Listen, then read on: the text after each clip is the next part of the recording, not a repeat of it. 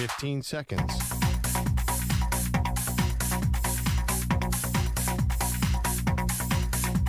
Break ends in 5 seconds.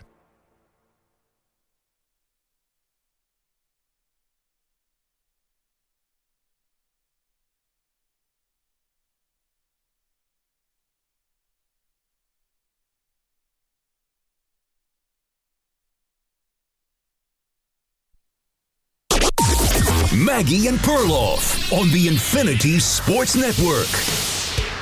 Off the play fake, Dart rolls the pocket to his right, rolls it to the near side. He's going to run, and he's going to go along the sidelines. Oh, what a hit. He's nailed out of bounds, and now some shoving goes on. Johnson, the tight end, comes in and shoves around Ellis. Flags come flying. Thank you to Westwood One. The Patriots were not playing around last night. Major hits in this game. That one on Jackson Dart that sent him flying out of bounds. Welcome to the show, Maggie, Gray, Andrew Perloff. 33-15 was the final score, Pearl, but it didn't even feel anywhere close. Like the Giants were not playing the same sport that the Patriots were playing last night. I'm sorry, that sounds harsh. I know we got Giants fans on the show, but you guys know it more than anyone. And I thought that the Patriots, Pearl, were really trying to send a message. They don't have a lot of primetime games because they've been so bad over the last few years. So Right. they took advantage, I think, of this moment to show how physical they want to be. They're going into a bye week, kind of put it all out on the field to show that they can be intimidating to people who think they now have the best record in the NFL built off a really soft schedule. So you think this, for example, they have a punt return and they have the opposing kicker hit the turf. Like, what are you talking about? This was just the Giants' incompetence. The Patriots weren't like, we're going to make a message here. I thought so. The Christian Ellis, some of those hits. Now, Jackson Dart on the play that we just played for you, the play-by-play, he was still going for the first down.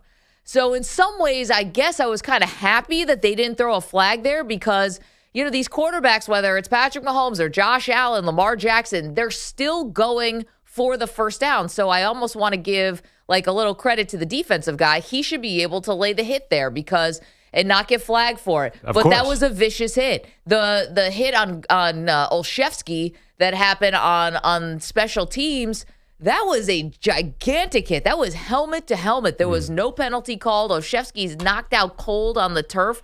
Yes, I absolutely think that the Patriots were trying to send a message. Now, did the Giants help? Because the Giants are not a good football team, can't get out of their way. Turns out have no idea when meetings are happening in their own facility. Abdul Carter got benched for the entire first quarter yesterday. It's the second time he's faced a disciplinary in-game but benching in the last 3 weeks.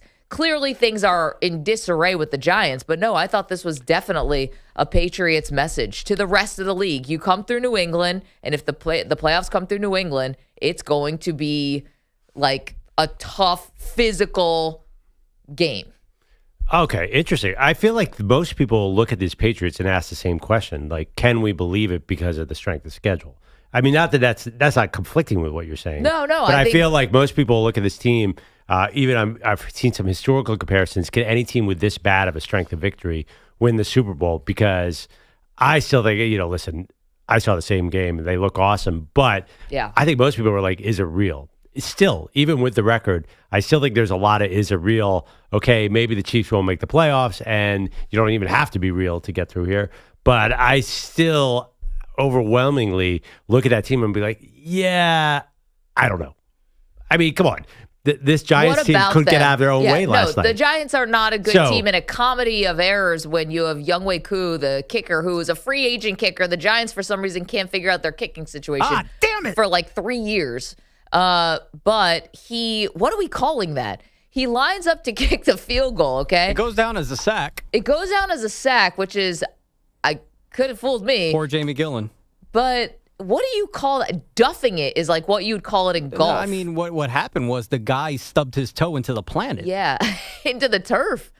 And then missed the ball completely. And you know what? I wasn't surprised. Because you know what? That's Giants football. Must have been another day that ends in Y. Just another day in New York. But I don't know, Manny. I mean, I get what you're saying. You're fed up. The Giants have lost 13 consecutive road games. It is as bad as could be. Rock bottom. You're going to have a new coach. You should have a new GM.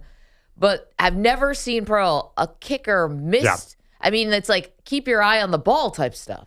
Oh, absolutely. I mean, it was insane. By the way, Jamie Gillen totally whiffed on a tackle attempt on the punt return for a touchdown. That dude stinks. Like, if you're a Giants punter, you better work on your tackling skills. If you can kick a football, just come down to East Rutherford, please. I mean, They're getting guys from all over the world now, Dublin, England. Just go grab somebody overseas. I think the debate is really clear here. Jamie Gillen is Irish. Anyway, sorry, Pearl. Irish? He's Scottish? One of those. I don't I'm care talking about right now. the place kicker, not the punter. Oh. They tried that. They had Jude McAtemy in the second week of the season. Oh, right. Yeah, Remember that guy? remember that guy? Maybe Go they ahead, need to Pearl. go further. Go ahead, Andrew. Maybe I'm they sorry. need to go the other way around the world. Can you get someone from a different continent? Go. Youngwei Koo's South Korean. Do you think maybe they have kickers in Mars or I was Saturn? gonna say. Yeah. Why is it hard for them to find? Leave Earth. Anyway, yes, Pearl, you were saying. So, yeah. Are you impressed by the Patriots beating the Giants, or are you still huge question mark on this team? Because obviously you're going to have to beat a winning team in the playoff. Like, can they win a playoff game? It's still a legit question for a team that's won 10 in a row. It's kind of crazy. Well, but think about it. You just said it. Who are the exciting and, really tough AFC teams right now? This could actually be setting up perfectly for the Patriots to make this run. Because you're right. If the Chiefs have to win out, and even then they might not make the playoffs. They've dug themselves into this crazy hole. The Ravens obviously have these massive games coming up with Pittsburgh at the end of the season. Who's good? Denver, Jacksonville, my Buffalo Bills. These teams all look beatable. They all look vulnerable. The Chargers. Again, right. Like but again, like, does that mean that the Patriots look any better? Well, I'm just saying that they might be able to go through this stretch where not only do they have home field advantage, but they also may not be playing the best of the best. Because if the Chiefs don't make the playoffs, then it's like, I don't think it's an asterisk necessarily, but it is a big, huge boogeyman that's completely out of the way. So it could end up setting up very, very nicely for the New England Patriots. I don't think you can go off of last night's game. You just got to basically do maybe body of work. And by the way, there are a couple games in this winning streak, like all winning streaks, where they probably should have lost. That Falcons game, they could have lost against the Bengals last week. There were a few games that have been a little bit tighter. But you know what? If they are, I don't do the cliche like taking care of business. If they beat Buffalo next week and they win the AFC East, I think you got to say, wow, like they really have not let their foot up off the gas. And again, I'm talking in cliches, but you can't just go off of one game. I think you have to respect the streak. It's a pretty big if. If they beat the Bills? Yeah, I mean, the Bills have a big game against Cincinnati this week, whereas the Patriots are coming off a bye. Let me ask you this. If the playoffs ended today, New England be the number 1 seed, they're 11-2, the Broncos are 10-2, then they would play the winner, or they play the lowest seed that advanced to the second round. So that would probably be Buffalo would play Denver in the first round. Buffalo would be favored in that game. Then Buffalo would come to New England. Who's favored in that game? Vegas odds. How does Buffalo finish out the year? I think guarantee is a big right question. now the Bills are the favorite. But in that is game. it what? Is it 2.5? Like it's not going to be by a big margin. But I think that says something that Vegas would pick. They think Josh Allen is going to run on every single play, and the Patriots have not been tested like that. Yeah, I know they beat the Bills earlier in the season, but it's going to be a desperate Bills playoff team. I think it says something that the Bills would probably be favored in that game. Maybe I'm wrong. Maybe they wouldn't be. Maybe not in this regular season game. They might not even be favored. But I'm telling you right now, if it's playoff time and Lamar Jackson or Josh Allen is coming to New England, I think it's going to be hard to convince people that the Patriots are the favorite in that game. Okay, well, this is why we're talking about last night's game, Monday Night Football. The Giants lose to the Patriots. The final score is 33-15. I think that's why it was important for Mike Vrabel to send a message. Granted, he found a vulnerable opponent yesterday, but they have the big stage. Yesterday. Everyone's there. I'm telling you. All season. Well, yes, but I'm saying they had everyone's eyes on them. When they're playing the Saints, nobody cares. When they're playing the... Why do they care about what's the difference between the Saints and the Giants? It's Monday Night Football. That's what I'm saying. Like, they had the stage all to themselves last week. night. Wasn't it Carolina on Monday Night Football? That's right. Yeah, Yes. and by the way, after they came out, we were killing Bryce Young. He's not good enough, can't play in the league. And then he rebounds, and they beat the Rams. So I do think that these primetime games matter for teams that have been bad. We don't get to see them very often. That Buffalo Bills game they played, okay, maybe that got some eyeballs.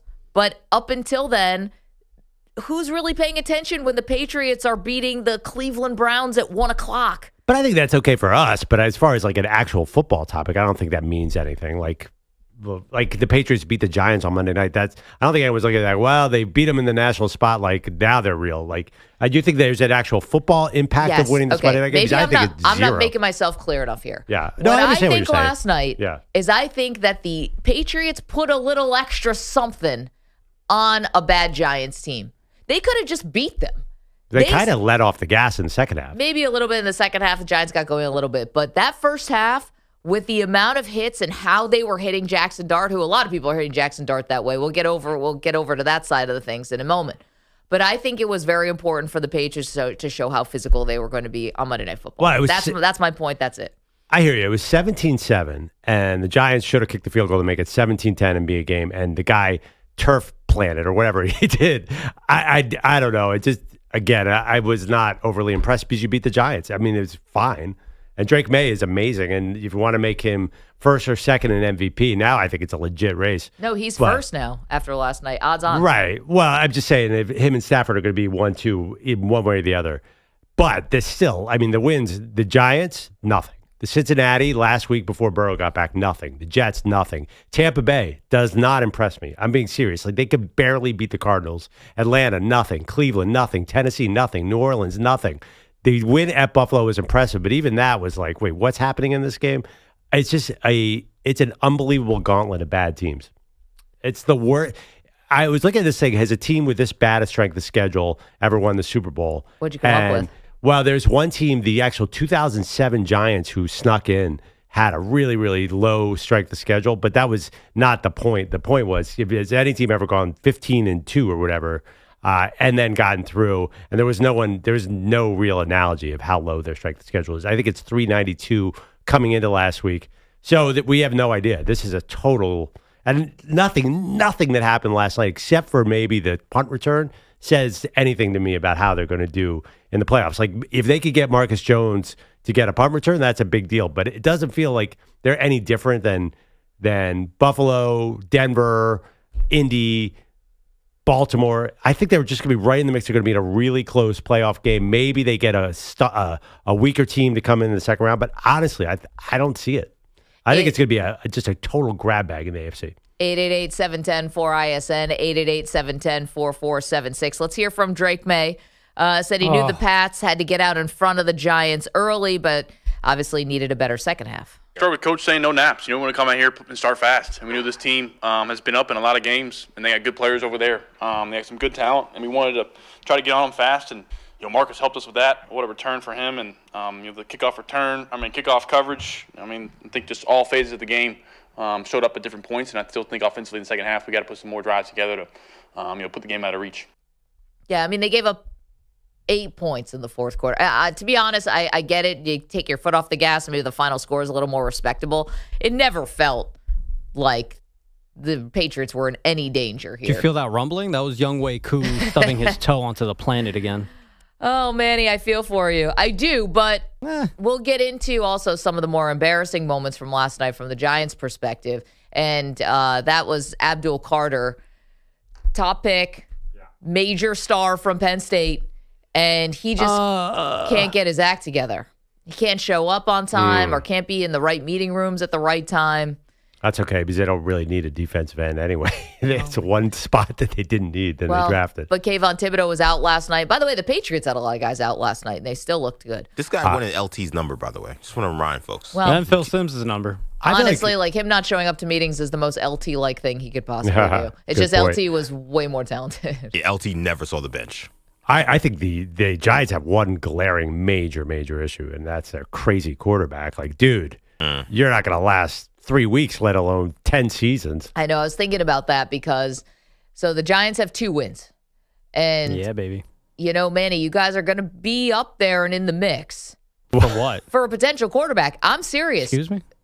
You love Jackson Dart. I know everyone loves the moxie and everyone loves, how he is, and he seems like he's handling New York very well. So you're going to draft a quarterback with the top 10 pick, no, top 5 but pick Manny, this I'm season? just saying I don't think so, but I can't rule out no bad ideas here. Now, I don't think this quarterback class might be the class to do it. Well, yeah. But okay, so what are you going to do? You're going to have an awesome quarterback who's going to be in concussion protocol for half his life? Well, thank God we got Jameis Winston around, fooling around with the second unit. You think Jameis Winston's going to be on this team next year? Yes. They're just going to bring in another backup. No, they'll bring back Jameis Winston. He doesn't win you games either. Well, it doesn't. Well, I don't need them to win games regardless if Jackson Dart is not the quarterback. What's the point of winning the games? Well, you want to hold the fort. You know what I'm saying? Like if Jameis Winston has shown this season and has shown over his career that he can quote unquote hold the fort until the guy gets back, and then you want to go draft a quarterback in the third, fourth round of not this draft but the next upcoming draft, then go ahead. Do it while Jameis Winston is your backup quarterback. Don't go get one now. Manny, I'm just saying you got to be thinking about everything, because if Jackson Dart is going to treat his body or himself like he's some kind of human missile, he's not going to take care of himself or protect himself, then what good is he? He's not going to be available for you. Like, that's just all I'm saying. I like Dart also, but that's got to be a real concern in the building.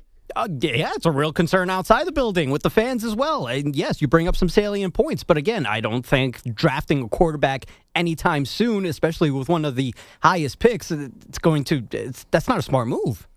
I don't know. That's not happening. I mean, honestly, they're not going to do it, but they should think about it. I would take in concussion protocol woozy Jackson Dart over Fernando Mendoza any day. Like, Jackson Dart would go number one in this draft by 50 miles, I think. Or there's another option.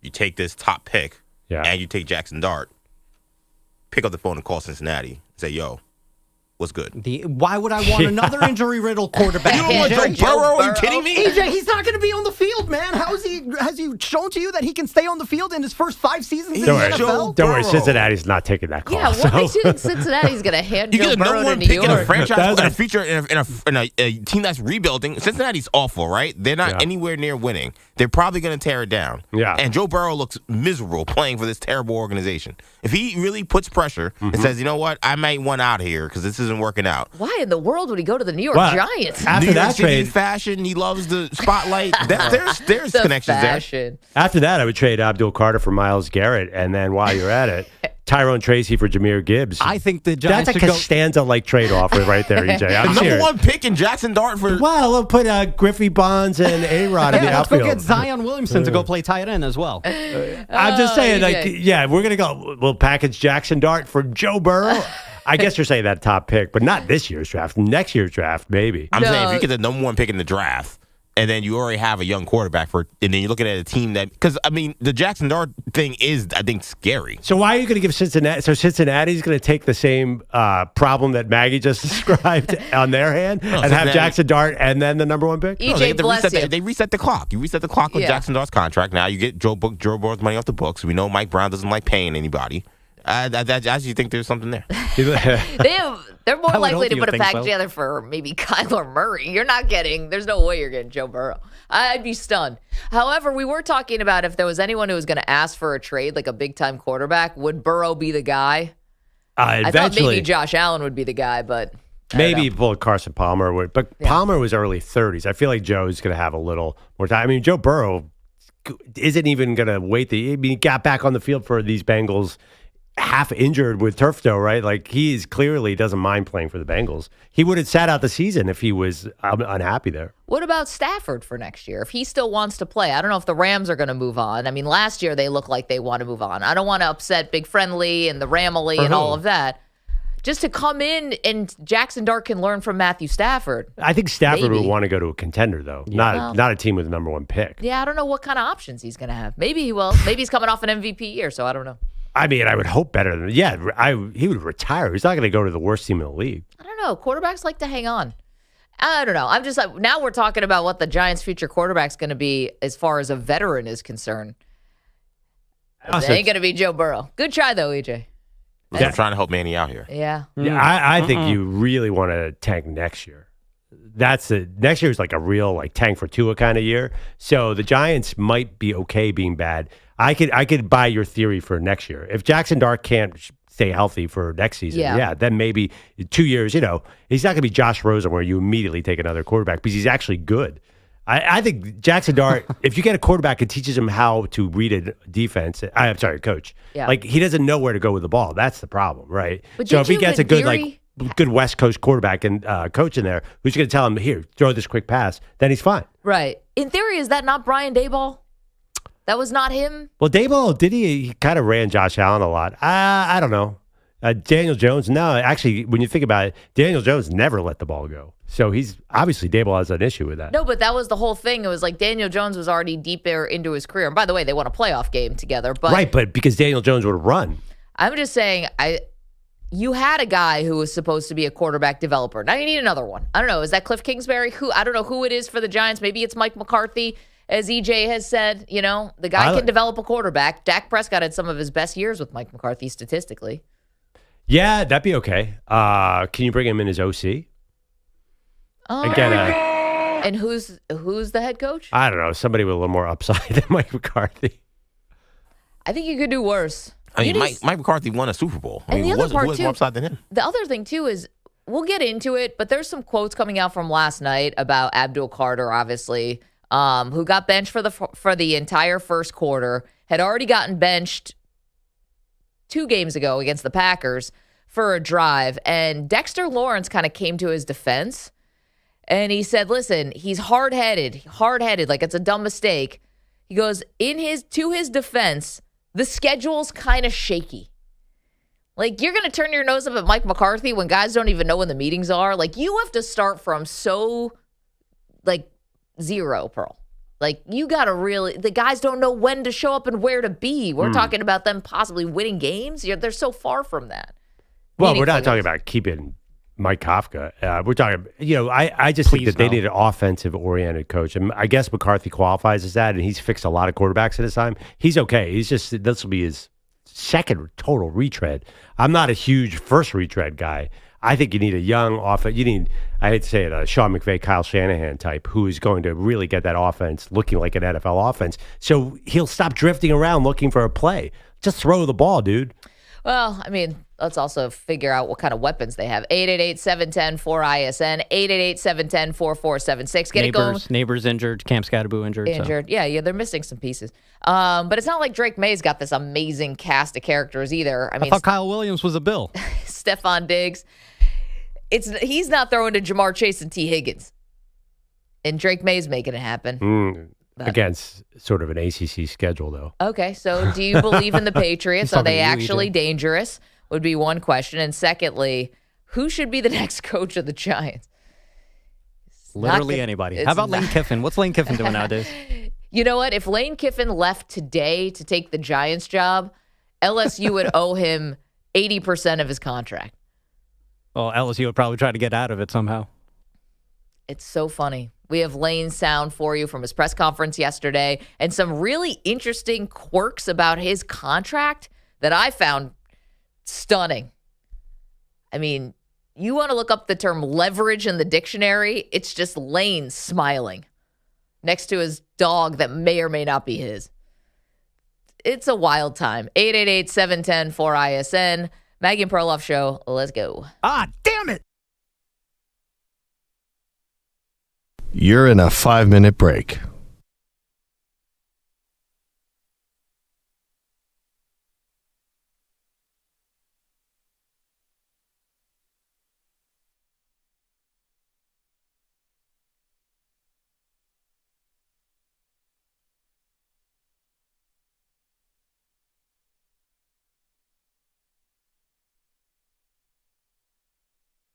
Four minutes, 30 seconds remaining.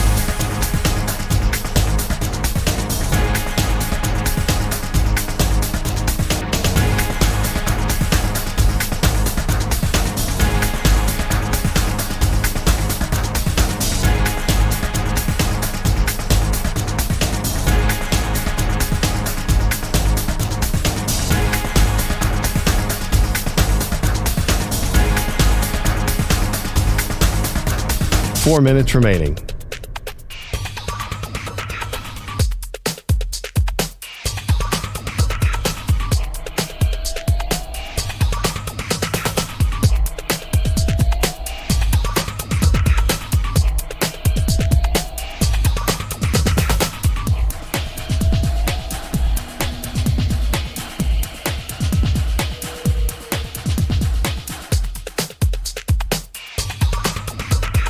Three minutes, 30 seconds remaining. 2 minutes,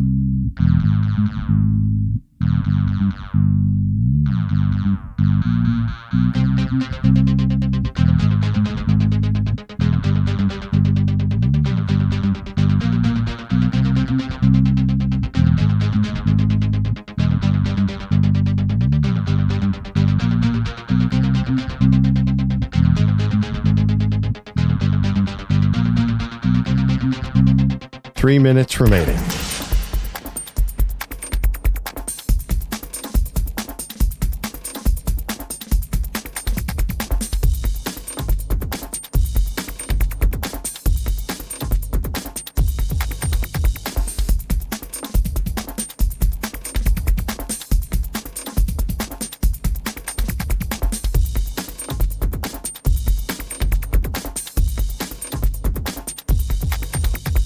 Two minutes, 30 seconds remaining.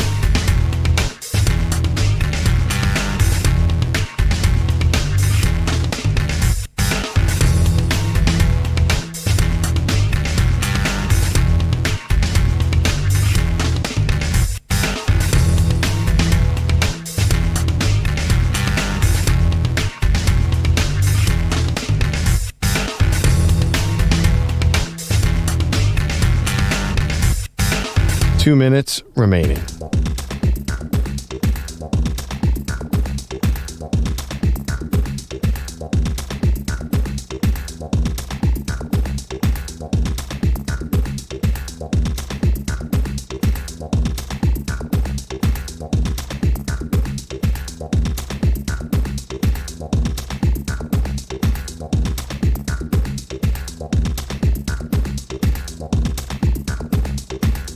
One minute, 30 seconds remaining.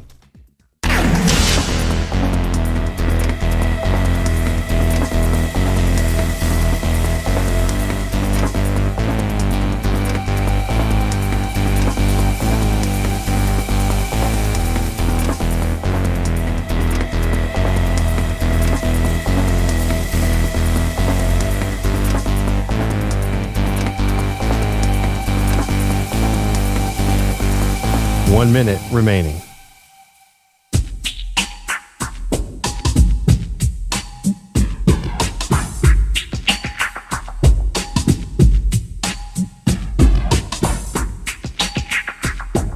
Forty-five seconds remaining.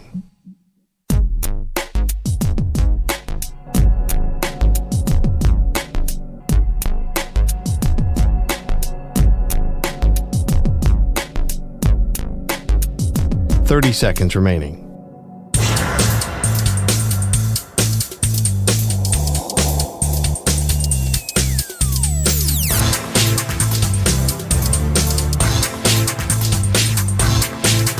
Fifteen seconds.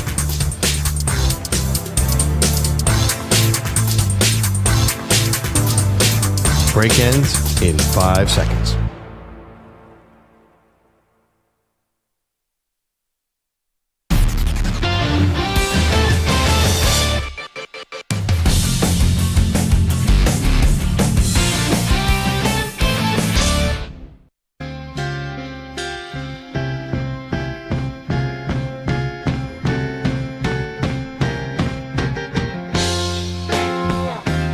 All right, this portion of the show is brought to you by Ethos Life, the easy way to get life insurance in 10 minutes. Up to $2 million in coverage with no medical exam, just a few health questions. Get your free quote at checkethos.com. Not available in all states. All right, side debate that came out of the last segment, Maggie and Perloff. Who should the Giants' next coach be? So, EJ, you've been stumping for Mike McCarthy for a while, which makes a lot of sense. Definitely. But would you rather have Chris Shula, who is going to be the Rams DC, who's 38 or something. It's going to be the hot guy, or a guy like Mike McCarthy who's been around. And it's not even those two names. Would you rather have the hot 38-year-old coordinator or the not so hot 50-something-year-old offensive coordinator who's been fired twice? See, to me, I'm always looking for the next, and I'm that gullible owner. I'm like, I want the next Sean McVay, Kyle Shanahan. I need a hot young guy. Yeah, I need a hot young man. So give me Chris Shula. Give me Clint Kubiak, give me Josh Grizzard. I would definitely take a flyer on one of those guys to build something. Mike McCarthy gets you back to respectability. Now, the Raiders thought they were getting back to respectability with Pete Carroll. If your organization is completely messed up like the Giants are, then I don't need to get back to respectable. I need to just totally tear down and start from scratch with Sean McVay type. So I go young. That's my preference. Yeah. And I think they probably will. I think they're more likely to take a flyer on a young guy than to bring in someone like Mike McCarthy who could take a good roster and make it very good. I'm not sure that he can do that with this Giants roster. Yeah, well, we're learning now a little bit more about why Pete Carroll is failing so miserably with the Raiders. The fact because that it's the Raiders. Well, but also he was apparently not allowed to hire any of his assistants that he wanted. So he kind of it was like someone playing matchmaker, and the fact that Chip Kelly got fired, clearly there was not an eye to eye there. Oh, that's why. Well, not 25 years of losing. Yeah, no, they keep getting blown out. No, it's not good. But anyway, here's the thing where we're operating a little bit at an information deficit, because I would say, Clint Kubiak, sure, why not? What's he like? I don't know. What's he like in the room? I know his dad was a good coach. I know that he's been around for a long time. That's working out now maybe for the Cowboys with Brian Schottenheimer. I know JSN is wide open on 75% of plays, and he's getting double covered. Somebody's calling that play. Yeah, I mean, he's making Sam Darnold look good, so I guess that makes sense. But I have no idea what's he like in the building. Is Abdul Carter going to be missing meetings with Clint Kubiak as the head coach, or is he going to be a little more, inspire a little more discipline? Let's add on top of it, little inside baseball here. The owner of the Giants is very sick. So John Mara has announced that he's battling cancer, and I don't know, and it's sad because he's a gentleman of a guy, even though the football team has fallen on hard times. I don't know if that creates an urgency. Yeah. Do they want to see them back to respectability? Do they feel like they want to tear it down, or do they want to, does the owner want to see a little bit of progress? Because they've kind of been tearing it down. Well, one thing about Mike McCarthy, he would, if players want to relax and get on that massage chair, they won't be able to, because McCarthy will actually be there himself. He's scheduled all the massages. I mean, he actually let Green Bay slip pretty bad, too. And I don't know that Dallas was the tightest ship in the world. I don't think of him as a disciplinarian necessarily. I'll tell you what, definitely not a defensive-minded coach, please. Oh, I know. I I don't want a defensive-minded coach leading Jackson Dart. Yeah, we said Chris Shula. All I thought was, here's the guy. I almost think Raheem Morris and the guy who was on the Chargers that was terrible. Staley. Like those Rams defensive coordinators, I'm out. And that's why I think Mike McCarthy is probably the number one option. You mentioned John Mara's health. I think he would rather an established head coach right now because of his cancer diagnosis. Leaving it in good hands. Do you guys remember who did the Rams-Panthers game? Was it Brady? It was Joe Davis and I don't know who's No. It was Adam Amin. Oh, it was Amin. Yeah, okay. They did a good job. Who was the analyst? Who's he with? He's with Drew Brees. They give Drew Brees some NFC South games now. Because of Mark Sanchez. He replaced Sanchez, but I think they put him on NFC South because he's familiar with the division. Oh, they were saying, anyway, there's a narrative out there that Chris Shula is the only coach under McVay who's ever gotten full access to McVay's playbook because they were roommates in college or something. And that there's a big movement to get Chris Shula the number one job. So he'll be probably the Ben Johnson. Him and Kubiak will be the Ben Johnson where everyone's going to pay $10 million. I'm telling you, the Giants, I think, will go that way. It's an unknown instead of a retread, because a retread would mean like we're ready to win now, and they sure are not. Kevin is in Oregon, has a thought for the Giants. They lost last night 33-15 to the Patriots. What's up, Kevin? Good morning. Thanks for taking my call. I know he's probably going to be offered some starting quarterback jobs, but Mac Jones might be a great backup for the Giants. I mean, if you had your way, I think he's proven himself this year that he can play in the right system. Now, I'm not saying that the New York Giants are the right system, but if they get the right coach, he could be the guy. Yeah, Kevin, I think we could pencil Mac Jones into like 4 different teams right now. Thank you for the call. Oh, not that one, though. The 49ers are sitting pretty because they still have Mac Jones under contract, so you would have to trade for him, and I think there's going to be a bit of a market for him. Yeah, it's to compete to start. I don't think they would pair him with Jackson Dart, right? That would not make any sense. Especially, talking about a guy who needs the right offensive play caller. Mac Jones needs the right coach. You bring him into that mess in New York, he'll get killed. Well, we don't know who the coach is going to be. Yeah. I don't think it's going to be Mike Kafka. Let's get to Bogish, who's got the latest headlines for us. Good morning, Bogues. Guys, good morning. Your headlines are sponsored by Prize Picks. On Prize Picks, you simply pick 2 to 6 players, choose more or less, and watch your lineups light up like the holidays. Download Prize Picks and use code PRIMETIME. And let's not forget Shallow. And get $50 bonus credit instantly in lineups when you play $5. Must be present in certain states. Visit prizepicks.com for restrictions and details. Some New York football teams get a 56-yard field goal from their 56-year-old kicker to win a meaningless game with the Falcons. Other New York teams do this. Snap is good. Kick on its way, and it gets blocked. Gillen has it, and he's going to get tackled at the 44-yard line. We'll forgive Bob Papa for not knowing what happened because nobody knew what happened last night. A field goal can't be blocked if it isn't actually kicked. Young Wei Koo kicking the turf behind the football instead of the actual football. As I was driving to it, the bottom of the ball was slipping out, so I just pulled up on it. Whatever the explanation, Koo's non-kick was on a long list of special teams calamities for the Giants on Monday Night Football in Foxborough. There was also a fumbled kickoff return and Marcus Jones's 90-plus yard punt return touchdown, all in the Pats' 33-15 victory. Their 10th in a row, making Mike Vrabel 11-2 in year one. A lot of good things to build on and continue to improve and really focus on things that we're going to have to do a little bit better down the stretch here. But, I think that just proud of what the team has done week in and week out. Drake May still an MVP candidate after 24 for 31, 282 yards, 2 scores, and I think 0 mistakes. The Chargers are calling Justin Herbert day-to-day after surgery for his broken left hand yesterday. They host the Eagles on Monday night. Lane Kiffin is settled, but there is plenty of other college coaching news to get to, like Kentucky hiring Oregon OC Will Stein hours after firing longtime coach Mark Stoops.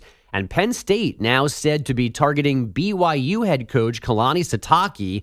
He's got BYU in the Big 12 title game this weekend, but has never been a head coach east of the Mountain Time Zone. We now bring in Odyssey Penn State football insider Manny Rodriguez for the latest on this coaching search. Yeah, I don't know about this one, Chief. Why? It's All right, back to you.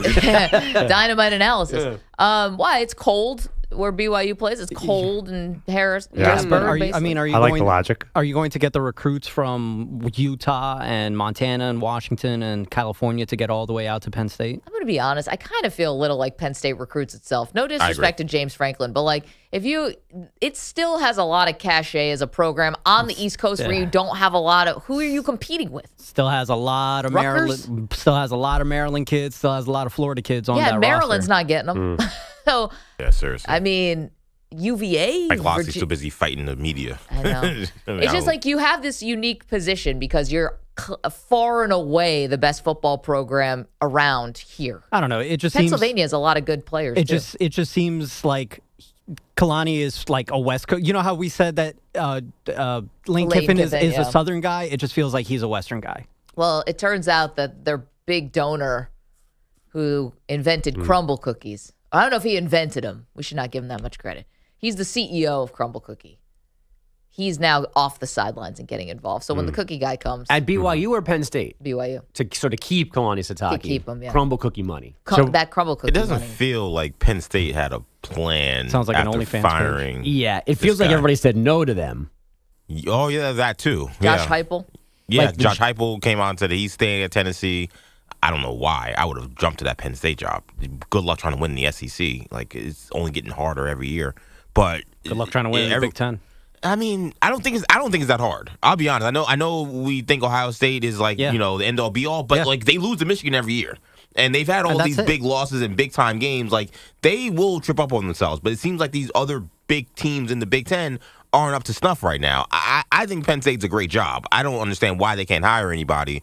But I wonder if Franklin getting fired the way he did kind of unceremoniously made people scared. The way we thought people were scared by LSU with the governor coming in. Didn't matter. Maybe that's what happened with Penn State, though. Maybe we're like, oh, wow, I can get fired even though I win 10 games a year. I'll pass. Or were they really waiting on the possibility of Kalen DeBoer being kicked out of Alabama? I mean, that feels like such a long shot. That just feels like, exactly. I know, but like enough people have said it out loud, like deep in the game, that there's had to be some reality to that being that being possible. He was going to get canned after losing the Iron Bowl. Well, I think two things: either the AD thought they were getting Matt Rule because they are best friends, right. and something happened there, right? And he ended up getting an extension, or maybe they really thought they'd get Cignetti, and he signed an extension right away with Indiana. This is great planning. By the way, and nobody even wanted Matt Rule.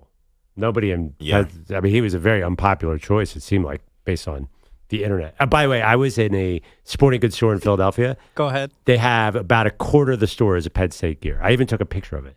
Penn State is a Philadelphia school. They have about 600 hats of Penn State. Because is that going to help them find a coach? I mean, we need what's going to. SUNY Plattsburgh. You guys always argue school. that Penn State is not a Philadelphia school. It absolutely is a Philadelphia school. Everybody there roots for Penn State. Perloff, they got way bigger problems right because now. they have that's a nice addition for Penn State. They got a city behind them. They're not just out in the woods in Hershey. You should go get Vic Fangio. They're not in Hershey. They're in State College. That's a big We area. called it Harrisburg. We called it Hershey. Yeah, State College deserves some love, okay? They got great sticky buns. My mom went there. Let's give love to State College. Ice cream place there. How far is State College? Is right there, right?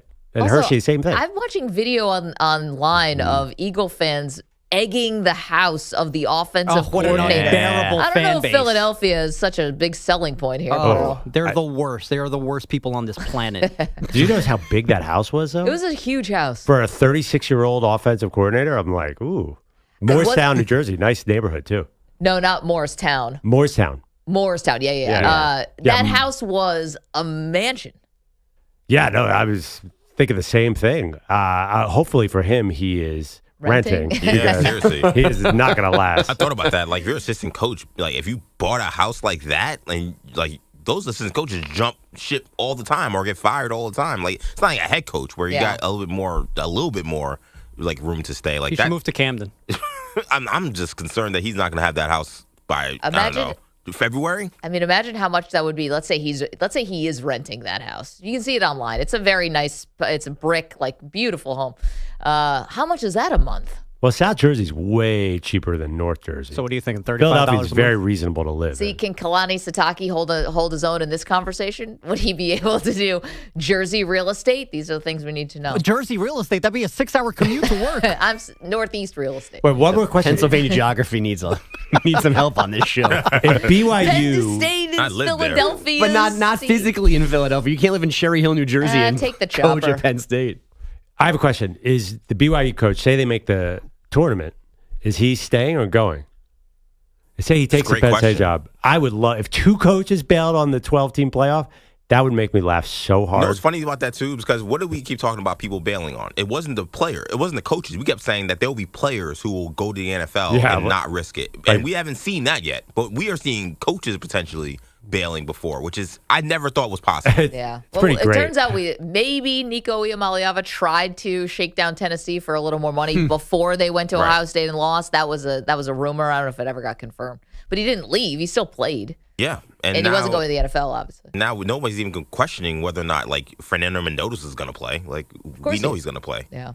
I was thinking next year, Jeremiah Smith. Ohio State's not good. Say they sneak in at the number 10 seed because of the brand. Does Jeremiah Smith go all the way through? If his coaches aren't going to do it, why are the players? Wait, but they're about to make millions. Why would Jeremiah Smith not? Why would Ohio State not be good? Julian Sayin. Well, like say they're like kind of like like Ole Miss and Oklahoma. Nobody's giving them a shot to win the whole thing. And if Jeremiah Smith's team is not great, I'm saying hypothetically, if they're the 10th or 11th team, would somebody like that think about, hey, I got millions and millions coming my way? I think a player will eventually start considering sitting out the 12 team. But if 2 coaches do it in the same cycle, that would be, I mean, if you like college football chaos, that is the best thing that could happen. Or the worst. 888-710-4ISN, 888-710-4476. Bogues, thank you. Got a little caught up there. 98 miles from Hershey to State College. Yeah, I just read that. There's no way. I've done that trip. How fast are you going? If you'd like to see screw Google Maps. By the way, in that part of the country, 98 miles, in that part of the state, 98 miles is next door for all intents and purposes. I mean, you could fly on those highways. Yeah, it's like if you've ever driven in Texas, like that's just like a jaunt. There's nothing near State College. It is really plopped in the middle of nothingness forever. Happy Valley, baby. Great selling point. Coming up, who has made the best college coaching hire? Was it LSU with Lane Kiffin being introduced yesterday? And some of the bizarre details about Lane's contract I found just really stunning. We'll get to that and so much more. You're welcome to call in. Are the Patriots a true Super Bowl contender? Are they being propped up by a bad schedule? 888-710-4ISN. You're in a 5-minute break.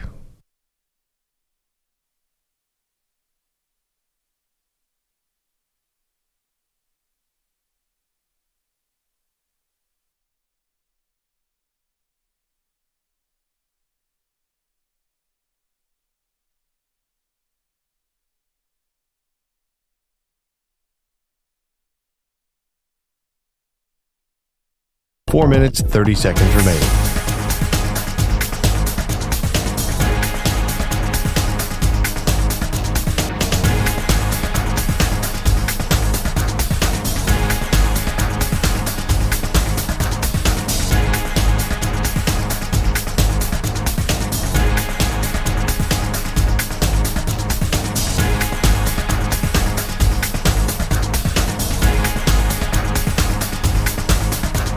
Four minutes remaining.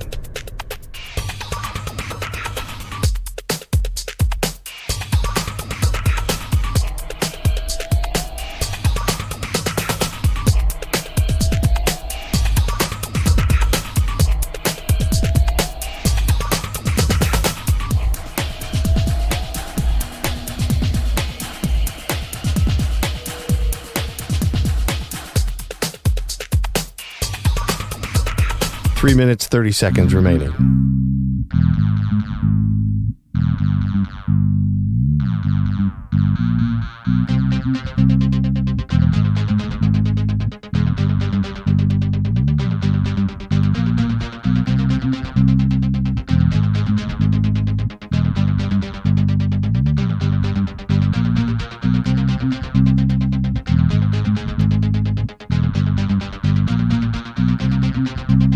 Three minutes remaining.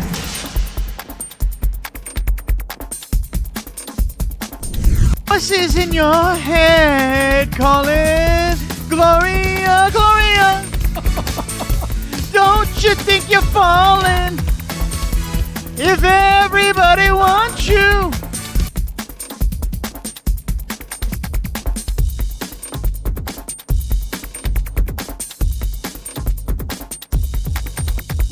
Two minutes, 30 seconds remaining.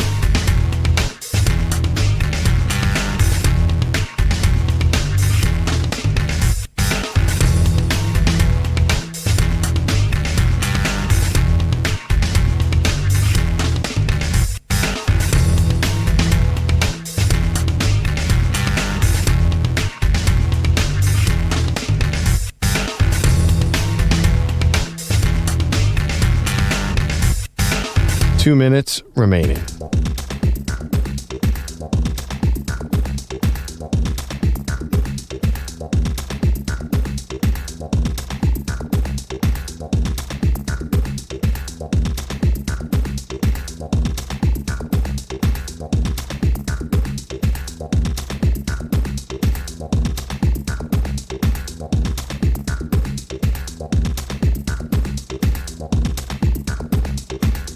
One minute, 30 seconds remaining.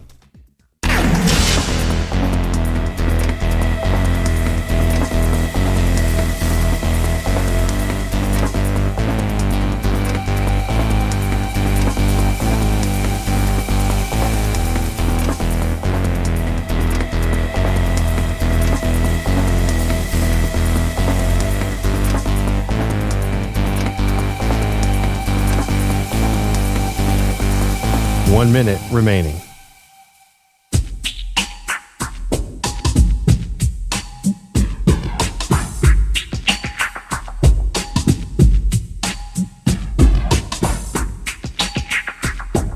Forty-five seconds remaining.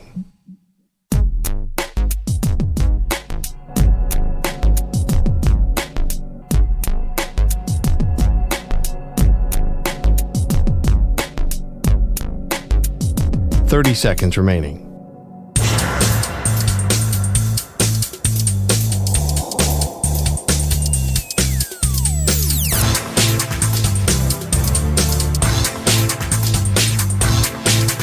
Fifteen seconds.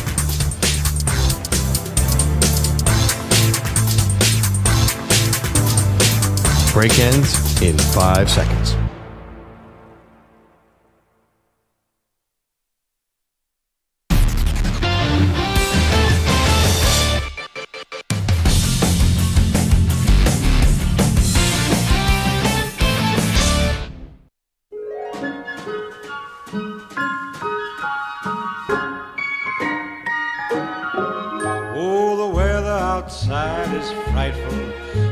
Welcome back. Maggie Gray, Andrew Perloff. All right, Pearl, the college football carousel spinning. We'll get into Lane Kiffin in just a moment, but If I asked you, who do you think's made the best hire? These things are really hard to tell. But who's made the best hire? Who would you say so far is going to be your leader in the clubhouse? Well, I've talked about this guy on the show before. I love former Memphis coach Ryan Silverfield, who's the new Arkansas coach. He had a post-game speech that almost made me cry about what a team they were and teamwork. And he just seems like he always says the right thing. Feels like a very special coach to me based on of course, this is not a football opinion. This is more him talking. And I always think Arkansas feels like a sleeping giant's way too strong a word, but we know there is money in Arkansas. Famously, there's huge money in Arkansas. Why can't they be Ole Miss? Why can't they get good? I've been wondering that my whole football life. And, they did have Darren McFadden, which was awesome. Remember they had Felix Jones, I think, were there at the same time. That was a great team. Peyton Hills. But generally, I think that is a potential team in the new NIL world where anybody can get good, where Indiana can be the number 2 team in the country. Why not Arkansas? So he's a guy who really stood out to me. Yeah, and listen, now they've got John Calipari on the basketball side, right? So they clearly love this. Great point. I was not thinking this until I saw now there's all these videos coming out of what it's like when a guy comes to the new campus. And did you see Alex Golesh in Auburn? And everyone came out and it was this massive looking crowd. Who knows what it was really like, but at least the videos made it seem like massive. And then from what I saw, John Sumrall showed up in Gainesville and there was a couple of cheerleaders and maybe with someone walking by. Yeah. And I thought, keep an eye on this. I think that when you go into a place where the expectations are so high, and I'm not saying they're not high in Florida, obviously, the Gators, we understand that the expectation is to be much better than they've been under Billy Napier, obviously, and the last couple coaches. But you know what, Pearl? Everyone came to Gainesville, and it was here's the savior, here's the savior, here's the savior. This guy's going to, and I think Sumrall's if it's possible, I think he's a little under the radar. Oh, yeah. Right. So maybe he'll actually get a moment. I'm not saying you don't have all day. You don't have lots of time here to breathe. But maybe it's the guy you don't see coming, as opposed to Alex Golesh, who's walking through Auburn and everyone's clamoring all over themselves to take photos. I almost, that guy, that's a tough spot right there. And they're expecting him to come in to make Auburn amazing overnight. I don't know. When I saw how little the fan base was actually reacting to John Sumrall, I was I actually kind of like that. I like that he's somehow under the radar, one of the biggest programs in the country. Yeah. Does that make sense? Oh, absolutely. But I think he's getting a lot of people like Sumrall. He's definitely to me, we talked about this yesterday. I think he's clearly a step up from Billy Napier as far as the hire. I mean, they have similar resumes, but I don't think that resume is exactly the same. I don't think Louisiana and Tulane are same. I mean, that's a silly argument because who really cares about those programs, although Tulane could flirt with the playoff. But I think Summerall is a good hire. I did think my question is, does Florida want to spend on players? That is really that's the other question that's below all these coaching hires is how much are you going to spend on your roster? So one of the things that Lane Kiffin did say was that among some of the fibs that I think Lane was telling a little bit yesterday, he was laying it on real thick. But anyway. Oh, that he didn't know the number in his contract? Yeah, right. Yeah. Sorry, Lane, not going to follow you down that one. But he did say, and maybe, I don't know if this is a lie or if this isn't a lie. He did say that of the 4 schools, we're still not sure who the mystery school is, but assuming LSU, Florida, and Ole Miss, and then there's a mystery school. Is that Penn State? That's what I needed to know. I was going to ask that last segment. Did they make an offer to Lane Kiffin? I don't know, but I don't know how serious it must have been if we've never heard about it. But I guess he said that the NIL package from LSU blew everyone else out of the water. So that's one place where if that's true, then John Sumrall might be at a bit of a disadvantage. If it's that crazy that LSU is spending so much more than Florida. But another thing that John Sumrall said, and I don't think he meant any disrespect by this, he goes, well, I told the guys at Tulane, focus on what you have to do. Don't be worried about following me to Florida. And I was like, that's probably a good idea because if you're playing at Tulane, think those Tulane kids can play in the SEC, Maggie? I'm just saying, if you're playing at Tulane, maybe you should be at Tulane. Maybe Florida might not be the place. That's usually why Coach Prime said, Shador, Travis, come with me. The rest of you kids, have fun at Jackson State. Listen, when the kids are 23 years old, I don't know. Maybe they can then play. Tulane has been... Darian Mensah. They've been rated a lot higher than Florida for 5 straight years. That's a fair they've point. Been ranked. I know. I don't know what we're dunking on Tulane for. They've definitely been better than Florida. Schedule's a little different. Schedule yeah, the ranking is the ranking. 888-710-4ISN. We get to Lane Kiffin details next.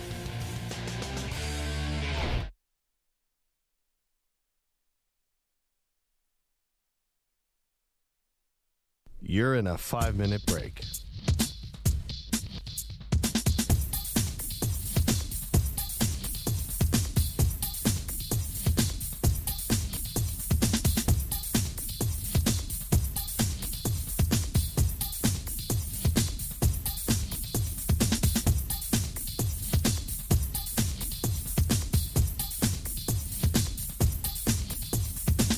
Four minutes, 30 seconds remaining.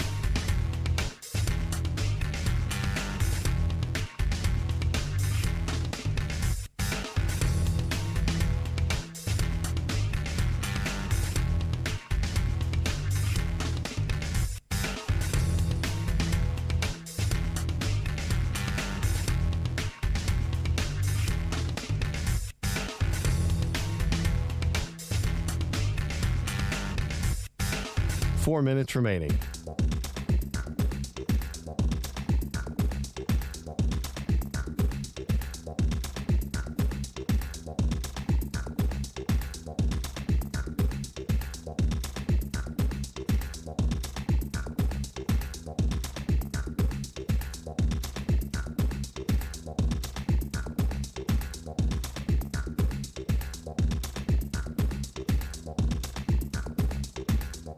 Three minutes, 30 seconds remaining.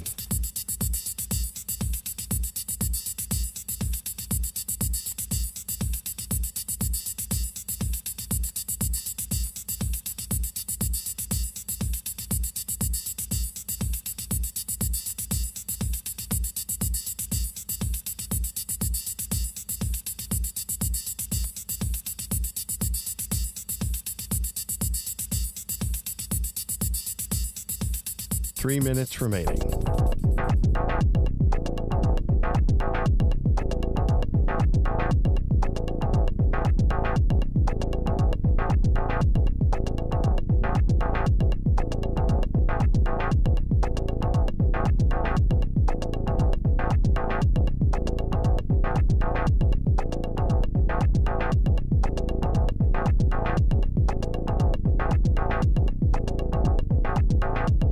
Two minutes, 30 seconds remaining.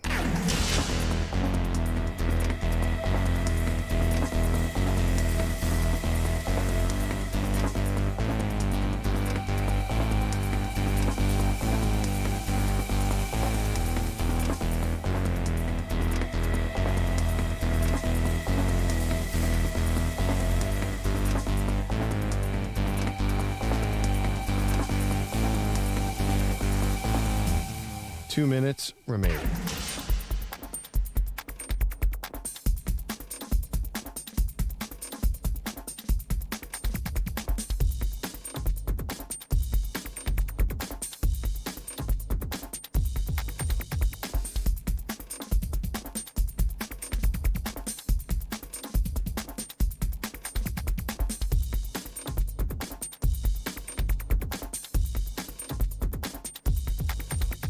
One minute, 30 seconds remaining.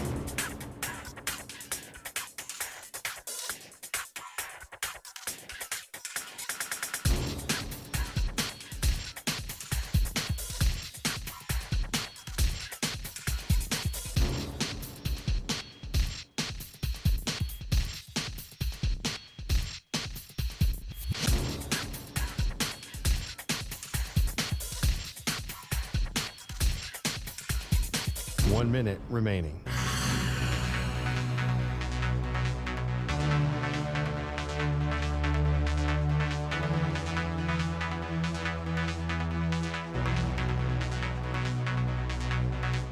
Forty-five seconds remaining.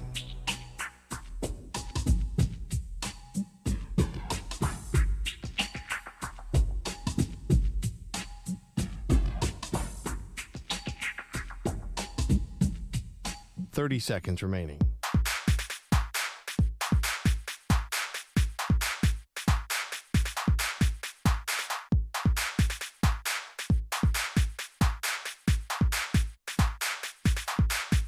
Fifteen seconds.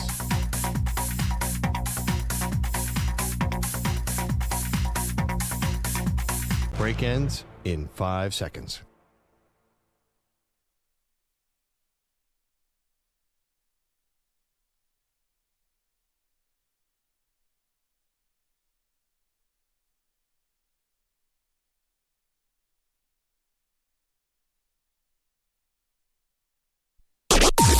Maggie and Perloff on the Infinity Sports Network. Left foot the puck, left to right toward Marcus Jones. He's under between the hash marks at the 6. He runs it left to the 15, to the 20, accelerates 30, 35, 40, beating Gillen off the hit along the near side 40, to the 30. Marcus Jones going to the 20, to the 10, to the house. Touchdown, Patriots! Ah, damn it! Thank you to the Patriots Radio Network, and that's hopefully when Manny turned the game off as a Giants fan. This one never felt close. Final score, though, 33-15, so I guess respectable, sort of. Comedy of errors for the Giants and Pearl. It was 17-0 at the end of the first quarter because of that punt return for a touchdown, another touchdown, and a field goal that the Patriots were certainly trying to send a statement, I thought, last night of taking advantage of a weaker opponent and trying to show just how tough they are on Monday Night Football. Yeah, I don't totally get that. Like that feels like a college thing. Like, for example, EJ, your Miami Hurricanes tacked on a touchdown at the end of their last game, according to Steve Sarkisian. Like NFL teams, they don't send messages. They don't do those things. They're just trying to get through their schedule and play the best they can. You think they actually put a little extra sauce on last night? I think that some of the hits that they were laying last night felt very borderline. And maybe it's just Christian Ellis, and there was a big moment where he knocks Jackson Dart, who's running for the first down, but Dart had like half a foot still in bounds, and so he was fair game to get completely trucked by Christian Ellis. Ellis then had a big special teams tackle on Gunnar Olszewski where he sent the guy out of the game and into the locker room in concussion protocol. So, I don't know. I felt like it was a little something from the Patriots, who were missing a few guys last night. They don't get a lot of primetime love, and I think they wanted to show we're a really physical football team, and I think that's the Mike Vrabel way. And I don't know, because I think a lot of people don't know much about the Patriots, because how much are you really dialed in? Their schedule has been so weak. Are you really tuning in for Patriots Saints? Are you tuning in for Patriots Falcons? Like, these games have kind of come and gone with little fanfare. Yeah, but did anyone, and I don't know Monday Night Football numbers, did anyone tune in for last night? Well, I mean, more the Giants, people than a 1 o'clock game against the Browns.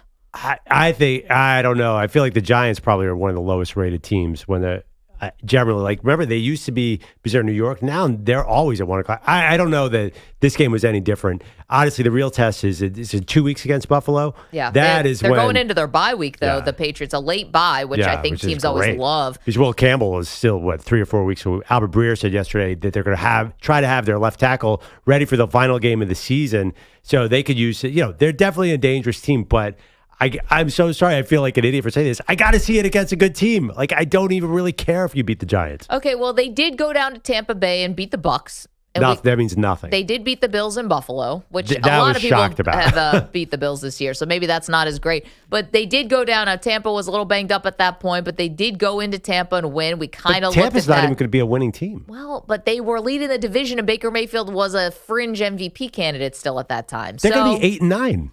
I'm just telling you, Pearl, at that point, the Bucs were hot. They went to Seattle and won. That was a different Bucs team. Well, I'm just saying, no, I mean, I don't think they had Godwin or Evans for that game, right? No, they were banged up for the game. Yeah. So, again, I don't think you can point to that one. The win at Buffalo, you can point to. But I still wonder, they're going to come in the playoffs, maybe even have the bye. And I think all the experts who make picks are going to be like, yeah, I don't see it. Okay, I guarantee. Now, that doesn't mean they won't make it. I just don't think there's going to be a lot of public movement behind the Patriots. Maybe not, but, this could be the perfect season for them to be making this run, because who scares you in the AFC? The Colts have a quarterback who's got a fracture in his fibula. That can't be good. The Chiefs may not make the playoffs. The Ravens may not make the playoffs, depending on what happens with the Steelers. And how scared are you of the Ravens at this point? Buffalo has some major flaws. So who else do you love? Do you love the Texans coming on late? Do you love the Chargers, Jacksonville? Yeah. Not the Chargers. How about the Bengals? They're not going to make the playoffs. They're not. Are we sure? They're 4-8, and the Ravens are 6-6, and they play. I'm just saying, I wouldn't count them out either. something crazy is going to happen in this AFC. Remember the year that the Bengals snuck through the Super Bowl? Who did they beat in their second playoff game? Titans. Mike Vrabel. Yep. Mike Vrabel does not have Ryan Tannehill. But well, sure. I mean, yeah, but that was very much a Mike Vrabel team, beat up on crappy division opponents all season long, had the number 1 seed, but was it real? That's why I think there's going to be a lot of skepticism about New England. And maybe you're right. Maybe they show something. Maybe they're hearing those dissenters and they want to prove something. I mean, Drake May is awesome. There's no doubt about it. The numbers are incredible. His 20-yard plus stats are insane. It's almost like they're fake. But again, I think we all have to see it against a real team. You want to redraft that draft class now? Caleb Williams, Jaden Daniels, Drake May? Drake May, numero uno. Yep, I don't even think it's a question. We'll see what happens when Daniels is actually healthy, if that ever happens again. EJ, can we throw a poll question up at Maggie and Pearl on X, please? Do you consider the Patriots a true Super Bowl contender? And they're the best record in the NFL. And then on the Giants side of things, if you've got ideas to help the Giants, we're all ears. Because so are the Giants.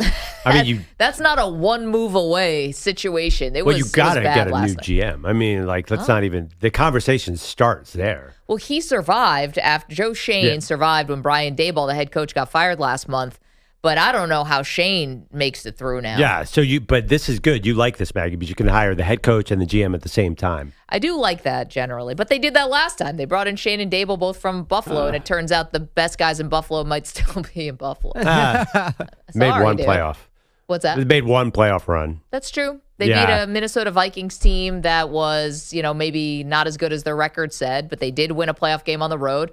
And then they ran into the Philadelphia Eagles and got split. And it set the franchise back half a decade. This is a franchise, by the way. Daniel Jones. Sometimes you have to really, really, really bottom out to get good. And the famous lore is that the Miracle of the Meadowlands in 78, the Giants were so embarrassed by that they ripped up everything, brought in the George Young, Hall of Fame GM, brought in Bill Parcells. So maybe this season, and I think it's the one play. It's not a Miracle of the Meadowlands, but the kicker kicking the ground instead of the football. Yeah. That could be the moment. That could be the bottom. Possible? We're living at the bottom. But you need a bottom. But are you saying you're just skating along the bottom right now? We've been at the bottom for half a decade now. Yeah, since Tom Coughlin, you've been messing around with Ben McAdoo and Pat Shermer. Pat McAdoo won 11 games one year. Yeah, they did. That's the problem. Is I think you have these off years where Daboll wins 9, McAdoo wins 10. Like they have these random years that make the people think that we should invest in the core because we showed in one season that we could be good, and then the whole bottom falls out. Like I think Pearl is right. Like they need somebody to say, I don't care what the coach wants to do in the first year. We're just taking everybody out. We're getting rid of everybody. Dexter Lawrence, see you later. Kayvon Thibodeau, see you later. And we got to start completely from scratch. Dexter Lawrence, see you later? The Jets just did it with Quinnen Williams, and they just did it with Sauce Gardner. And I'm not saying the Jets plan is going to work, but I just think that it's clear that this core can't win. Well, you'd be selling low on Thibodeau. Oh, by the way, who got those guys? Joe Shane, who still has a job.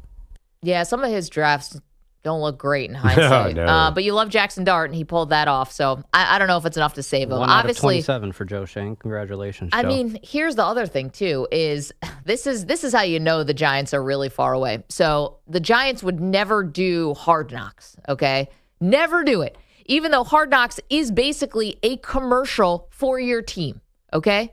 Instead, I'm talking about the training camp Hard Knocks. Right. You can't get any more fluffy.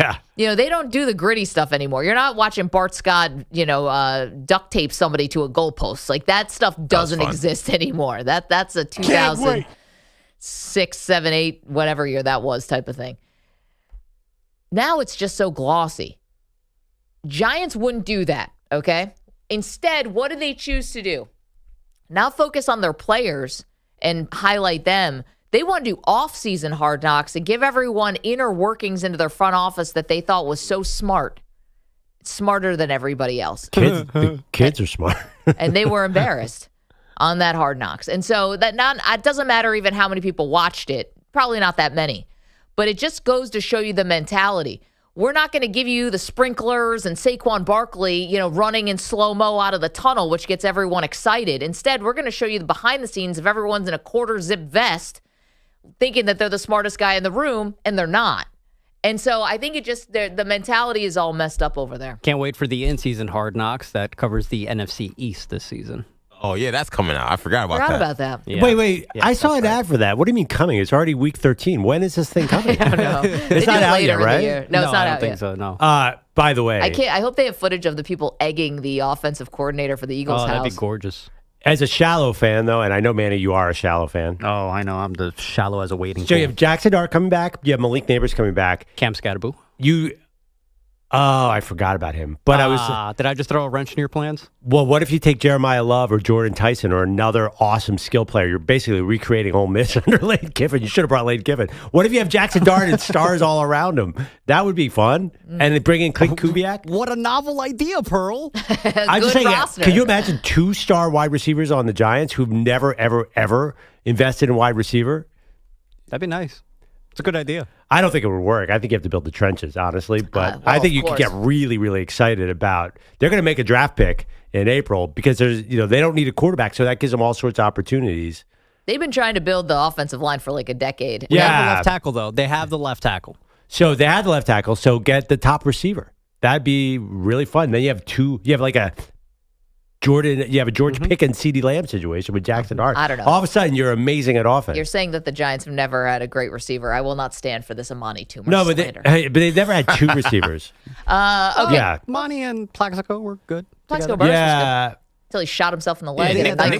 Nix and Manningham were okay. They were good. No, I know, but they didn't draft a lot of those guys high, right? Yeah, no. Honestly, the big takeaway from Plaxico Burress shooting himself in the leg in a nightclub is don't wear sweatpants to the club.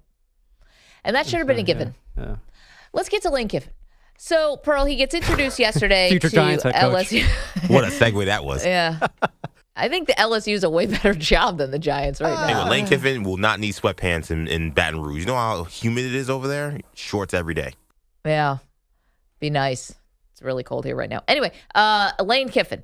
Let's talk about it, Pearl. Not only was he laying it on real thick yesterday. Let's hear a little bit about Kiffin. How about cut 11, please, Manny? He always dreamed of having a home field advantage like the one in Death Valley. I always thought to myself, man, what if we had that advantage on our side? So if we combine what we do, the way that we coach players, the systems that we run, and now we have that intensity on our side for the opponent to deal with, again, that's how it painted all together to say, and this is where you're supposed to be. Right. And also said he was so overwhelmed when he saw Tiger Stadium that he said he wanted to start talking like Ed Orgeron and even called Ed O and gave him a go Tigers. Which is now, does this take Brian Kelly a little off the hook? Brian Kelly tried to fake it at Louisiana accent and we clowned him for it. Lane Kiffin's just owning it. I'm here with my family. He was dead in the water from that moment. I feel like Lane was self-aware enough that he kind of made it work. And it made Brian Kelly look worse somehow, even though it already happened a few years ago. Yeah, I feel like nobody's giving Lane a hard time. Also, Lane kind of feels SEC, where obviously Brian Kelly did not. Sure. Okay, so I think the big question now is LSU going to get their money's worth with Lane Kiffin? So some of the details in the contract, if you're into this kind of thing, some people don't care, don't watch sports about coaches' contracts or what have you. I was a little, not just that the number is big, but the idea that Lane Kiffin, Pearl, had no idea what his contract number is. Do you believe that? Oh, God, no. How would he not know? First of all, it's plastered. There was a rumor he was getting $98 million a year from LSU. He definitely do. How could you take a job without knowing how much you're getting paid? Right. So I think the point he was trying to make is that the number for him was pretty much even amongst 4 schools. We didn't know there was a 4th school. We still don't know who it is. But between Florida, Ole Miss, and LSU, his salary was about even in all of those contracts. What was, he said, not even in the same ballpark, was LSU's commitment to NIL. And their NIL package blew away Florida and blew away Ole Miss. And that was another reason why he feels like they can win at LSU, along with the stadium and all the other things. Yeah, I mean, I wonder if actually, what is it? It's December 2nd. Like, do they already have those specific players in mind? Like, did they say, if you come here, we're getting you this star quarterback? It's already done. Like, I wonder if Lane looked awfully confident at that podium. I think he knows he's getting a crazy transfer portal class. And he better, because their schedule's awful next year. So National Signing Day is tomorrow. And well, yeah, that's not really what this is about, though. No, right? it's not. But that's going to be the first maybe flag planted in the ground of what are you doing from the high school side of it. And then obviously when the portal opens in January, then we'll see what he wants to do. But I imagine because of the money they're spending, like they can't afford to really. They can recruit freshmen, but they can't do a Bryce Underwood situation. Like he needs to get a 22-year-old quarterback next year and start winning immediately. He can't do the high school route. Well, I'm wondering if that's just Austin Simmons who could come with him from Ole Miss. I was wondering if he could do better. I think Simmons is really good. He just got hurt this year. And Trinidad Chambliss, who had won a lower division championship at Ferris State, came in and just really took the job. I don't think that means Austin Simmons is a zero. I wonder if he's got the big fish on the hook. Because he's a boat guy. I wonder if DJ Lagway is already flirting with LSU. Interesting, from Florida. Because Austin Simmons, if he's so good, why wouldn't he be on the field?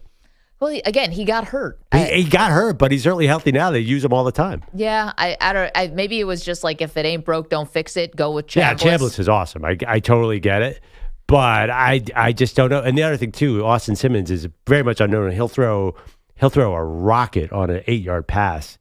He's still got a lot of maturing to do. I think that they definitely have players in place here. Like you could tell by the way Lane was talking about the roster that moves have been being made. So I think LSU is going to have this crazy expensive roster, which is good. 888-710-4ISN, 888-710-4476. I think the big question is all this going to end up being worth it? One other small detail in Lane's contract is that if Ole Miss, who he's not coaching, Ole Miss hired a whole new coach, elevated the defensive coordinator and then gave him the job permanently. If Ole Miss goes on a run, LSU is going to pay the bonuses that Lane would have gotten for wins in the college football playoff.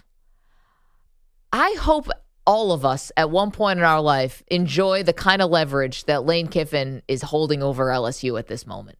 I mean, you can't get more leverage than that. Think about it.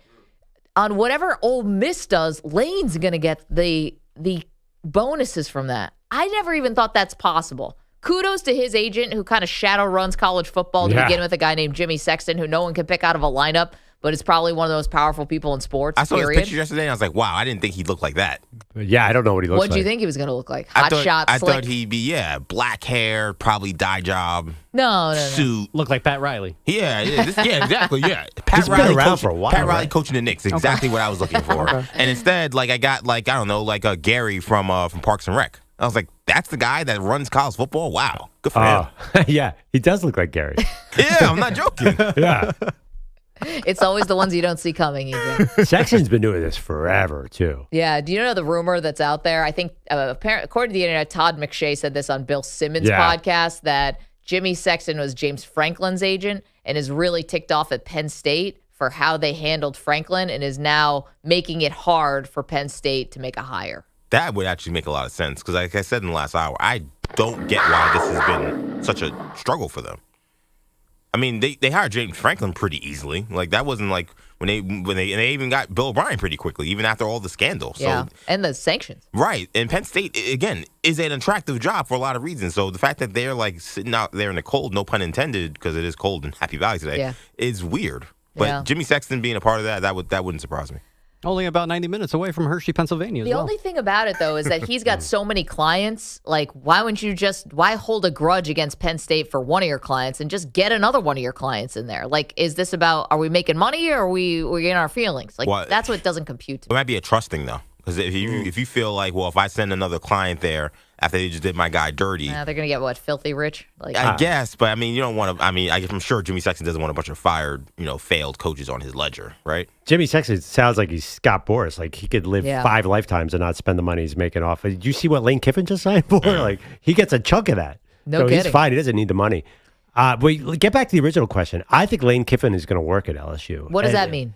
What's working? Well, I definitely think maybe next year, maybe not, but I think they're going to buy a crazy roster, and he's a good play caller, good offensive coach. I think they're going to make the playoff, at least, and say they're 6 years, I think they'll make 2 or 3 playoffs. Is that enough? Oh, my God, yeah. All you have to do is make the playoff, and you're fine.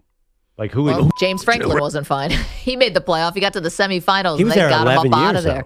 No, I get it. Yeah. But with this 12-team playoff, well, it's 12 for now. I get it, Pearl. Yeah. Making the playoff is enough, but now we're seeing coaches who have teams in the playoff who are leaving and it might be a second one if Kalani Sitake from BYU, if they do make the playoff, he might leave for a better job. I think and also John Summerall, I guess, is in play, right? Yeah. So here's the thing, though, about making the playoff. I don't think it's enough at LSU because what was all the talk about Brian Kelly going into the season? It was, well, Nick Saban won a title at LSU after 3 years, and Les Miles won one after 3, and Ed Orgeron won one after 3, or maybe Nick Saban was 4. Whatever.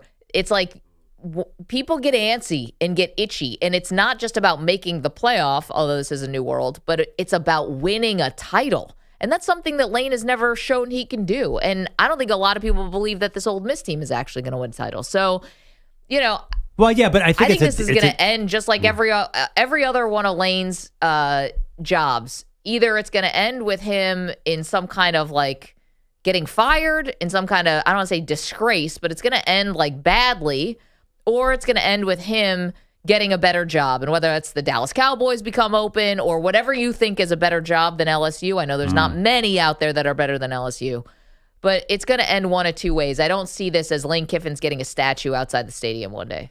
Well, okay, but do you think LSU's a better team today than they were yesterday or whatever before they signed him? Because I do. I don't know. I think that he's going to amp it up a lot higher than Brian Kelly was able to do. 888. They're going to have so much talent that it's going to, if this money idea that Lane is talking about is true, they're going to be really good really fast. No, Ray Charles can see that, brother. 888-710-4ISN, 888-710-4476. There was a rumor Ed Orgeron would join the staff of Lane Kiffin. You got $17.1 million on your contract. We're going to give it to you. I said, what time you want me to leave and what door you want me out of, brother? Can I say one argument Way that to go is down with the ship, Edo. totally silly about college football? People say that the coaches getting paid is taking money away from the players, right? You've heard that. Yep. Obviously, LSU is paying all this money to Lane Kiffin. What are they going to do? They're going to pay way more to players to make that investment on Lane Kiffin work. So players are going to totally cash in off this contract. So it's the opposite. They're paying Brian Kelly. They're still paying Edo. They need to make all that money worthwhile, so they're going to throw money at money, and this is going to be an expensive roster. So actually, the players end up winning here. I was wondering, Maggie. Are they like deferring any of this money? Is this a Shohei Ohtani situation? That's why I don't think that making the playoffs is enough for Lane. Yeah. He has to at least get to the national championship within the next 5 years. Oh, I think it's less, EJ. It may be less than that. I mean, I think less is generous too. But like, I think people outside of Louisiana, I don't think understand how intense that fan base is. Like, they are pretty much just as intense as Alabama. Like, they expect to be in the national championship every year. That's why Brian Kelly having Heisman Trophy winners, beating Alabama just was not enough, and they didn't care. They didn't care for any excuses.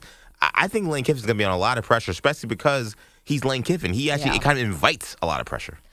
888-710-4ISN. So we got two poll questions out there for you. Number one, are the Patriots a Super Bowl contender or just getting fat off an easy schedule? And two, will LSU get their money's worth with Lane Kiffin? 888-710-4ISN.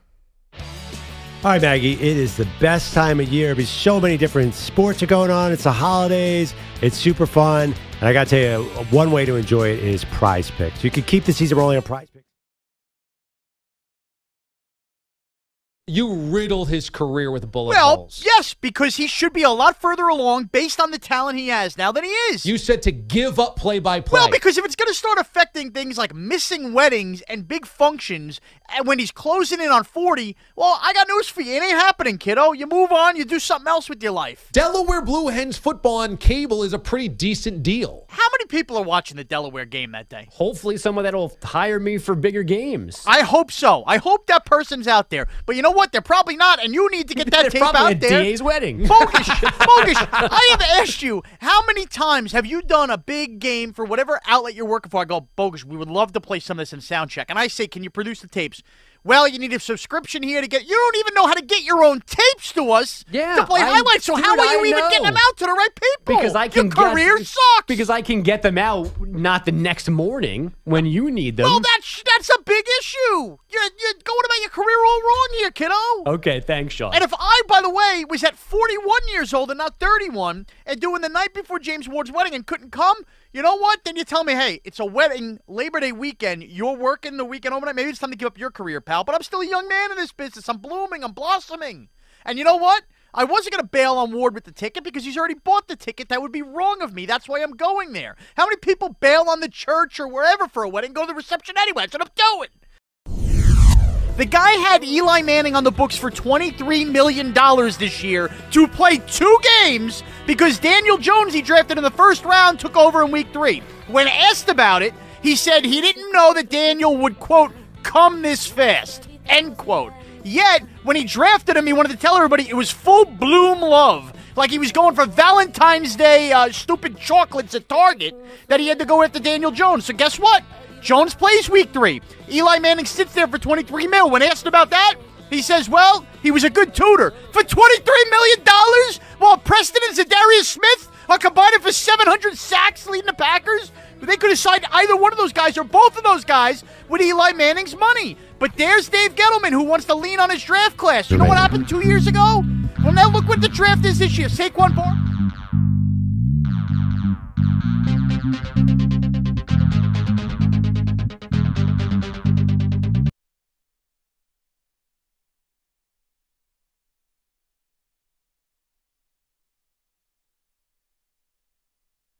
Tell you this.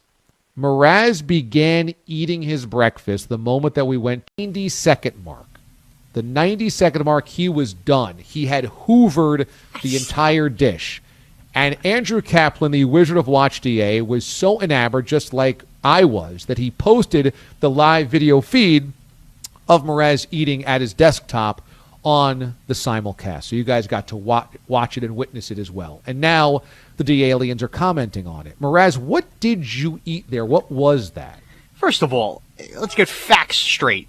I ate it in 4 minutes, not 90 seconds, because we were 1 minute to coming back when I looked up, finished, and realized you guys were staring at me.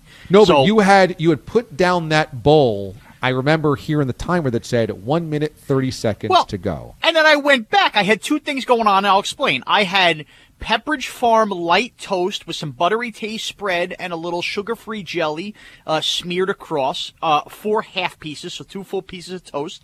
And I made kind of like an egg white scramble. It was 2 eggs and some egg whites with diced spinach, tomato, and a little bit of a smattering, if you will, of black beans. And I topped it with some salsa, some everything but the bagel seasoning, mixed it all up, and it was like a scramble. I made that last night. I heated that up, had my toast. So I was going with the toast with the butter gel, going with the egg scramble, wolfing it down, and within 4 minutes, I had finished it all. But again, it was piping hot. If I wait any longer for 20 minutes to get through a bogus update, this, that, the other, I'm going to have cold breakfast. You got to make chicken salad out of chicken scratch. Well, I mean, you just were a machine, and now we can see why maybe there was a chicken bone lodged in your lungs, because when you go to town, you really go to town. That was really impressive. Yeah, well, look, when I'm hungry and I start getting the hangry headaches, I got to get it in me, all right? Like, I get it. People love the nice palate tastings and all that stuff, and I've been there, done that. When it's time to eat, it's time to eat. And I'm going to sit down. You can handcuff me behind. I'll bend down like a dog and go through the bowl, and that's basically what I was doing.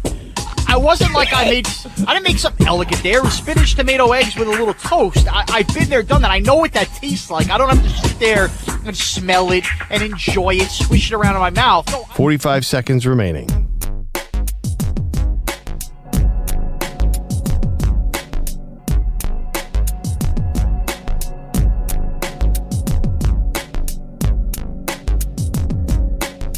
$30 remaining.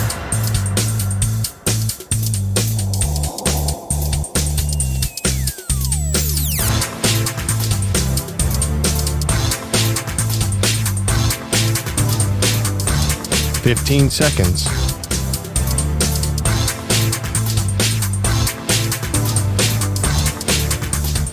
Break ends in 5 seconds.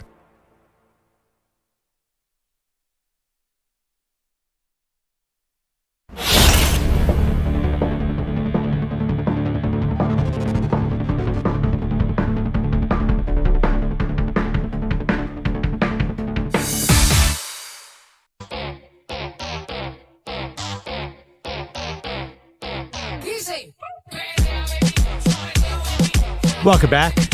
Maggie and Perloff show. A little research. We were talking earlier about coaches, whether they took new jobs and left. John Summerall will coach Tulane in the American Conference title game on Friday against North Texas. We'll throw out the record books when that rivalry gets going. I've always said that. Yeah.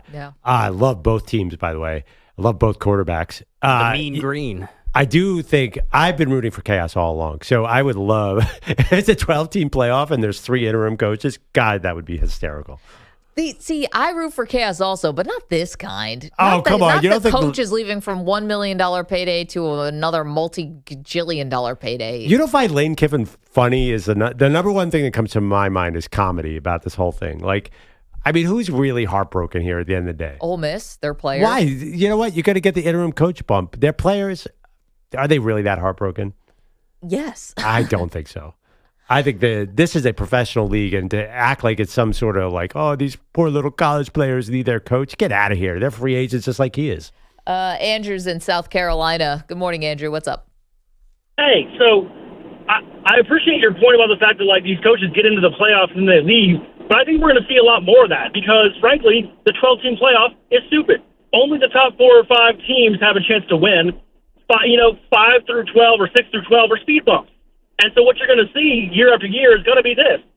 Coaches at schools that won't typically make the playoff and aren't making as much money as they could are going to get into the 12-team playoff at 10 through 12 or some stuff, and then they're going to parlay that into better jobs year after year because it doesn't matter. And honestly, expanding it is just going to make it worse. There's no point to expanding the playoff if we're not looking for the best teams. The best teams are already one second, Andrew. One second. So I know I see what you're saying, and I do think this is going to happen a lot more often, and thank you for the phone call. But look at what happened last year. All 4 teams that got a bye in the first round lost. So you really can't tell me that only the top 4 teams are ones that are going to win. Ohio State did not come into that college football playoff on a high note. They had come off a loss to Michigan. It was kind of amazing that they went on that run. You know, right, Oregon had led the country wire to wire as the number 1 team, basically, and they got blown out. Like, you can't say that only the top 4 teams are ones that are going to win the title. Well, no? I know what the ranking was, but still, what was Ohio State actually ranked coming into that? Like 8th, I think. Yeah, I mean, generally, though, if you look at the Vegas odds, I think Ohio State was probably 4th or 5th. If you actually look at the ranking this year, how many teams can really win it? Because we know Ole Miss, Oklahoma, you know, the ACC team and the Group of 5 team. That's 5 or 6 teams that we don't think are going to win. I do think there is something to that. It doesn't feel like all 12 teams have the same chance. Okay, so if Arizona State, who went to overtime with Texas last year, if they Texas have no doesn't chance of winning in that game, no, but winning the whole thing. But let's just say that was another upset. Like, you can't. Isn't that what we're asking for here? We're asking for more teams to have an opportunity. Well, I do think, and I said this, and maybe I'm wrong, if Lane Kiffin really thought Ole Miss was going to win the national title this year, would that have changed his thinking? I don't think so. I think that listen, he could be lying through his teeth. Al Davis called him a professional liar. Now, that was many years ago. But I think that he says all the reasons why. This is the bigger job. You get the better talent, he thinks. Right, because I don't think he thinks that this particular team was going to win the title. Because they would have had to win, you know, 7 or 8 seed. They would have had to win 3 or 4 games. I don't think he thought he had the team, honestly. And in an honest moment, if you put Lane Kiffin to a lie detector and say, "Did you leave for LSU because you thought this Ole Miss team was going to lose in the playoff?" I don't know. I mean, also too, there's some other teams. I'd be shocked if Texas Tech won the national title, and they'll be in there too. So the caller is right. Not all 12 teams are created equal. That might be true, but at least they have a shot. Let's get to Bogish, who's got the latest headlines for us. What's up, Bogues? Guys, these headlines are sponsored by Progressive Insurance. Your small business keeps you on the go. Progressive Commercial Insurance keeps your policy within reach with our easy-to-use mobile app. Learn more at progressivecommercial.com. The Giants are definitely terrible, but Monday Night Football didn't have to be as easy as it was for the Patriots. Diggs is to the right with Matt Collins. And May takes the snap out of the gun. Pressure's coming. Steps up in the pocket. Goes long to the left side. Looking for the end zone. Caught! Touchdown, Patriots! Kyle Darrell Williams, left side of the end zone. What a beautiful ball for 33 yards. Tom McCarthy on Westwood 1. Drake May just 7 incompletions, 282 yards, 2 touchdown throws in a 33-15 shaming of the Giants. New England led 17-0 after the first quarter, 37 at halftime. Their win streak is now 10. They are the first team this season with 11 wins. Still just 2 for the Giants. They are 0-3 under interim coach Mike Kafka. It wasn't a great team effort. All 3 phases, everyone's got to step up. Everyone's got to clean up their part of the game, but it's never just one phase, never just one player. So we all got to do a better job. Giants on 3. On top of all Giants. 3 phases, sucking rookie pass rusher Abdul Carter in trouble again last night, benched for the entire first quarter for an unexplained coach's decision. I mean, I let my team down in the first 2 drives I was out.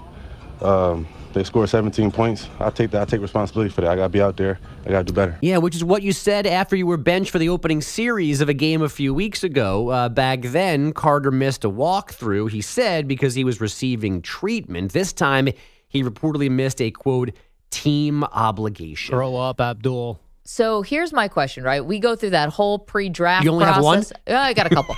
But the pre-draft process, Pearl, right? Where you do all the interviews and it's a job interview, and somehow Shedeur Sanders failed this thing miserably, right? To the point where teams couldn't bring him in because he was terrible in the meeting, famously terrible with the Giants in the meeting. What was Abdul Carter like in the meeting? On time, apparently. Well, it's like a lot of good that did, because now he's not on time when the team actually needs him. It's just so funny to me. There's just so many flaws, it seems like because you would have never thought Abdul Carter was an issue right from college. He was. I don't know anything about his personality. What was he like at Penn State? Well, he was, according to some people, the best player in this draft. He was unquestioned to be picked where he was. Like it was a no-brainer. Yeah. First non-QB. And exactly. In fact, he actually got a lot of props for character, because remember he played during that playoff with one arm. Yeah. And it was like, look out, this guy could have easily went to the NFL. We talked about players skipping the playoff to go to the NFL. Abdul Carter seemed like Exhibit A, and he went out there and dominated with one arm. They're like, that guy, he can play on one arm. Imagine the kind of locker room leader he could become. And now we're talking about him missing meetings and cursing out reporters. That's funny, because Micah Parsons, who's obviously the predecessor to him, was a total madman at Penn State and fell about 10 spots because he would not shut up. Yeah, now he's going to go to the Hall of Fame. He's going to go to the Hall of Fame, most likely. Sorry, was not the first non-quarterback. I thought Travis Hunter got taken second. But anyway. I think Travis Hunter was going to line up at quarterback, too. They let him. I don't remember I don't know anything about Abdul Carter's personality, but this is about the Giants and an interim coach. Like, of course players are making meetings. Mike Kafka is the coach. Guy doesn't even talk. Yeah, but the thing is Kafka's the coach, but he did bench him for at least a series. Twice. Well, it didn't get through the first time. Right. Also, can I listen? It's one thing about Mike Kafka, the coaches. Where's the locker room leaders here? Right? Isn't that when the team is good, you don't want to be letting down the guy next to you, like the Dexter Lawrences, who's smiling as the defensive coordinator got fired. Obviously that was not a good match. Brian Burns. Where's Brian Burns? Where's being awesome? Well, love that guy. But leadership wise, be awesome off the field too, buddy. I don't know. Just say hike and watch him go kill the quarterback. I don't know. It doesn't really matter because they're a bad team. Well, that's true, obviously, but there are bad teams and there are bad teams. Like, I think there are bad teams, but that will show you that they're not going to quit. I don't know. George Pickens and CeeDee Lamb missed their meeting because they're out boozing in Vegas and they're kicking butt. Yeah. Well, they missed curfh.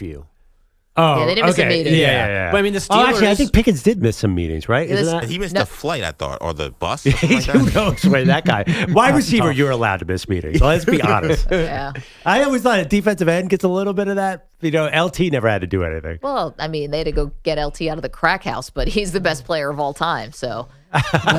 Allegedly. If Abdul Carter was getting the quarterback more, this would all. And he actually got a sack last night, right? Finally. I think it was his first snap of the game. He got a snap. First drive. For sure. They were already down 17-0, so a little late. But you mentioned it. Even Aaron Rodgers said that they're missing meetings. Yeah. Guys are missing film sessions, and it looks like it. Stay off the weed.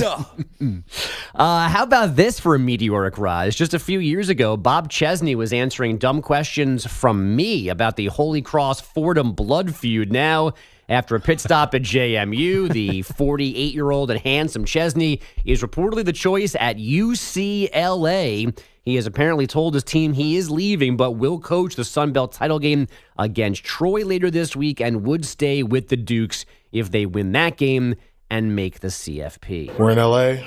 It's us and USC. Missed that guy. Bob can't possibly be worse in his opening press conference. I think people are confused. Like, why is everyone up in arms about Lane Kiffin? Why can't he coach Ole Miss in the playoff, whereas some of these other coaches do get to stay with their teams? And I think the answer is, you're not so worried about poaching JMU players. Yeah. Now listen, maybe you should be. Some of those JMU players under Kurt Cignetti went straight to Indiana and made the playoff, right? I guess the thought is you have no chance if UCLA is calling, right? Like, right. It's Ole Miss. It's Ole Miss. It's another big program. In theory, you should be in a recruiting battle. Right, exactly. I don't know. I was actually going to ask, why is Chesney downgrading to UCLA from JMU? I mean, JMU is a legit powerhouse now. That's a great school, too. I think very popular school. I think EJ's right, though. It's about the optics, right? Ole Miss can't let... It's a conference LSU foe. can't let Ole Miss... They can't let Lane Kiffin exist in both. But it's a conference foe, so it's a totally different and that's story. Also Mississippi. Some Mississippi podcasters mentioned that. I know we talk about the Egg Bowl being a big deal, but LSU is big brother. They hate LSU. That is their big rival. Maybe LSU, that's not their rival, but for Mississippi, that's their rival. So to let him coach them while he's still there, it was not feasible. Yeah, JMU needs to let Bob Chesney do whatever he wants as he's on his way to UCLA. Right, exactly. Yeah, it would be. I was just trying to picture in my mind's head, what if Lane was still on the sideline for Ole Miss? That would look bad. Dunking a basketball on the sideline or whatever they do. Thank you, folks. 888-710-4ISN. We have so much to get to today, including your phone calls. Are the Patriots a true Super Bowl contender? That's number one. And number two, will LSU get their money's worth with Lane Kiffin? Coming up next, it would not be a day that ends in Y if we didn't have Browns drama. So we'll get that to you next. You're in a 5-minute break. Honest with you, if she wasn't with Russell Wilson, I'd have shot them. She was into my personality.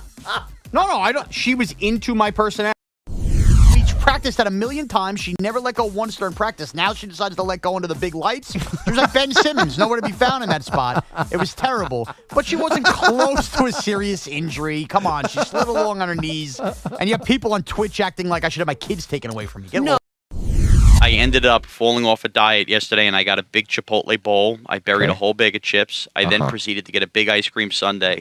And then for dinner, right as the game tipped off, I had 2 hamburgers with bacon, and then I had a hot dog with coleslaw, and I had 2 pieces of corn on the cob, and then I had 3 Corona Lights. So, yes, I would say that when I watched Zion at 6:30 was at the peak of my I feel terrible about myself. I feel terrible about the way I look. I feel terrible about the way I feel. And now I'm watching this fat slop dunk all over the place, and Gentry's finally taking it off. I would say, you know what? You're right.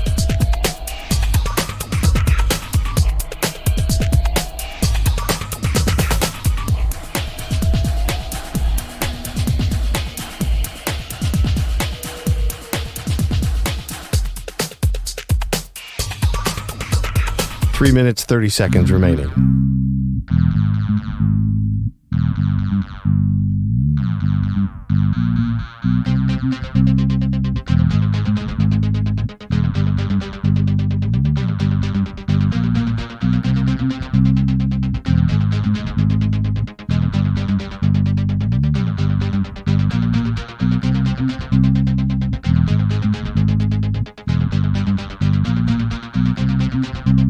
Three minutes remaining.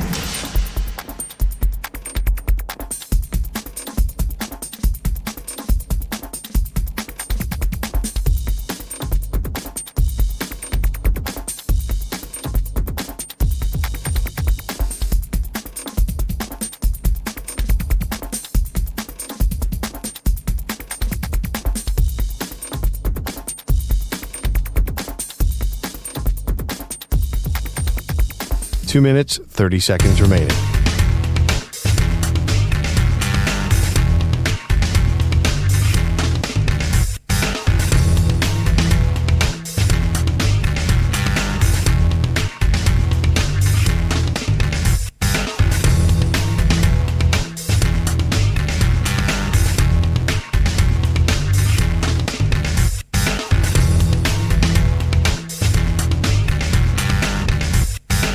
2 minutes remaining.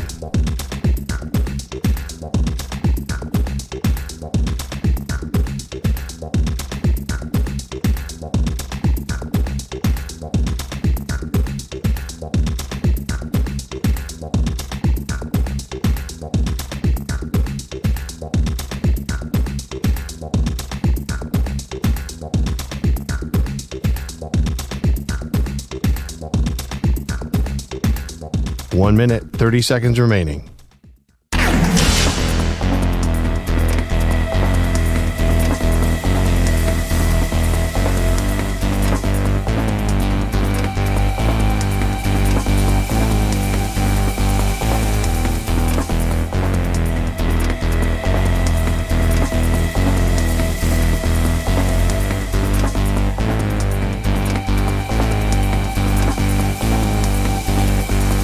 One minute remaining.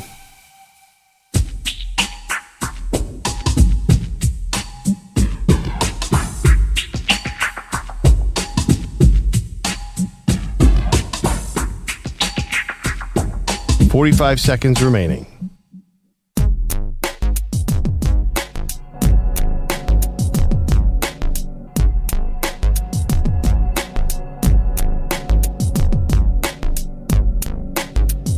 $30 seconds remaining.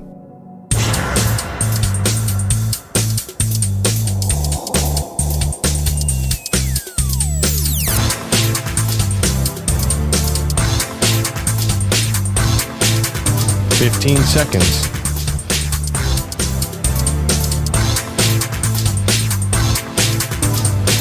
Break ends in 5 seconds.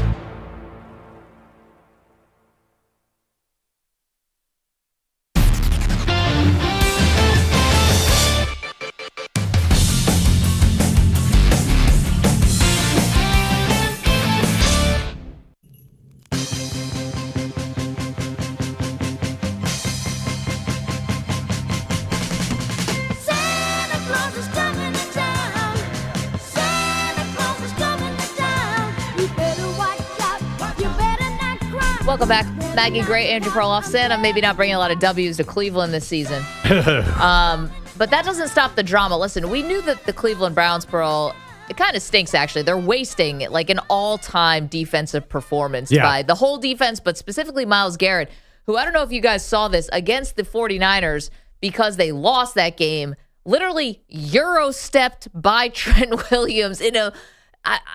the sack where he went up the middle? He like literally James Harden kind of Euro. It was like Giannis out there. I don't know who it looked like, but he basically like faked out, almost like he was the running back. Like he juked out Trent Williams and got to the quarterback. Anyway, wasting an all-time performance, but Myles Garrett will probably win Defensive Player of the Year, whatever that's worth in a losing effort. But we know that things are bad for the Browns, obviously, right? We know that they are probably looking to next year to get another quarterback and start this thing over again.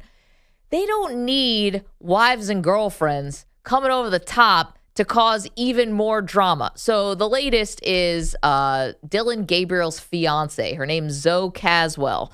She went to TikTok after Browns lost to the 49ers and wrote, "Browns lost, what's new?" with a cry laugh emoji.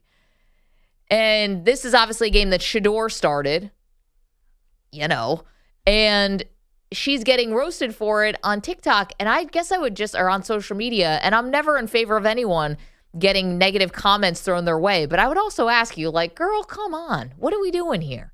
Like, this isn't you. It's not your thing. It's Dylan's thing. And by the way, he may not see the field again. Don't be part of the problem here. Let the guy just go about his business. We saw earlier, remember in the preseason, there was the whole mix-up about Dylan Gabriel, and did he actually say a comment that was intended to be shade at Shador Sanders? Do you remember this, Pearl? Oh, yeah, absolutely. And it was a huge Aditi, deal. Yep. And so it's like, you don't need much to really light the powder keg here. And, like, I know these women and men, they're young, and they're young people. They're in their early 20s. And they're not maybe understanding this here. Girl, come on. I sound so lame when you play that back to me. But you have to understand this is going to become a big story that your fiance is going to have to answer to. Now, listen, he'll answer it well. He'll sidestep it, whatever. But why? Like, he's locked in a quarterback battle. The dude's fighting for his career. Just hold off on the social media. It's not about you. One thing I want to point out, you sounded lame the first time, too. It wasn't just when you heard it back. Oh, Girl, no, I'm just kidding. I'm kidding. But, yeah, I don't know. I feel like you're taking this Browns thing way too seriously. This is Shedeur Sanders and Dylan Gabriel. I just think that we're really you have 2 wins, or how many wins they have? 3 wins. Yeah, you're way past the point of drama. You're kicking a corpse of a team this year. I don't know that there's real impact on here. You said it could light a fire. Like, I don't think that's a thing anymore in Cleveland. Like, it's already burned down to the ground. There's no fuel to light a fire at this point. Is it really going to be a big deal? It feels like they're just playing out the string here, and then they're going to come up with a new strategy in the offseason. I would think, right? Like, there's no real quarterback battle here. It's just who's going to play the rest of the year, and neither of them are the future answer. Well, okay, but that's not all that's going on. If I'm Dylan Gabriel and I started at UCF, then I went to Oklahoma, then I went to Oregon, now I'm in the NFL, I was a 3rd-round pick, the Browns happened to draft me. What I'm hoping for maybe is, a shot to start at some point, but if I'm being realistic, I probably want to be a backup quarterback in this league for the next 10 years and make a boatload of money. Sure. Right. So I don't need anyone coming in to speak on my behalf, get associated now with me with a negative headline. Like, this is where you just have to be careful. You know, he's totally expendable right now. And I know that I don't know if the GM or anyone's going to care. I'm just saying, you got to understand, you're always playing for something. And this stupid Instagram comment that now catches fire is just not what he needs. And but it's the think Browns. They always there? find the banana peel. They seem to love them some Dylan Gabriel. It's like, I think they want him in the building. Sure, for now, but he's totally expendable. Well, yeah, but I think that they draft him in the 3rd round to be a backup. Maybe, who knows, whoever's quarterback next year, maybe even Deshaun Watson at some point. I don't get the sense that they're unhappy with him really at all. I don't think they expected anything out of him as a starter. Okay, perfect. So don't add anything to it, Pearl. I don't think the front office or the management cares about a girlfriend Instagram post. I just think that there's not enough, at this point in the season, I don't think there's enough fuel for a real fire here. You know what it does? It just adds to like the laundry list of things that people tick off when you talk about the Browns. You know those T-shirts that they sell where they've got every name of every Brown starting quarterback basically since like who? Yeah, Brian Sipe, whatever. Like it's just like, and another one, and another one, and another, and another. And that's the drip, drip, drip here. That's always for the Browns. It's like they have, Dylan Gabriel makes a weird comment in the preseason and the girlfriend gets involved or the fiance or whatever. It just is the laundry list when you're talking about a team whose season has gone off the rails. I guess so. I just think it feels a little irrelevant now, right? That's what now you're already focused on who's going to be the quarterback next year, who's going to be the coach next year, who's going to be the GM next year. It feels like even the Shedeur Dylan Gabriel thing is losing some heat. Like Shedeur played this week, and we were excited for it. And then, at least the way I was following it on social media during the game, kind of be like, okay, yeah, there's nothing much to see here, except for Myles Garrett doing the Euro step. That was cool. So but cool. I don't know if people are going to still have the energy to follow this quarterback controversy. Oh, there was always energy. I think it's Shedeur. dying. I think it's dying. The more he plays, the less interesting it's become. Because there's no offense to build around. Like, he doesn't really have anyone to throw to. He is very inexperienced. He doesn't really probably have a huge playbook in front of him. Quinshon Judkins is okay. Generally, there's nothing really going on here. Like, that game was flat against San Francisco. No doubt. Partly be the win, but it's just like it wasn't as exciting as it should be.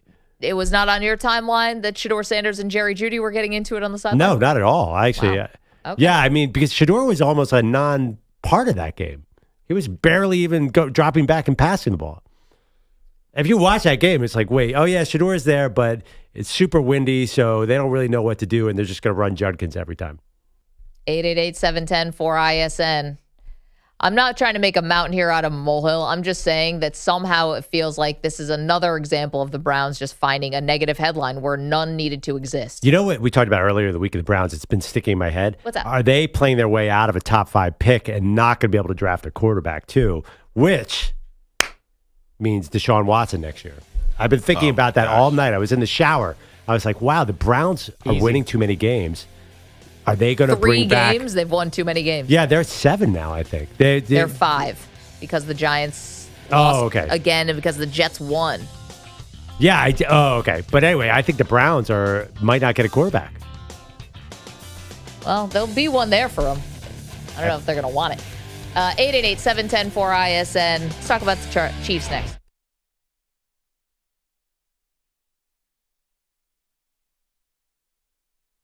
You're in a 5-minute break.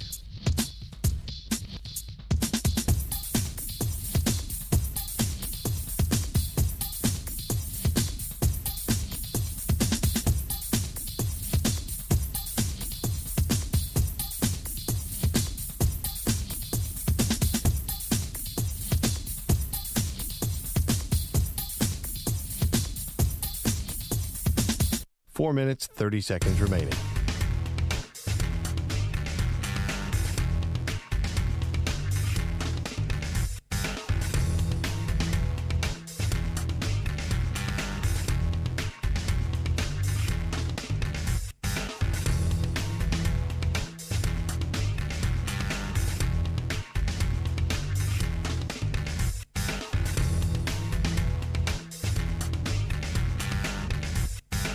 Four minutes remaining.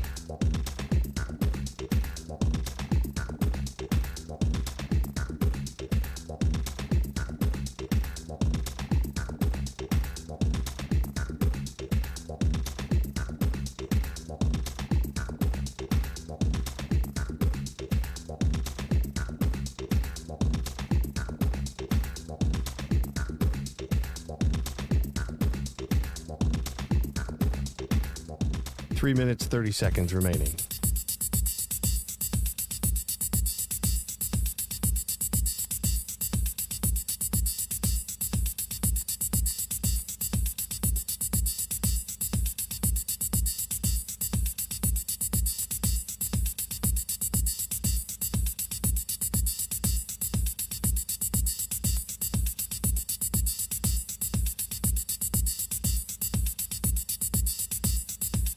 Three minutes remaining.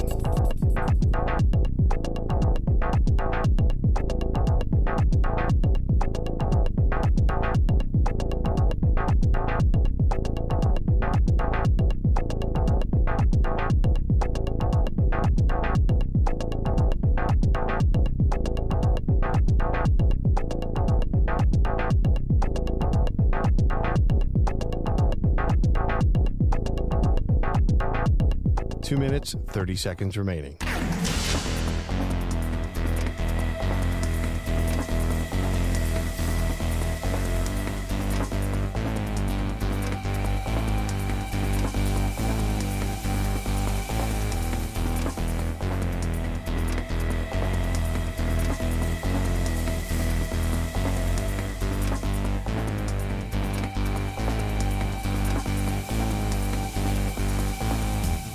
Two minutes remaining.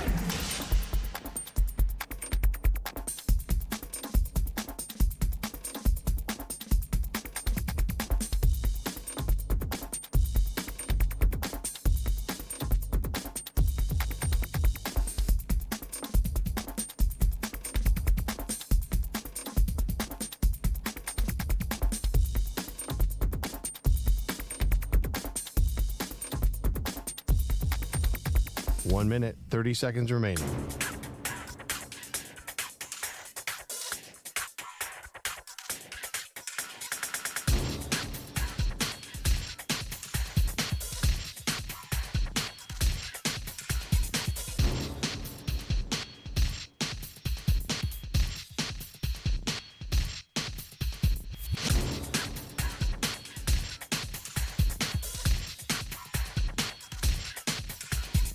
One minute remaining.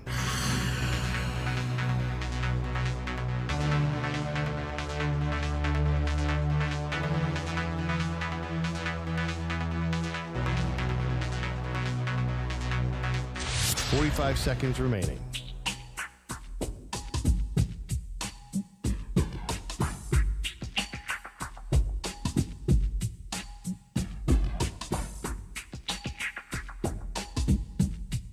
Thirty seconds remaining.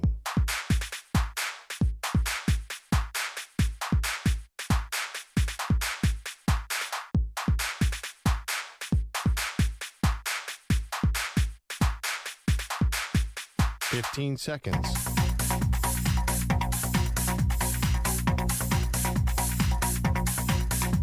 Break ends in 5 seconds.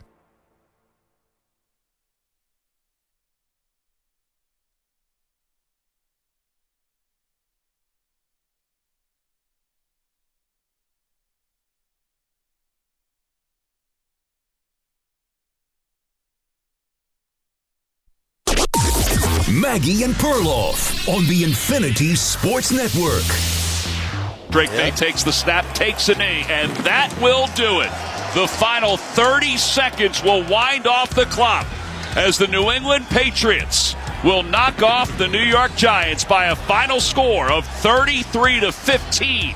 And with the win, the Patriots have now won 10 consecutive games.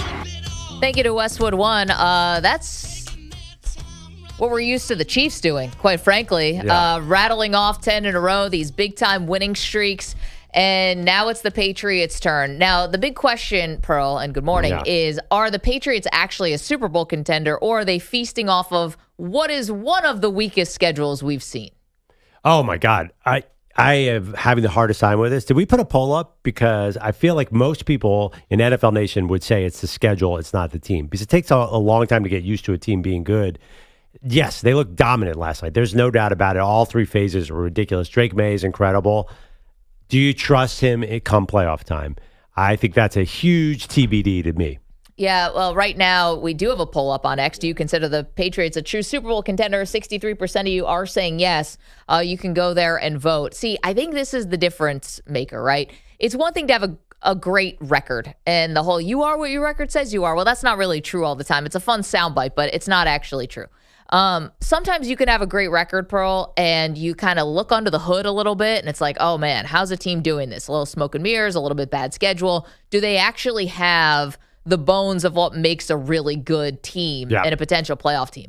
I think you look under the hood with the Patriots, and I think you do find a team that actually has the good bones. Now, like, yes, the schedule's been super easy, but the quarterback is legit. I mean, the quarterback's good. 75% of his passes that he's completing, and it's not like he has murderer's row of wide receiver weapons. Well, that's what I was about to ask. Are these receivers good enough to make these kind of catches in the playoffs? Well, I mean, I think Stephon Diggs has shown you that he is good enough to make good big postseason catches outside of how it ended in Buffalo. He is maybe one of the most famous postseason catches of all time in the Minnesota Miracle. I think that they have shown you when they are healthy, they can block for Drake May, and I think they can run the ball. Yeah. And they've shown you that they can stop the run, because if you want to say that their best game was against the Buffalo Bills, well, one of the reasons they won that game is because they held the Bills to like 80 yards rushing.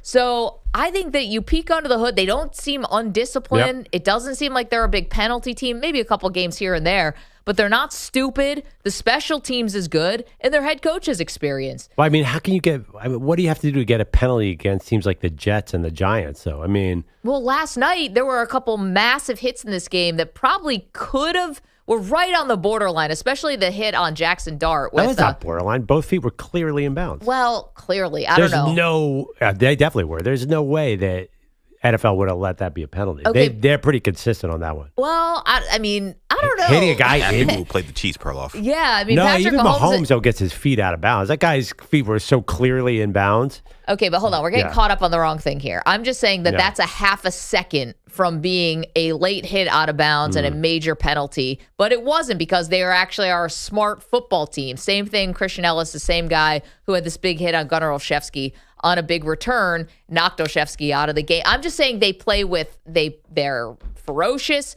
They don't seem stupid. And I think when you look under the hood, just don't look at the gaudy record and say, you beat the Saints, you beat the Browns, you beat the Falcons, da-da-da. I think that you got to look at what does this team actually bring to the table. It's a lot of good stuff. So, and when you say all that, like what's your ceiling for them? I think it's got to be Super Bowl now. Because this happens sometimes where a second-year quarterback can make a run, right? Or a guy second, maybe third year. Like Patrick Mahomes went to the AFC Championship game his second year. You could get them 10-1. 10-1. They're 6 in odds, kind of right at the same spot as the Broncos or the Colts, and the Colts ain't happening. Are the Broncos happening? Again, this AFC is Broncos like very and Patriots, weird. They're a Spider-Man meme team to be like, that's pretty much the same thing. either of those teams is going to be in the final 3 minutes of a close AFC playoff game. I mean, your Bills have higher odds. I think that Lamar Jackson, Josh Allen, and maybe, and I know this is a segue, Patrick Mahomes would cause problems for the Patriots because they're not going to be used to it. They're used to seeing Tyrod Taylor and Jackson Dart and Bryce Young and Tyler Shuck. They're going to be like, wait, what are these quarterbacks? Well, they did face Josh Allen in one. But they did see a playoff Josh Allen who is just going to put his body out. He's just going to take every hit possible to win that game. Yeah, fair. I guess the other part is if we redrafted that 2024 draft, what is the Caleb Williams draft? 2024? I think that you would now maybe no doubt take Drake May. So if you want to say that the Broncos and the Patriots are kind of Spider-Man meme, I don't know if that's necessarily true because Drake May is obviously better than Bo Nix. And if you could redraft that draft, you would 100% take Drake May before you take Bo Nix. Yeah, I don't know. So you're saying I think the Broncos and Patriots are very, very close. You don't think the Broncos with that defense have a dangerous weapon? Well, the Broncos have a better defense, but the Patriots have the better quarterback. So I mean, the Broncos have beaten the Chiefs, they've beaten the Texans, they've beaten the Eagles, they've beaten. They lost to Indianapolis early in the season, but they've shown they can compete with good teams. New England's going to be a little unbattle tested, which is actually probably a thing. Luckily, they have one game against Buffalo, and I think do they have Houston on their side? They have another one more good team, but they're going to come in a little bit like they're not going to be used to this. That is, I'm not. You're right. Joe Burrow did make it in his second year, but they are really going to have a huge step up in weight class in the playoffs. 888-710-4ISN. You can weigh in on the Patriots if you think they're a true contender. Meanwhile, Andy Reid got a little prickly, quite frankly, with the media yesterday when he was asked about his team's possibility of missing the playoffs. Now, they've been talk about a heater. Chiefs have been on a playoff run since 2015, Pearl. And it's, they've obviously dominated the division. Last year had a 15-win season, 5 Super Bowls, 3 Super Bowl titles, 5 appearances, 3 titles. And yesterday, he vowed that the Chiefs are not going to go down without a fight. I'm telling you, we're going to go after you every game. And, that's how we roll. We're going to try to tickle your tonsils on every play, every game. Huh? And but that's the attitude that we're coming in with. And then you let the chips fall where they may. Ooh, look out. Tickle your tonsils. That sounds like it would make you laugh. I've never heard that expression before, Pearl. I don't know if that got across what he thought. And by the way, it actually doesn't really matter what Andy Reid says. It matters how this team looks. And this team is not the same. And I think for a couple reasons. Number one, the penalties.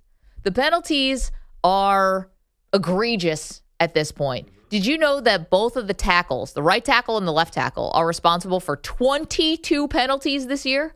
And you saw it against the Cowboys when the teams are trading haymakers in the fourth quarter and trading touchdowns. And then all of a sudden, what happened? Chiefs get a bad penalty on a holding call. I think it was actually a guard that time. But they get a bad penalty on a holding call. They're forced to go 3 and out. And then Dallas goes down and kicks the field goal on the next possession. And now you're in a 10-point hole. Like, they just can't keep pace, it seems like, almost at big times because the penalties are such a killer on offense.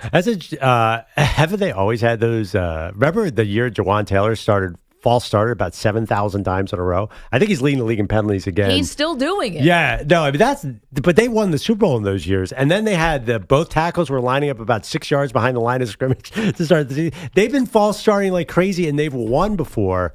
I don't know if you can point to a fundamental reason. They've always lost all these one-score games that they won last year. Yeah. I've been back and forth. I'm not counting them out because they're awesome at home and they're terrible on the road. They're 5-1 at home and they're 1-5 on the road. Look at their 2 road games that are left. Tennessee and Las Vegas. They're not going to lose at Tennessee and they're not going to lose at Las Vegas. So that means all they have to do is win their 3 home games and boom, they're 11-6 and they're in the playoffs. No, even if tickle your tonsils. I think they'll make it 11-6. Even if they win out, they still need help because the Bills beat the Steelers, and it's all about conference wins now as one of the tiebreakers, and they've been dreadful against the conference. I think 11. I'm going to hope they can get in at 11. I know Reed commented on that too, but I'm not sure exactly what has to happen. But there's definitely a lot of teams have losses on their future playoff schedule. you know who might fall apart? The Colts with these injuries. They might fall out. The Jags could easily fall out. Who knows? The Chargers definitely could fall out because they're all beat up. They have a really, really hard schedule coming up. Are you convinced that the Chiefs are going to beat the Texans on Sunday night? Yes, at home, I am. If they can't, I think that's the thing. I think they're really good at home. I think they'll find a way to win. I mean, they should have lost to the Colts at home, actually. But I do think that I wasn't wildly impressed with the Texans against the Colts on Sunday. I thought the offense still looked non-creative and kind of stale. Yeah, their defense is good, but we've seen Patrick Mahomes go against in playoff-type situations, which is now. He's done very well against good defenses. You were just out on the Chiefs 24 hours ago. No, I'm definitely I'm. What changed? No, I'm not saying they're going to win the Super Bowl, but I think that they definitely have a chance to make the playoffs. Like, we all know that, right? I mean, the key game will be these two games, Houston and the Chargers, and they have a great chance. Yeah, I think that the Houston defense is so good right now that I think they are absolutely live in this game. And Houston has given the Chiefs some scares in Arrowhead before. Like, they play tight games with them. So here's my question now for the Chiefs.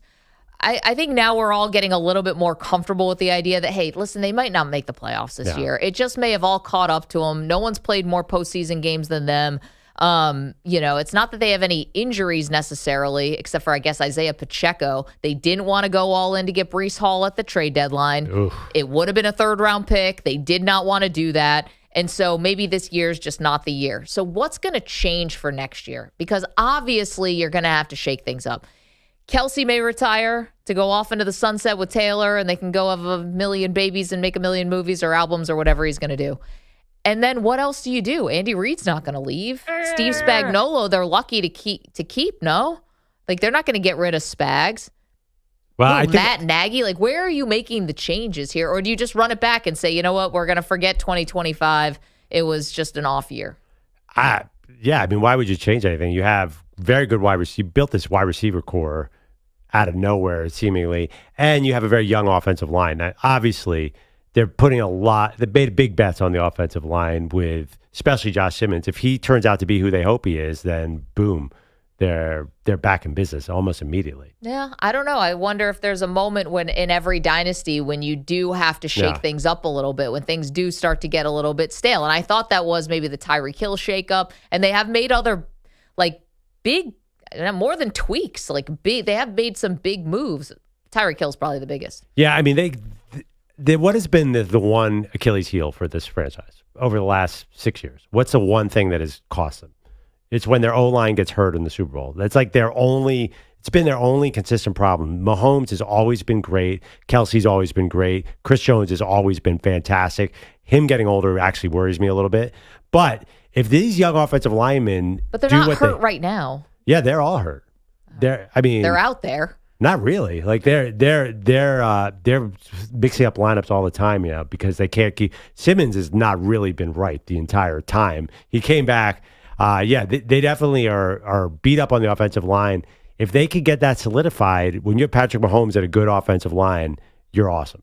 And I think they could do that in the offseason. I would draft a running back at some point. This is ridiculous. Kareem Hunt is 35 or what? What is Kareem Hunt? I know he's younger, but he feels like the way he runs, it's like, wait, this is your explosive running back who's getting it 30 times? I think the offense is fine. Chris Jones getting old is a concern, but he's still got enough juice that he's okay. I think they're the favorites coming into next year. I mean, who else would it be? Well, I mean, now you're going off history, right? So here's the question, though. If they're so good this year and they have this great roster, then why are they barely a playoff team? They haven't gotten their O-line right yet.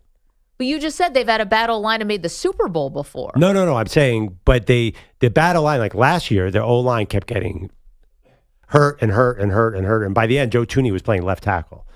They were, for the 15-2 record, they were mostly healthy.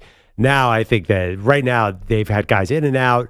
If they could get that solidified, then everything else works. The run game works. Mahomes has more time, and I think they're okay. And by the way, I am not picking them to win the Super Bowl anymore. I'm off that. But I think they're very dangerous to make the playoffs.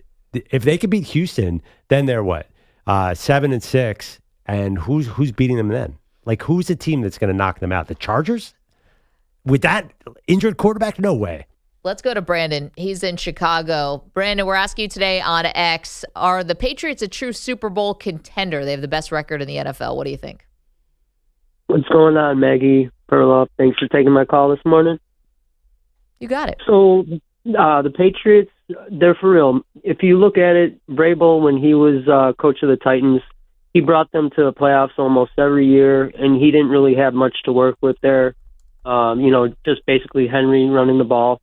Now he's got Drake May. This guy is throwing, over 70% completion rate. Third and 10 plus, he's 73%. On fourth down, he's 90%. Yeah. And they just have that Patriots way of, that formula where it's just competent defense, offense, and then they even got the special teams working. And I wanted to say for the Giants as a possible head coach, Jim Bob Cooter, you always hear about Aikman talking about his offense and all these analysts talking about his offense. And, he helped Sirianni a lot. He was a consultant when they started getting their the Eagles offense going, or even a Joe Lombardi over with Sean Payton. He's doing a pretty good job too. I don't know, Brandon. That's not going to make the Giants fans that happy. Thank you for the phone call. Getting a lot. He's on a lot of lists.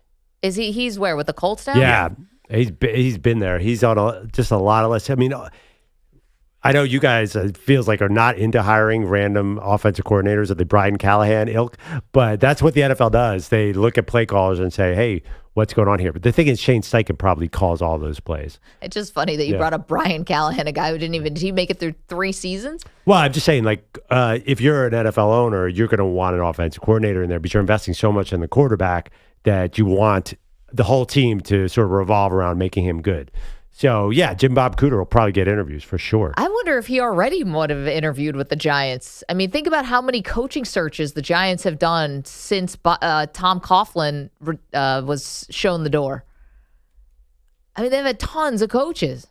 They've done everything, by the way. Offense, defense, special teams, even. Joe Judge. They took Bill Belichick's recommendation. If you guys, by the way, if you want to feel old, look at the list of potential coaching candidates and how old they are. You're like, Jim Bob Cooter, he's been around a while. He's 41.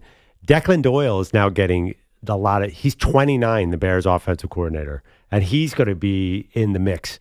There's at least 7 or 8 30-something-year-old offensive coordinators who have potential to get head coaching jobs. That's fine, but how many actually? Jim Bob Cooter is not somewhere chewing tobacco on like a. I don't think he's like his name in New York. Yeah. But you know what? You can't judge by that. But here's the thing, though. You're talking about how these young coordinators and they're getting younger. Are they succeeding?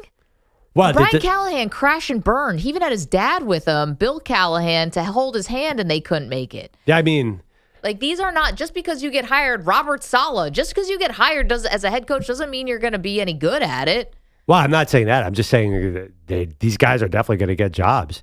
I mean, Sean McVay won in his 30s. Mike Tomlin was, 35 when he won? But you're cherry-picking 2 of the ones that have worked out maybe the best in NFL history. The graveyard is littered with coaches who couldn't handle it, who couldn't hack it, who got fired. Well, I'm not saying it's a good idea or a bad idea. I think if there's 6 head coaching openings, we might get 4 or 5 who are in their 30s, which will be really incredible. Josh Krizar's 35, the Bucs offensive coordinator. They're all so young. Guys, we know their names. Chris Shula, I think, is 38. It's kind of weird. There's definitely a big class of assistants who are going to move up here and really fast. You know what's funny? Sorry, go ahead. I love how he was looking at me while he was listing all those players. Like, hey, Manny, this guy's available. Hey, this guy's available for your Giants team. You're not excited about any of them. No, Can I bring up something that Lane Kiffin said yesterday in his hour-plus press conference at LSU? An hour? He was talking about how he had so many opportunities when he was young, Pearl, in his 30s. Obviously started with the Raiders and then went from there, Tennessee, USC, blah, blah, blah. And he talked about the spectacular failures that he's had at other places, but how much he learned from that. And now at 50, he feels like he's finally figured it out. He was the youngest coach ever at the time he got hired, right? I'm just saying, there's an idea that coaches, think about Nick Saban got the LSU job. He was 48. Didn't go to Alabama until he was 55. And we think of him as the greatest ever. Belichick wasn't in his early 30s for the Browns, but not for the Patriots. Maybe it's not the best thing to get a guy who has no experience, especially with a situation that feels really tenuous with the Giants. I know they've been on this revolving door of coaches and stuff. you've got to get this thing stabilized, because there's quotes coming out of last night that Abdul Carter got benched for the first two series of this game, the first quarter, because he didn't know what time the meetings were or where they were. Like, guys, talk about crawl before you can walk. How do you expect to go in and win a game against anybody? This is why they've lost 13 consecutive games on the road, most likely. When guys don't even know when the meeting's taking place. But I understand everything you're saying, but put yourself in an owner's shoes, and you look at what happened this year. You look at Ben Johnson, who is getting the most out of his number one overall pick quarterback, and you're going to say, I want that. That's what everyone's going to say. Ben Johnson was 38 when he got hired. I think all the 38-year-old OCs are going to be the hot thing. Okay, but here's the thing. They're not all created equal. Like Ben Johnson, okay? Yeah. So that Detroit thing that happened, they all did that together, right? That was Dan Campbell and Ben Johnson and Aaron Glenn. And as the three of them and their GM, obviously, all together pulled Detroit out of the doldrums. Right. If you are an assistant for Sean McVay, he's already done it. Like, he's setting the standard, and you're someone who gets a piece of the pie, one piece of the puzzle on a train that's left the station years ago. Like, I think this is one of the reasons why the Belichick assistants always seem to fail when they got head coaching jobs. Bill didn't tell them everything he was doing. He didn't give them the recipe. He said, you do this little area that you're siphoned off on. And so, and again, the train was already out of the station with the winning. I don't think all these guys are created equal. I don't. But do you think so? But do you think they won't get these jobs? Or well, I think there's Rams assistants that are not doing so hot. Raheem Morris, Brandon Staley. We'll see what happens with Liam Cohen. Meanwhile, the Jags have had 7 head coaches since 2011. I will bet there are at least 4 hires who are less than 40 years old. And I don't even think that's a record, because the year Brian Callahan got hired, there were a bunch of 30-something. But will they be any good is what I'm asking you. Well, Ben Johnson's pretty good. I mean, I know what you're saying. Again, I don't know. I mean, Clint Kubiak sure seems like he's set up for success. I watch the Seattle Seahawks run game, and I'll take that in my team. I mean, honestly, I'm sorry, man. I don't think Clint Kubiak says yes to the Giants. I think he can do better. This is wonderful. Wow. 888-710-4ISN. That's not true. Who's better than the Giants in terms of the jobs opening? I just think that the Giants are a dysfunctional franchise. I think I don't know who's going to open. I know Atlanta, New Orleans. Not New Orleans. No, not New Orleans. Not New Orleans. What? Do you think that the Bengals open? The Raiders is open, I guess. Tennessee? Question mark. Yeah, Tennessee. Tennessee's already open. Yeah. I mean, I think the Bengals would turn your head because of Burrow. Yeah, that's probably the only one though. I think that I would jump to. Well, I think the Titans will be kind of a hot topic if you like Cam Ward. Yeah, but it's the Titans though. Like it's the Giants. And the New York Giants are a historic franchise. I'm not trying to be New York at all, but I do think that the Titans are not an expansion, but they're essentially a newer franchise. Like, it's not the same. Yeah, but the Giants have gone obviously bargain shopping for coaches most often, right? Yes. I don't know. I just feel like some of the Jackson Dart. If you look at Jackson Dart and Cam Ward, Jackson Dart's injury problem might scare you away. Jackson Dart's played better though. And I'm a Cam Ward guy. You guys know I'm a Cam Ward guy, but he's had a better season than Cam Ward this year. Yeah, but is this going to last? I don't think so. He said last night, I'm not playing soccer. I'm going to go out there and get hits. Anyway. Yeah. But, I think that this is an offensive league. You got to get the most out of your quarterback, and that means hiring the next Sean McVay. Whether it works or not, Maggie's irrelevant. 888-710-4ISN, 888-710-4476. And, of course, the irony, Sean McVay actually won a Super Bowl with a guy who he didn't develop at all. Matthew Stafford was a full-on veteran by the time he got there.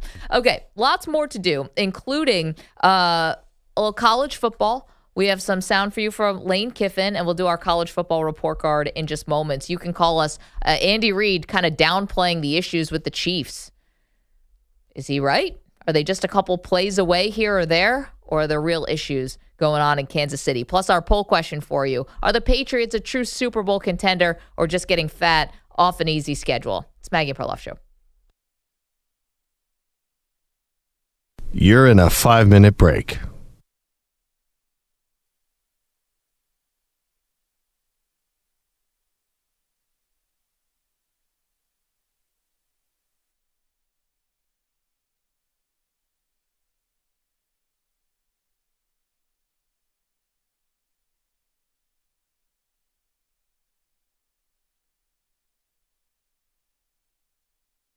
4 minutes, 30 seconds remaining.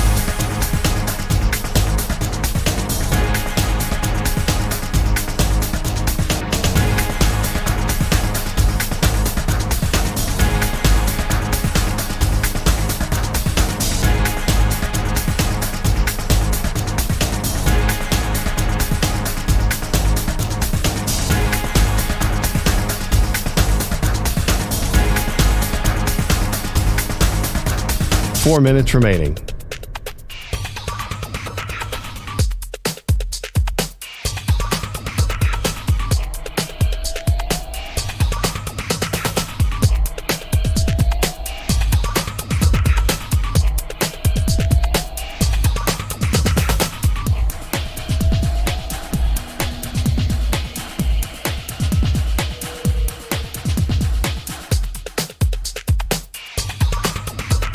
Three minutes, 30 seconds remaining.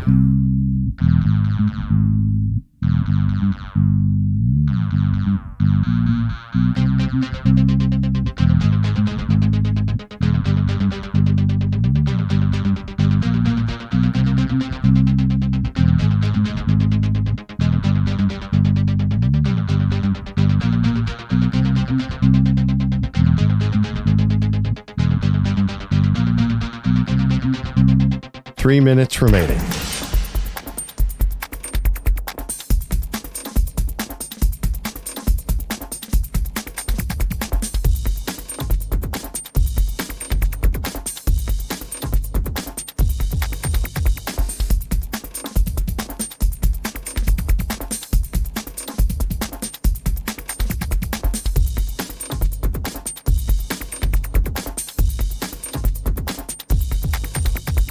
Two minutes, 30 seconds remaining.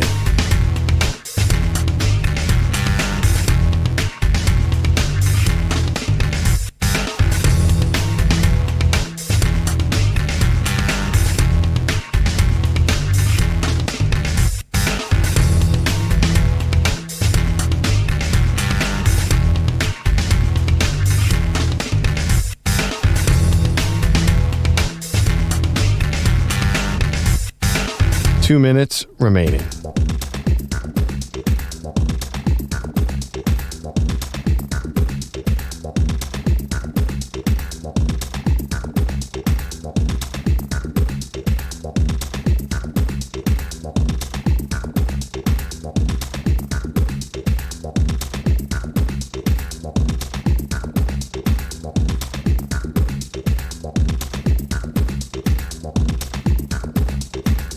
One minute, 30 seconds remaining.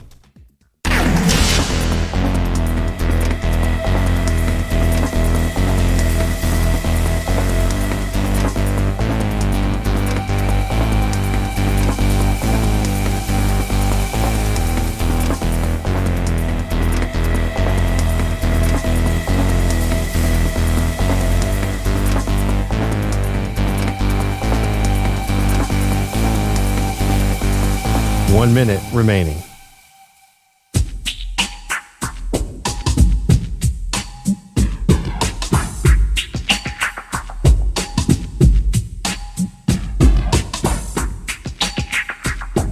.45 seconds remaining.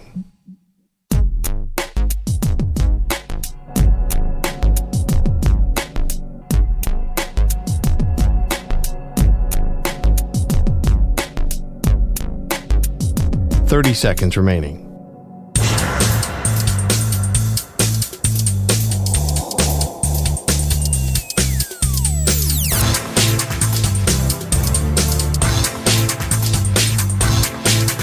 .15 seconds.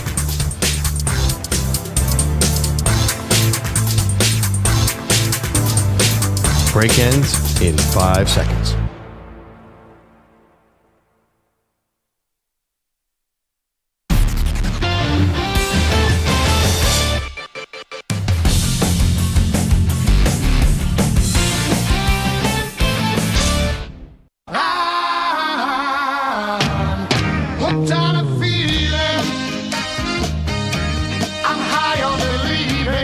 Wow. Maggie, I feel like we disagree on everything today because I'm not selling my Chiefs stock long term. You painted a picture where it's all coming to an end. possibly. I know you're open for changes, but I feel like the Chiefs will figure it out. If not this year, they'll get healthy. Although there's a report that they might not have 3 starting linemen against Houston Texans pass rush on Sunday. That's bad. But they're at Arrowhead. You know from experience that until they're dead underneath that Arrowhead turf, you cannot count out the Chiefs, especially in that stadium. Yeah, because the refs are going to help him out like they helped him out in the first half against the Colts. Oh, come on. There it is. Take your Bills hat off. I'm just calling it like Take it your is. Bills hat off. You know, another thing that you and I don't agree on is we got a little bit into the last segment about how many coaching openings are going to happen in the NFL. We've gotten so caught up in the college football coaching cycle, we forgot all about the NFL. Yeah, exactly. We disagree on whether or not the Steelers would be a good opening. And I said, if let's say they move on from Mike Tomlin, which is probably a long shot, but I think it's a great job because you know you have a job for life. They don't fire coaches there. So you have 2 decades of stability, which is ultimately what a coach wants. No? Right, but your roster is not just old, it is ancient. I mean, your best players are all towards the end. You're going to have to start from scratch. It's just been so hard to get a quarterback there. I think that's partly Tomlin's fault because he won't hire a sort of real offensive coordinator. So look, Aaron Rodgers is what? You're not counting him part of this. How old is Cam Hayward? He's 37. And how old is TJ Watt? He's in his 30s. There's nothing to build around here. I would not want that job. I think you're in a tough division with a lot of good quarterbacks. That is not where I would go. Jalen Ramsey's at the end. Like there's nothing to build around. Yeah, here. but that's because this year they were going for it with Rodgers, right? They paid Cam Hayward. He held out. Remember that? They paid TJ Watt. They traded for Jalen Ramsey. I think I don't think that was all a function of Rodgers. That was a function of Watt. They had a choice. Are we going to keep TJ Watt or trade him? You wanted to trade him. I remember that. Yep. But they decided, you know what? He's the best player we have. We got to keep him. But it's not working. No. He's 31, too. So he's going to be gone. I don't know why anyone would want this job. Well, he's not going to be gone now. His contract's too big. How long do pass rushers play? I mean, yeah, I'm just saying, if you take this job, you're not going to get 5 good years of TJ Watt. I think it's a really, really hard job. 888-710-4ISN. Bogusch is here with the latest and greatest headlines. It's the Giants, so greatest is a stretch. Jackson Dart was back for Big Blue last night in Foxborough after missing 2 games, recovering from a concussion. He didn't do much more than usual to keep himself healthy. Dart takes the shotgun, snap fakes the handoff, flushed out to his right, looking to throw. Now he's going to run it up to the 30, 35 to the sideline and takes a big hit as he gets knocked out of bounds, and here comes a fight. Theo Johnson immediately went after Christian Ellis, who hit Dart high along the sideline. Bob Papa on Giants radio. Dart was still hittable along that sideline, so Christian Ellis hit him hard. Look, I'm going to keep playing aggressive. Hopefully everybody can take a second to watch my tape going back to high school and realize that this is not a shock. I play the game aggressively. Which is fine in high school against mostly non-NFL players. Dart was okay after this hit. His team wasn't okay before or after. 33-15 losers, dropping them to 0-3 since firing Brian Dable. They have dropped 7 in a row overall, and their last 13 road games. Catch the fever. You want to know how the Giants are gutless? Because they watched their quarterback get absolutely destroyed. And all those guys and those blue coats on the sideline did nothing. Well, the team started it. No, but Theo Johnson came over. He was on the field. He saw the hit. Those guys are right there. I'm like, that should have been immediate. Wait, the staff members?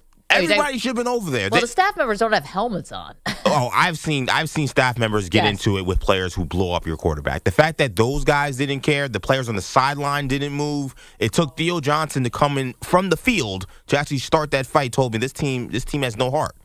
I thought I was shocked that there was like a 2-second pause where I was like, is nobody going to fight this guy? And finally, Theo Johnson comes to the top rope. I'm like, all right, here we go. But it's almost like the Giants, they were like a 5-step slow last night. How do you let your quarterback get blown up and there's not just a melee immediately? I thought they did start a fight. I mean, they eventually, it didn't take that long. How long was it? I thought the sideline was real slow. Okay. I thought the side, like guys on the field, yes, they're out there playing, so I guess they're more involved. But I mean, I remember Al Shahir when he hit the Caleb Williams last year. The Bears staff, Bears players. I mean, I think they would have brought McCaskey down if they could have. They all were ready to fight that guy, and he was fighting them back. So it was a real fight. I just felt like it was too slow for me. I thought they were slow. Oh, color me shocked. People on the Giants sideline not paying attention to the game. I was going to say, Giants a step slow. That's been an issue for a couple seasons now. A couple. The Patriots, meanwhile, on a 10-game winning streak, their longest in a decade. This victory, including 2 touchdown passes from Drake May and a 94-yard punt return touchdown from Marcus Jones. He now is the all-time career best punt return average guy at 14.6 yards per. He finally reached the 75 return threshold last night to make his number official. It's funny, right before that return touchdown, I saw Jamie Gillen's number, and it's like 44 yards average per punt, and it's 27th in the NFL, and I thought, wow, that stinks. And then he kicks this booming punt, and I'm like, he finally got a good hold of it, but he outkicked his coverage. Yeah. Giants Then football. he shanked one later. Oh, it's just... oh, no, the Patriots guy shanked one, actually. Yes, yeah. In the 35-second window where the Giants maybe could have made that a game. And then Younghoe kicked the field. Yeah, and then he kicked the earth. Yeah, he kicked the ball. Tripped over flat ground. I've never seen it. We're always surprised by scoregamis, Bogues. I know you're a big fan of that, final scores that we've never seen before. I've seen guys whiff. So, just whiff over the top. Yeah, he said he did it last year as a Falcon. I have a clip here where it's tagged, "This happened to me before" by Younghoe Koo. Because the ball, I think the ball actually full on dropped out of the holder's hands in that game, so he stopped his kick. But this one didn't do that. This one, the ball was moving. I'm surprised that Aikman and Buck didn't mention it. They came back from the break afterwards with a replay, and the ball was on a diagonal, and Jamie Gillen fixes it. So that to me, right away, I was like, he thought the ball wasn't going to be there. Wait, can I hear the soundbite? Younghoe Koo says this has happened to him before. Unfortunately, I think it was last year or something. The ball slipped out and it actually hit the ground. So there was the same visual, but Jamie did a good job of catching it and putting it back. But at that point, it was just too late for me to drive through it. Man, apologies to the Falcons fans. I do not remember that. Although Younghoe Koo had a pretty terrible season last year. The Vikings released veteran wideout Adam Thielen yesterday after he was a healthy scratch Sunday in Seattle after his agent asked for this release last week. Thielen posting on social media, this is his final season, and he's been hoping to play for a contender, which the Vikings are not. He caught only 8 passes after an August trade from Carolina. How about him joining the New York Football Giants? Moving on, BYU's Kalani Sitake is apparently the focus now of Penn State's head coaching search. He has the Cougars in this week's Big 12 title game, but has no direct ties to Penn State. But he does love chocolate, and as we learned, State College is only 98 short miles from Hershey, Pennsylvania. So now this all makes total sense. Wait, are you saying, does he really like chocolate, or you're saying that because he's a bigger dude? I'm saying it because we still need to learn Pennsylvania geography. This is about us, not about him. Okay. Yeah. Because that could be seen as a dig. No, you need to listen to hour 1 of this show to understand that here in hour 3, that was not a dig at all about Sitake. Oh, you're asking the audience to do some heavy lifting. I got it, because I thought Hershey was right next to State College. And in terms of Pennsylvania geography, it's not that far. He goes to Harrisburg, too. We keep doing that. By the way, EJ, are you and I the only ones who've been to Hershey Park? I have been. I actually have, even though I live not that far. And I've been to Penn State, and I knew it wasn't near Hershey. I've been to both of those, too. Yeah. Hershey Park's supposed to be amazing. I've never gone. I'm so mad. I thought you went in high school. No. Oh, you went to Coney Island. We went to Coney Island. We went to Six Flags, Camp Getaway, a bunch of other cool things. Can I tell you, so the big thing about Hershey Park, if you've never been, it's definitely worth it. It's got you take the tour. They show you how they make all the chocolate and stuff. Not familiar, yeah. But what they do, sneaky. What they do is they actually pump out a chocolate smell. Ooh, like buffalo with Cheerios. Delicious, but chocolate. And it's 11 a.m. and 4 p.m. Oh, yeah. And just try, I dare you to avoid buying a Kit Kat bar or something when that smell is just wafting through the air. Well, is Nestle and Hershey the same thing? Because I'm pretty sure Kit Kat is Nestle. Whatever. I don't know who makes what. They've also built crazy, which I'm glad I was there as a kid. They have the big roller coasters, like the kind you see on YouTube. Oh. I am not down with that at all. That's what I've been to. Yeah. And there, all the rides, instead of like saying you need to be 4 feet or 5 feet, they assign height ranges candy, and then you look at the board, and whatever candy's on the board says, okay, my kid's tall enough for these rides. No, when I was a kid, they didn't have any of that. They just had do they still have the ride where you go through Chocolate World in the beginning? Yeah, that's the tour. Yeah. Oh, that's where it's like the beginning of Jurassic Park when they tell you how they make the dinosaurs, but it's chocolate. But is that where the chocolate spray is? No, but that's the separate. whole park. No, that's the whole park where they do have the chocolate smell. Yeah, but the factory tour is different than the amusement park. Yes. Yeah. But it's in the same grounds. Yeah. There's also a very fancy hotel there. Yes. If you're over there. Do they have green-haired little people working at this? Little Oompa Loompas? Yeah. I don't think so. Be cooler if they did. I should mention quickly this morning that the New York Mets proudly signing former Yankee and Brewers reliever Devin Williams for 3 years and $51 million. This apparently doesn't mean the Mets are not re-signing All-Star closer Edwin Diaz. And it apparently means that Devin Williams wasn't as terrible last year as a Yankee as we all remember around here. Yeah, he was pretty bad. You better make sure that you sign Edwin Diaz, because if that guy's your closer... I think Edwin Diaz is going to be either a Dodger or Blue Jay. Oh, come on. Oh, Why are you even putting this in the universe? The trumpets Maggie? are going to hit so hard at Yankee Stadium next summer. He's not going to be a Yankee. I don't think the Yankees are spending like that. Neither do I, but a brother can dream. I don't have anything with the Giants. They have to re-sign Cody Bellinger. Can't do that because of Mustache Boy. Yeah. Mustache Boy. Trent Grisham. Oh, right, because he accepted the qualifying offer and completely screwed you guys. Wasn't supposed to do that. $22 million.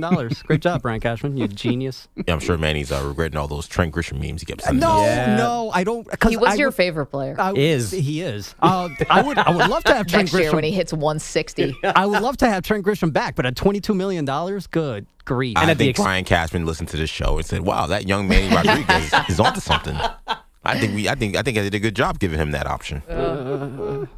So funny. Yeah. Anyway, Funny to you guys. little hot stove, love it. 888-710-4ISN. What's Coming Ryan up next, Helsley doing nowadays? Pitching for the Orioles. For the Orioles. Yeah. Signed for the Orioles. Yep. Coming up next, could we see a major change with one of the NFL's most exciting stars? That's next, MMP. You're in a 5-minute break.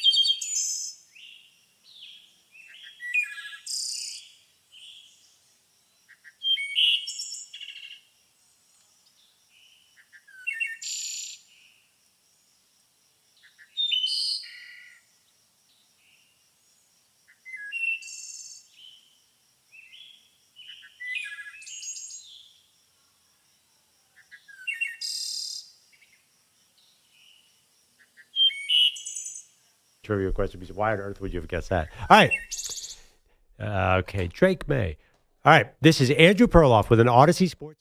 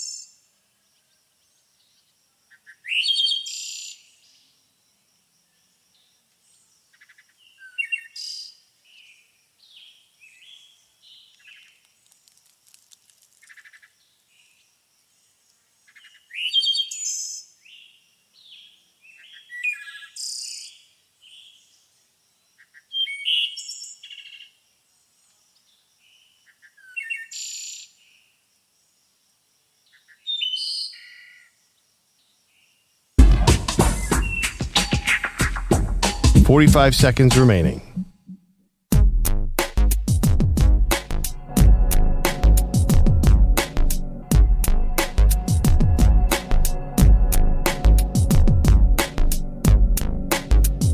Thirty seconds remaining.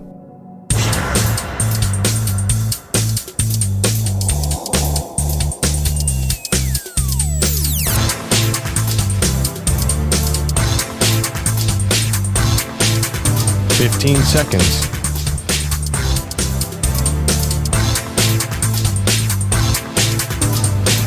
Break ends in 5 seconds.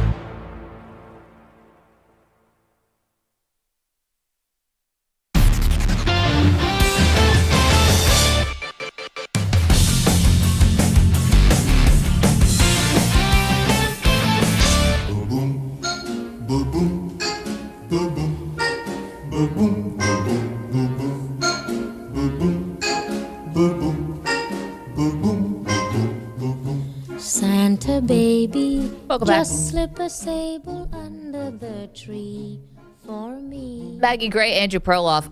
Want to get to one of the best and brightest stars in the league, Pearl, and whether or not his frustration with his team could boil over, particularly this offseason. But first, Richie is in Queens, wants to react to the Giants' loss last night. Richie, this was a ugly one. I just, you know what it is, and people keep bringing up the fact that they were up 10 and lost the games. When you look back 2 or 3 years from now, you're not going to remember that. You're going to see another debacle. And last night was, and Dart's comments, and I understand my initial reaction was I jumped off the couch with that hit, but he put himself in harm's way. He's got to get out of a yard before that. It's second down, live for a third down and 2. You can't keep saying things like, that's the way I play. I'm not going to change. Well, you better change because you're going to have some issues. Hey, guys, real quick, on the other side, you mentioned Hershey's, Mag. Yeah. It's funny because my whole family's going up there on Sunday, 6 of us, and the youngest is 64. So we're staying at that hotel you mentioned that was built in 33. Yep. It's Spanish Provincial. It's stunning. We're going to take the candy tour. It makes you feel like, that commercial with the ladies going down in the sled. You feel good, and it's a great Christmas place. So it's not just the rides, which are open depending on the weather. They used to have carriage rides there. It's just a great, great place for anybody, especially kids. I love it. Have a you great really got to time. get up there. That's going to be so awesome. Enjoy it. Stay warm, obviously. I got a big snowstorm that's headed this way or happening right now in this area. But first of all, Manny, Kit Kats are a Hershey product. Oh, delicious. They know what they're doing at Hershey. And this hotel that Richie's talking about, it's just called the Hershey Hotel.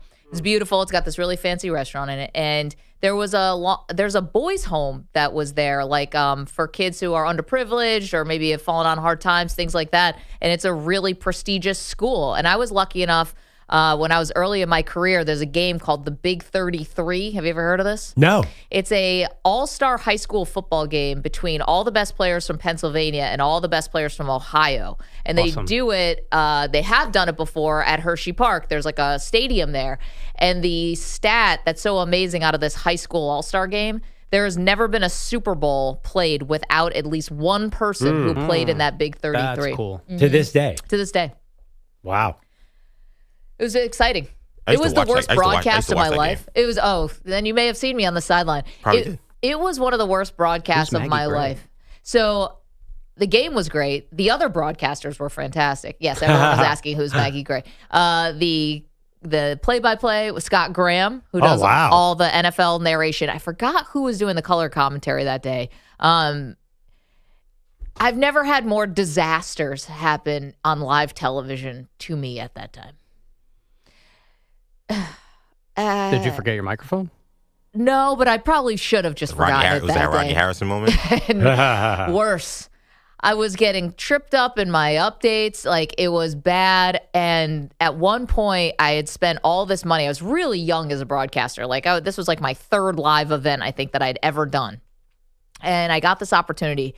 And I spent all this money to get my hair done. Because I thought, it's a big deal. It's going to be on Comcast Philadelphia. That is a big deal. It was a huge deal for me. This was like, I thought this was like my big break. And so I spent all this money to get my hair done. Little did I know, because no one told me, not their fault, my fault, that a helicopter was going to land on the field and touch down and then fly away. They cut to me after that helicopter landed, and it was like my hair had been in this tornado. Oh, no. It looked horrible. Everything about that they never had me back. I totally understand why. I don't think I've ever seen Scott Graham to this day. I would be so embarrassed. It was just, people have these moments, live TV, and it was like one debacle after the next.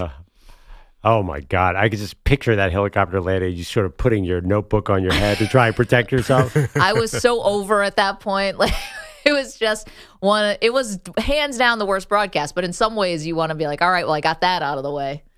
Could never be any worse. Do you remember any of the talent? Yeah, I'd have to go back to the rosters, but obviously there was NFL guys there. Meanwhile, the star that we're talking about who could be looking for a new address this offseason, might be Justin Jefferson. And the frustrations are obvious. The Vikings had to see what they had in J.J. McCarthy. Sure. The answer is, well, not much. Yeah, I was going to say not much, or maybe we don't know yet, but the early returns aren't good. Not just because he hasn't been effective, but also because he hasn't been healthy. Right. And whether it was a phantom high ankle sprain or whatever that caused him to miss all this time, like, he's not available, and when he's in there, he's not good. Did you see the stat? They brought it out for Max Brosmer, who was his backup the other day, but it applies to McCarthy too, that if they had just spiked the ball on every single play, they would have had a higher quarterback rating than what those two guys turned in their last two games. Yeah.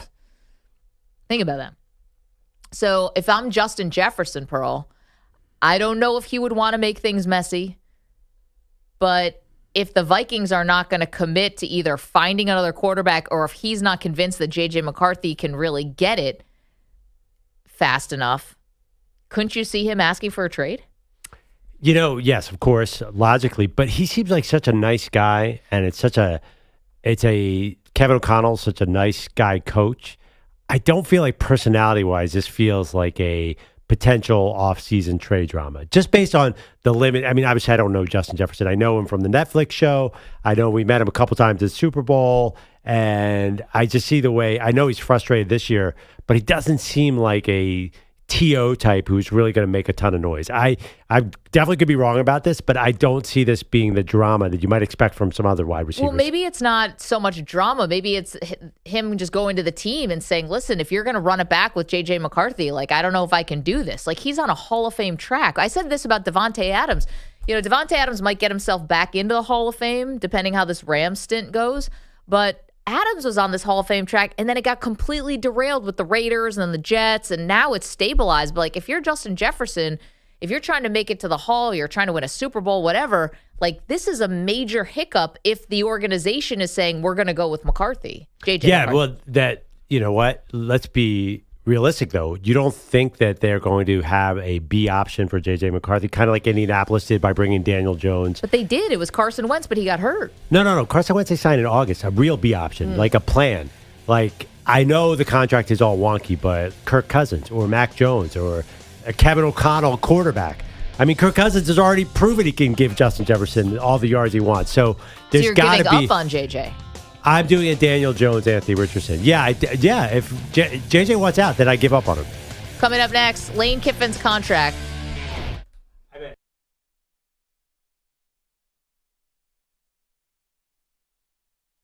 You're in a 5-minute break.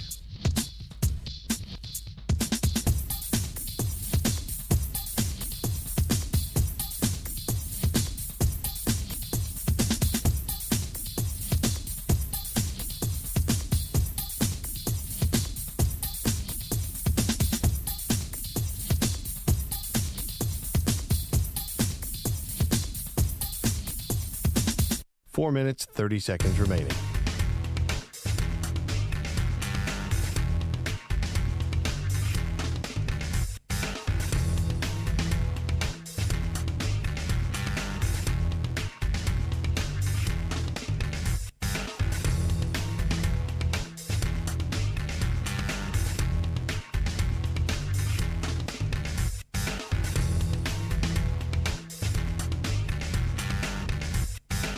Four minutes remaining.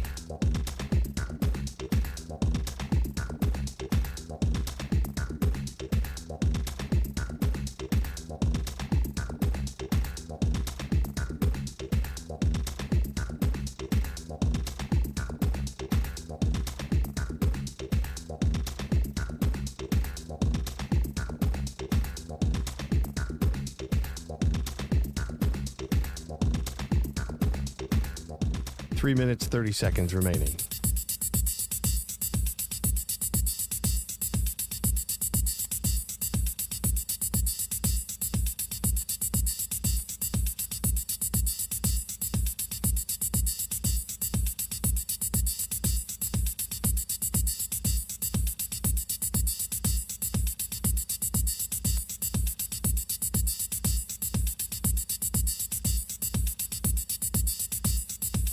Three minutes remaining.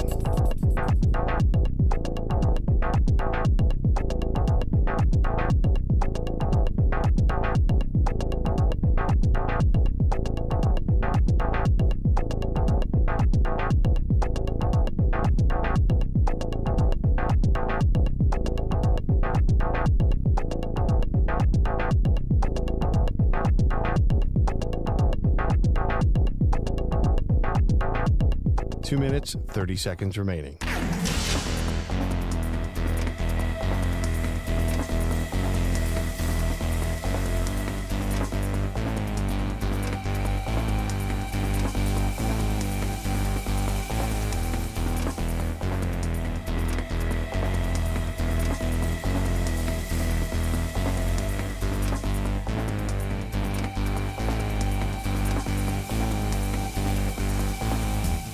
Two minutes remaining.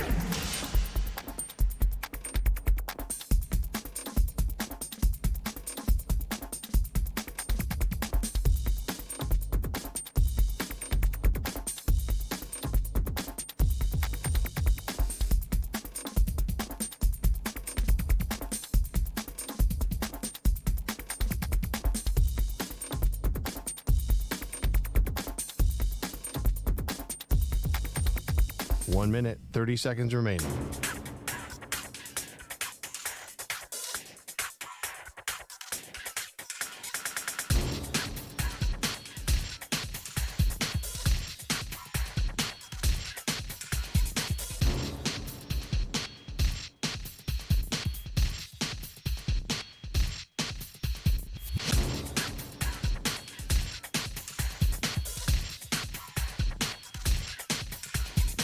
One minute remaining.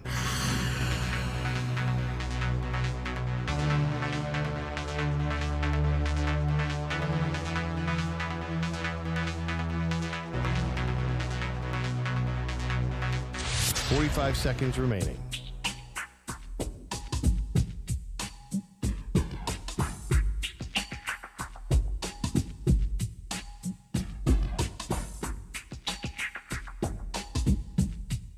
Thirty seconds remaining.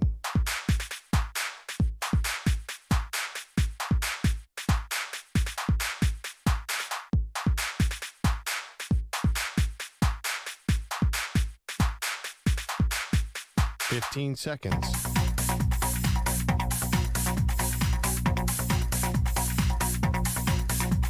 Break ends in 5 seconds.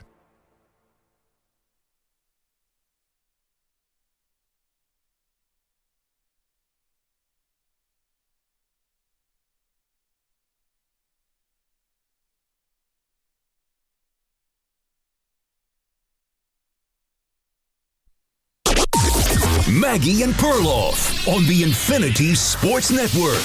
Henderson in the backfield by himself. Bunch up on the lineman on the left side. May throws to his right for Booty. Makes the catch toward the right pylon deep in the end zone. It's a touchdown for the Patriots. 4 yards on a beautiful pass play from Drake May. And it's 16-0 Pats with a minute to play in the first quarter. Thank you to Westwood One. Yeah, the Patriots piling on last night. 33-15 was the final score, Pearl, so it doesn't look like the blowout that it clearly was. New England was the more physical team. New England was the better coach team last night. I mean, at every point they had an advantage. But are they actually a true Super Bowl contender is the one question that's hard to answer because the Pats have had a really easy schedule. Yeah, I mean, you can't tell anything off the Giants where they are. Any team with an interim coach, it could go one of two ways. You either get the Bisaccia bump, as I like to call it, or you sort of give up on the season. And the fact that their rookie defensive end, Abdul Carter, is apparently missing meetings and or tardy to meetings, it seems like the Giants are leaning towards give up. Now, they had a little bit of fight last night. The game was actually, there was a point where it could have been a game, but the silly kicker kicked the ground instead of the football. Yeah. And honestly, the reason it was a blowout was not really Drake May. It was special teams was a night and day. The Giants' special teams was awful. So, again, it's really hard. I'm dying to see 2 weeks, the Buffalo Bills enter, they go to New England, right? Yep.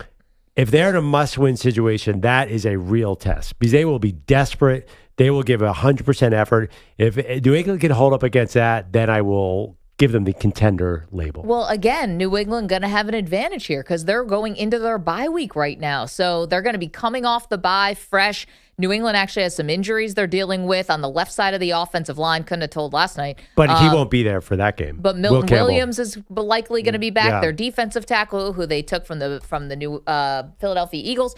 They get healthier, and they face Buffalo, and they're at home. I mean, they've got a lot of things going for them. If they win that game, they do win the AFC East, but I think they're going for the number one overall seed. Obviously, they're the best record in the NFL, and they're going for that home field advantage throughout and hoping that can carry them. We've seen this happen before. Young quarterbacks, it clicks for them in the second year, and like Mahomes made it all the way to the AFC Championship game, only to get ousted by Tom Brady.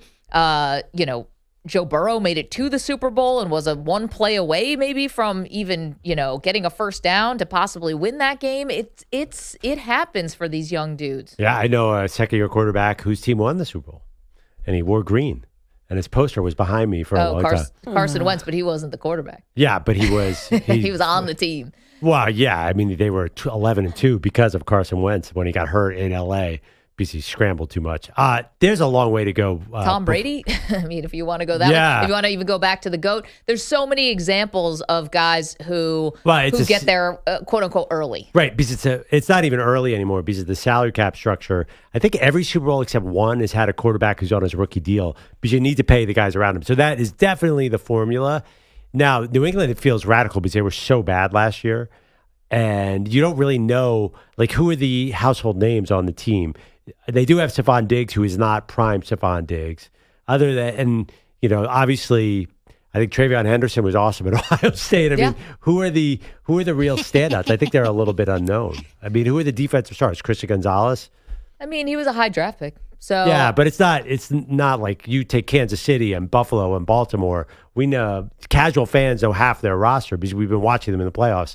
I think this New England team is really hard to wrap your head around. Well, I think people know, obviously, Drake May. Now they do. They know Mike Vrabel because he's been around forever and has had success.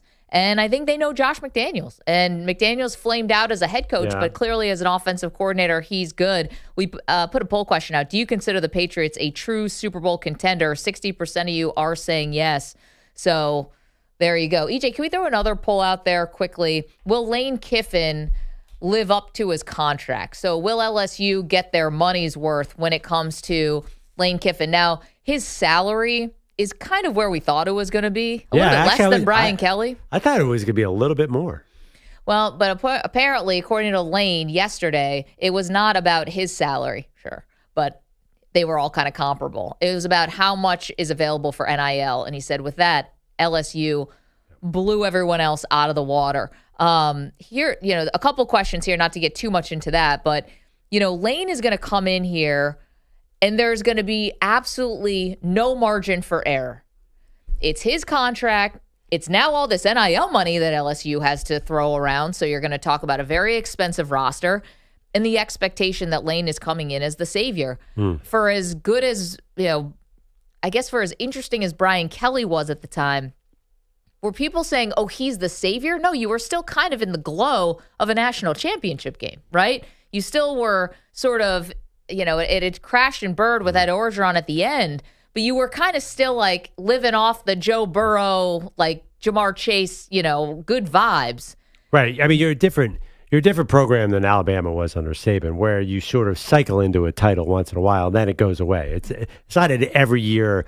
Georgia, and I think Georgia sort of took that mantle. There's no expectations that every year you're going to be a national title contender, but eventually you have to get there. Right. But I think eventually is shorter than it maybe used to be. Like, I think if Lane is not in a national championship game in like year 2, you're going to start to feel some rumblings. Or let's say they go to the college football playoff and lose in the first round or something like that. I don't think this fan base is going to be satisfied. And all the reasons why Lane is telling you that LSU is the greatest job in the world are all the reasons that the LSU fan base is going to point to it and say, well, then you should be winning us national titles. There's no excuse. Well, if that's their expectation for this year, that's not fair because he's already behind on the free agency, and the portal isn't open yet. Yeah, I mean, everybody knows that the portal's been quasi open. Okay, but Lane's been quasi in this job for a couple weeks now. Yeah, I mean, then he could come in and swoop in and know what the prices are. But they have the bad SEC schedule next year. I think they have to wait till 27. They get the easy one. So next year, for example.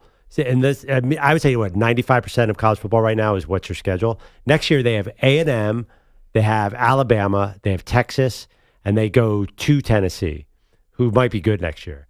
So I don't know if you can get to the playoff with that schedule. But in 27, you have A&M again, Ole Miss, Missouri, Vandy, Florida, then you got Georgia. But generally, it's a very, very hard schedule next year. And then you start off with Clemson, who might be down. So if they think Lane's making the playoff in the first year, that might be tough. Depends who he gets in the transfer portal. I think that's a high expectation. Did you see what happened yesterday in Baton Rouge, Pearl? They're lining the streets. Yeah. Lane's sticking his arm out the window of an SUV, pumping the fist, and some guy in the crowd goes, "We're never losing again." I mean, and I know that's the most rabid of the fan bases who would be showing up to watch Lane Kiffin's Escalade, drive by, but still, the governor's involved. There's a new president, there's a new athletic director, and they've all come in and said the same thing. Lane gets the keys to the kingdom, and we're all going to stay out of it. Now, they'll see if they can help themselves. But this is all on Lane. He's not going to be able to point to anyone else if he falls short of expectations, and I think the expectation is championship almost immediately. And LSU? Okay. I mean, I don't know. I feel like if he gets the playoff, that'll be really exciting. And if they're a good team, I guess it all depends who your quarterback is next year. I'd be really surprised if they were a top 5 team coming into next year. That would be almost. I mean, I assume Texas and Ohio State will be 1 and 2 again next year if nothing unexpected happens. I do see LSU in the conversation with Ohio State. No way. I mean, LSU was in the conversation last year with Brian Kelly and Garrett Nussmeier. They were Garrett like Nussmeier the third-ranked team in the country, weren't they? They were top 5. Like the expectation has been there for LSU. Look what they happened were with supposed Brian to be Kelly. good this year. They had Garrett Nussmeier. They don't have Garrett Nussmeier next year, at least not yet. Well, he got hurt, and I think nobody wanted to admit that Garrett Nussmeier was a lot more hurt than he probably let on because he was immobile at times. 888-710-4ISN. Poll question, will LSU get their money's worth with Lane Kiffin? Is this whole thing going to work? Now, Pearl, you have an idea. We're talking about, changes we'd like to see in college football. And, it's not a perfect sport. Oh. They tweak it all the time, sometimes by their own doing and sometimes because outside forces make them tweak it, like athletes getting paid finally. But if you were to make one change, if you could wave a magic wand over the sport, what would it be? Well, I mean, I hate to say this, I would split off the major football conferences and kill these 18-team conferences, Big Ten, SEC. Let the Big Ten and SEC run it, have 60 teams, and go to an NFL-style schedule. Okay, but you're still going to have bottom feeders there, right? Like if you're trying, yes, you're not going to have, and I'm going to pick out You have them in the NFL, too. Right, you do have them in the NFL, right? We're asking today, are the Patriots just getting fat off of a bad schedule? But still, you're still going to have the easy schedule and the hard schedule. I don't think it's going to fix everything. Well, right, but you won't have. I mean, it's going to get so bad in September that I think the NFL is going to start to sniff around those Saturdays because it's just going to be. Steve Sarkisian said it in his press conference yesterday. Why would we schedule Ohio State again? And that might not take place for 5 years, but it's going to be a ton of Texas versus Sam Houston State. That is not good for the sport as a fan. I mean, it depends. What do you want out of the sport? Do you want to maximize profit? Do you want to make it the best competition? I think that they really, really need to address strength of schedule because it's just going to get worse. I know they're going to 9 games against SEC, but they basically are killing all interconference matchups. I mean, what's the point of a good team scheduling a good team? It's not going to happen anymore. Yeah, I mean, if the committee was real about strength of schedule, hell, the committee's not even real about head-to-head. How do we expect them to be real about strength of schedule? I think that was all a lot of lip service. We're seeing that that's not necessarily the case. And also, even within the conferences are too big. Like, you can't tell who's good. I mean, you might have an Indiana team this year who just happened to get all these bottom feeders in the Big Ten, and then another team like Michigan, maybe, I don't know, I'm just saying hypothetically, if you have 18-team conferences with no divisions, then you're just asking for complete haphazard judgment. There's no common opponents. There's no way to really tell of these top 15 teams who's the best. So if you're fixed for college football, because we've been talking about a lot of the issues with college football, with Lane Kiffin leaving his team in the middle of what's going to be a college football playoff appearance to go coach somewhere else. So you want to get rid of Texas playing Sam Houston State. But what about Sam Houston State gets a big check from Texas that basically helps keep their athletic department alive because they are like a sacrificial lamb for these bigger teams? Yeah, I don't understand the purpose of that. I don't know why that exists. Well, how else will Sam Houston State have a football team? That's their problem, is what you're saying. I'm just saying, what is the service to the greater nation of having Texas beat Sam Houston 70-3? No, I don't love those charity games. I always think that they're kind of silly. Like, if you really need to support Sam Houston State, then do some kind of charity program where the Power 60, as I'll call it, siphons off some money and throws it to the lesser schools. I mean, if Sam Houston it needs that $1 million to lose 77. Do they need a football team? That's another question. Well, I mean, it depends, right? Like, what do you think is the spirit of college football, right? Is it just for the very best of the best? We know the NFL is for the very best of the best. There's no part of that, but college always had a little bit of a different mission statement, right? So the mission statement is Clemson beats McNeese State 75-3. Like, what kind of mission statement is that? None of that makes any sense to me. No, but that's just one game out of the year.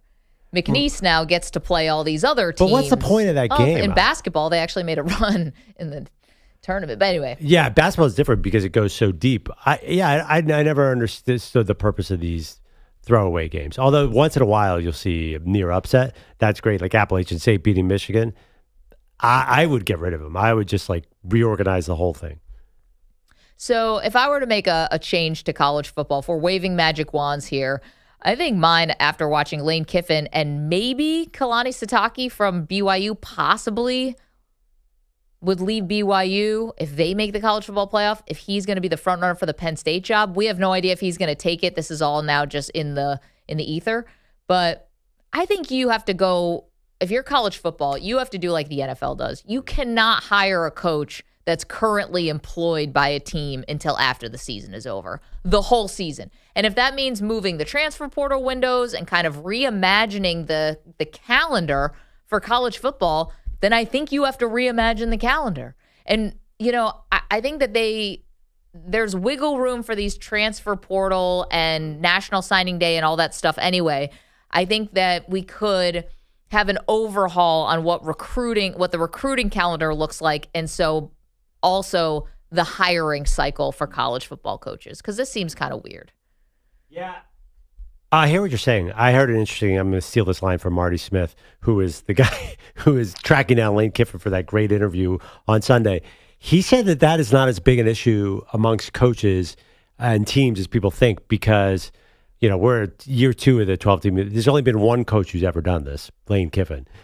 He said 99% of the coaches don't even think of the calendar and their contracts as an issue. Like it doesn't happen very often. Okay, for the bulk of coaches, it's not an issue. Okay, but here's the thing. What about also the idea, I know a lot of coaches do complain about this, about you're basically having free agency happen during bowl season. Yeah, so why not even change the portal situation for that?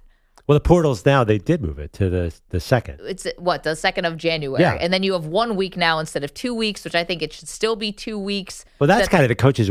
Yeah, maybe. But the coaches wanted the one portal. Like that's a coach's call, right? Right. But it's the quarterfinals, right, of the college football playoff. So you're talking about most of the coaches are like, well, we're not going to be there alive for that.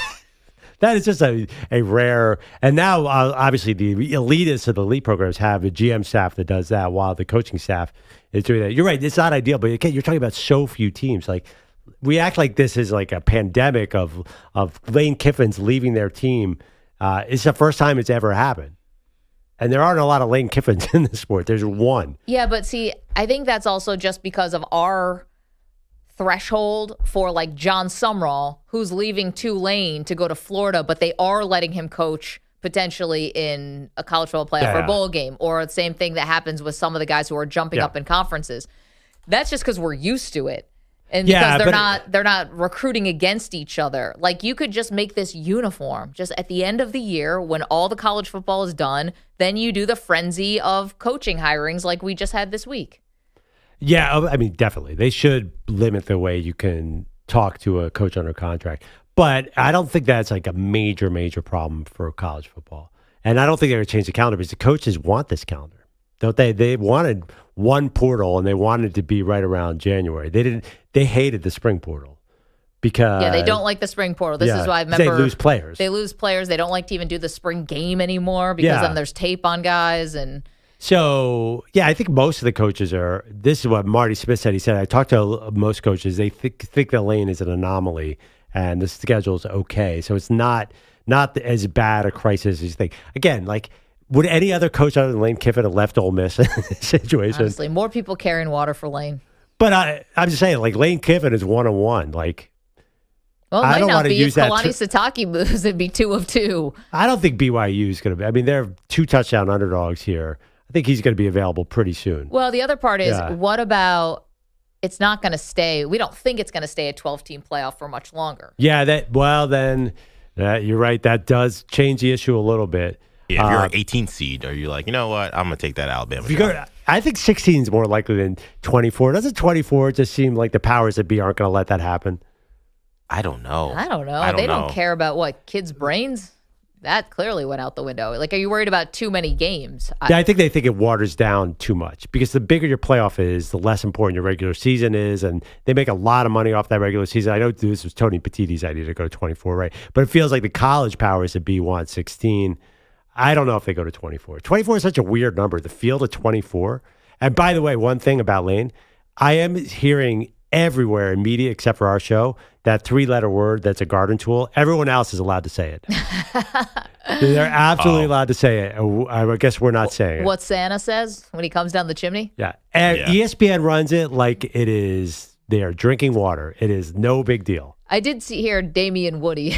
It was not about Lane. Yeah, no. He was talking about Shelby Harris said it. Listen, about for you Juwan parents Jennings. driving your kids in the car, you're welcome. Yeah. This is a family-friendly show. Looking out for the kids. Oh, like the kids forget don't all the know that times we word. talked about- My kids teach me some words, what they learned on TikTok. Forget all the times we talked about strip clubs and boobs.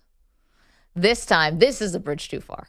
We're holding the Literally, holding the line. If you turn on ESPN right now, there is a human being saying that word. You stare at women who are breastfeeding? Oh, yeah, big you time. Creep. How A is little that a too much drop? nipple. There you go. He was just setting you up for that. Ball sack was the best. Let's not empty the clip right now. Eric is in Boise. He's got something very important to say. Go ahead, Eric. Big meat. Yeah, hey, Maggie, I agree with you. I think that the transfer portal and as far as coaches being able to be talked to and everything shouldn't start until a week after the season. Make it last the month of February. That's when kids can transfer. That's when you can talk to coaches. Nothing during the season. And, I know this has just happened once. It's just happened now with Lane Kiffin, but everything has a first time, and it's going to continue. It will. And, it's not fair to the university. It's not fair to the players on the team. The other thing, too, I think the players should only get one transfer. I think that's once you transferred once, I think you're locked in, or you can leave the school and be done.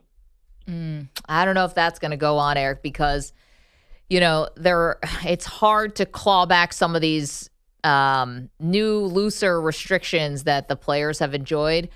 And also, I don't know if I love that. And thank you for the call. I think the first thing Eric said, basically a transfer portal for the coaches, too.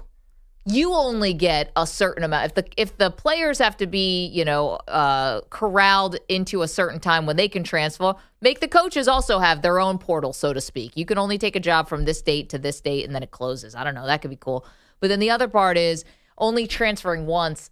Tough. Because what if a coach leaves? What if you have two coaches that you're playing for and you don't like the new coach? You shouldn't be able to transfer a second time, Pearl. I don't know about that. But here's the bottom line. Like, how do you make up all these rules? You have to collectively bargain to make those rules. And they don't want to collectively bargain because they don't want to admit that the athletes are employees. So none of that's ever going to happen legally. So if anybody tries to sue, any court in their right mind will say, you can't limit player movement and let coaches move around. Well, they took the portal from 2 weeks to 1 week. You would think they could have sued over that. Yeah. That's a restriction, and nobody did. Yes, that's true. But, I guess there are degrees. Is that really that big a deal? Because almost everybody important left in the first portal. Let's go to Adrian, who's in Maryland. What's up, Adrian? Hey, guys. Thanks for taking my call. Hey, Andrew, I heard you say something that the LSU was waiting 2 years for the easy schedule. They should. They should. So you pay a person $100 million to wait for an easy schedule. They could have paid Brian Kelly that and waited for the easy schedule, and then he'd make the playoffs. Unfortunately, it's going to go to 16 teams, so Lane Kiffin's going to look good, even though he hasn't won anything yet. So I don't agree with that. You saying they're waiting for the easy schedule. You don't pay somebody $100 million to wait for an easy schedule. He should be able to win next year, the year after, the way they went and, I guess, picked them from Ole Miss. Yeah, but you look at the playoff now, Adrian. Isn't it mostly defined by who you play more than how good you are? I wouldn't say that. No. I don't see who's Notre Dame played. They played Texas A&M and they lost to Miami.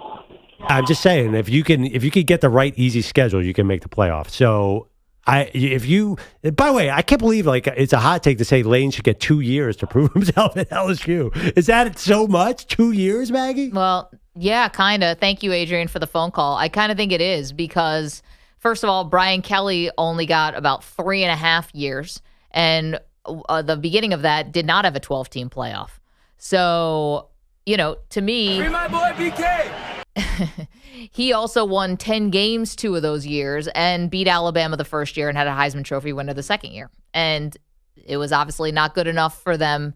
I think that the playoff has sped up the shelf life on coaches because there's so many, there's 130 some college football programs. Well, probably the top 50 think that their team should be making the playoff every year or have a realistic shot, right? And so when you fail, it's going to create this expectation or this reality that the failure is bigger when there's this shiny object at the end and you don't make it. I mean, again, like Garrett Nussmeier is a quarterback at LSU right now. He's hurt. But they don't have a quarterback next year. Like, how can we even talk about their expectations? We have no idea what the team's going to look like. Because Lane's supposed to bring somebody. Lane's supposed to find the guy. Lane's going to the college football playoff. His team is with the backup quarterback. So they came in this, LSU was number 9 preseason. I just looked it up. Like, how are they even going to get that high? They have a new coach and presumably a new team. And last year, Lane came in at Ole Miss at like 10 or 11. I just don't see, like, all of a sudden it's like championship or bust. That feels way too rich for me. Put that poll up. Is Lane Kiffin championship or bust? 888-710-4ISN, like 888-710-4476. Like Alabama, Georgia, Texas, that's championship or bust. Ohio State, championship or bust. Why would you say year one of Lane Kiffin is in that conversation? That team really, they better pay some money. If they want to be talked about like that, I just don't see it. LSU has won so much more recently than Texas. Yeah, but now, but everyone knows what's going on in Texas. Like, Texas is now I'm just saying, like, Texas was number 1 preseason poll this year. Like, LSU is not going to be talked about. There's no way they come in number 1 next year. Not even. Go Tigers! I don't know if it's number 1. I'm saying that the expectation is championship for Lane. And I think if he doesn't do it in the first 2 years, he's going to start feeling it. 888-710-4ISN. Okay, you're welcome to weigh in on all of that. Lane Kiffin's expectations. Also, going back to the top of the hour, are the Patriots a real Super Bowl contender or just getting fat off of an easy schedule? It's the Maggie and Perloff Show. Coming up next, talk about an epidemic in sports that needs to stop right now. Get to it in just moments. M&P. You're in a 5-minute break.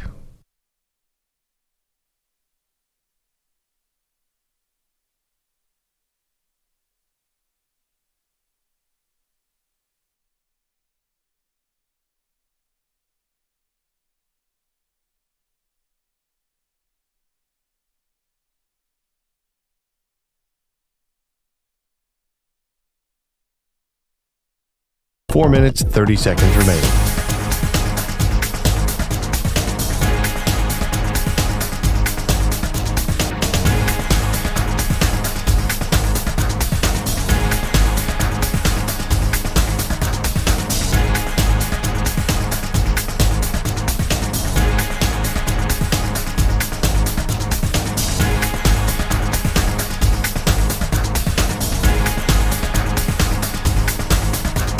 Four minutes remaining.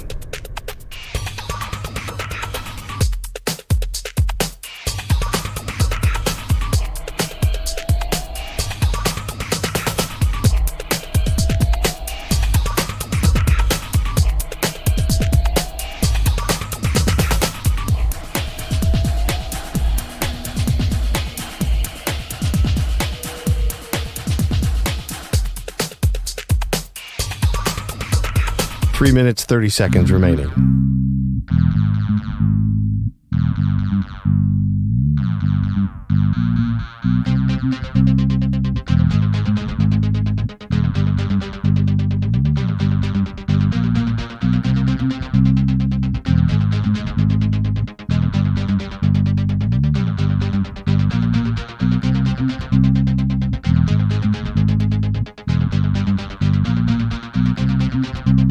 Three minutes remaining.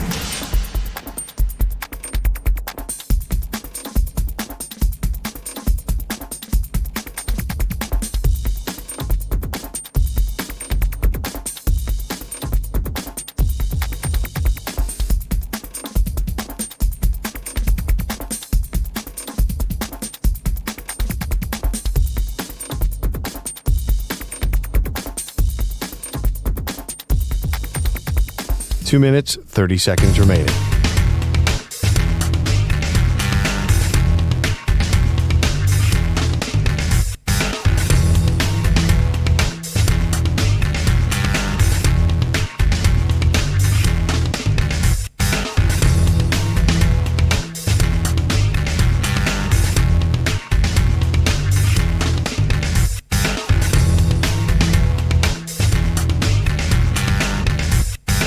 Two minutes remaining.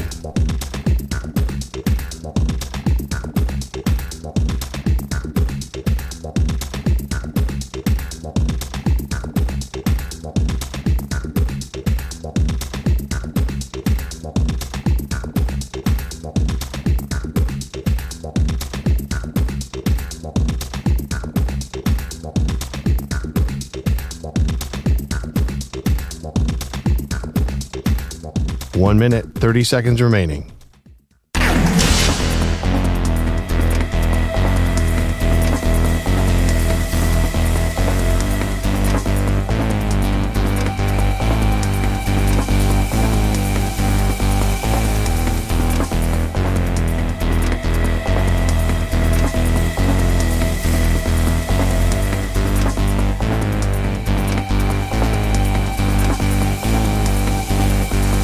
One minute remaining.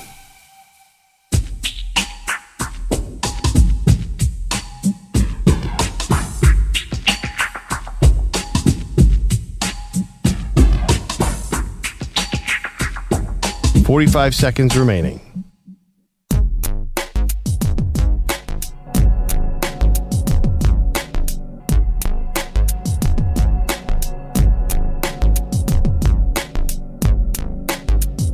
$30 seconds remaining.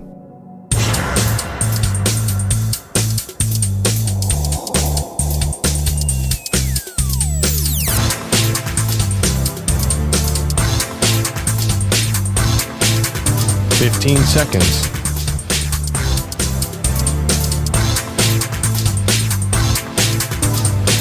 Break ends in 5 seconds.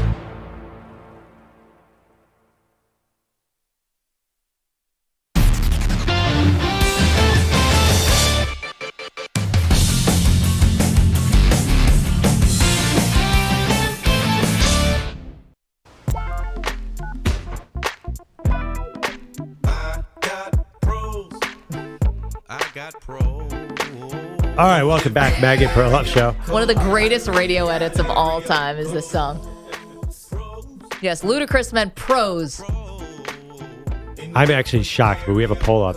Is it championship or bust for Lane Kiffin in year one at LSU? I would say, EJ, that's not what Maggie said. Because championship or bust, you're talking about like 2 or 3 years. I was giving 2 years. I was giving him 2. But it's still pretty close. You said 1, and then she said 2. But I already put the poll up when you said 1 year. So that's what it will be. Yeah, you won the tiebreaker in that sense. Lucky you. We've noticed a lot of that's what happened earlier. Trash talking lately. If you noticed that this week, a lot of people calling other people names. Pros, for example. Is Ludacris intended? Can we put that poll up? If you were to spell that word, would you do it with 2 letters or 3? Oh, how do you spell? Yeah, in the dismissive way. Yeah. 3 letters. 2. But a lot of trash talk and a lot of people calling each other names, and that's not unique. But we're all finding out about it. Like Shelby Harris talking about Juwan Jennings, and then we got, apparently the punter for the Titans is that dude's a menace. Is a psychopath talking about he's going to kill people. Get that guy in a straitjacket in a locked room with no windows. He's going to have to wear that like mask over his face. A muzzle. He's got the muzzle on this guy. Like Hannibal Lecter. Threaten a guy's life if you didn't hear about it. He threatened his life. Allegedly, sure. But should we know about this? Is there not a gentleman's thing out there that the trash talk on the field doesn't make it into the post-game conversation? Is this Perloff just kids these days, guys these days, I call them kids, men these days, women these days? Everyone has to do something for the content, for the podcast, to get clicks. Maybe these guys just were airing the grievances. Cam Hayward, after the game, so colossally ticked off that Josh Allen kneed him in the stomach, allegedly. They're bringing all their whining to the post game. Yeah.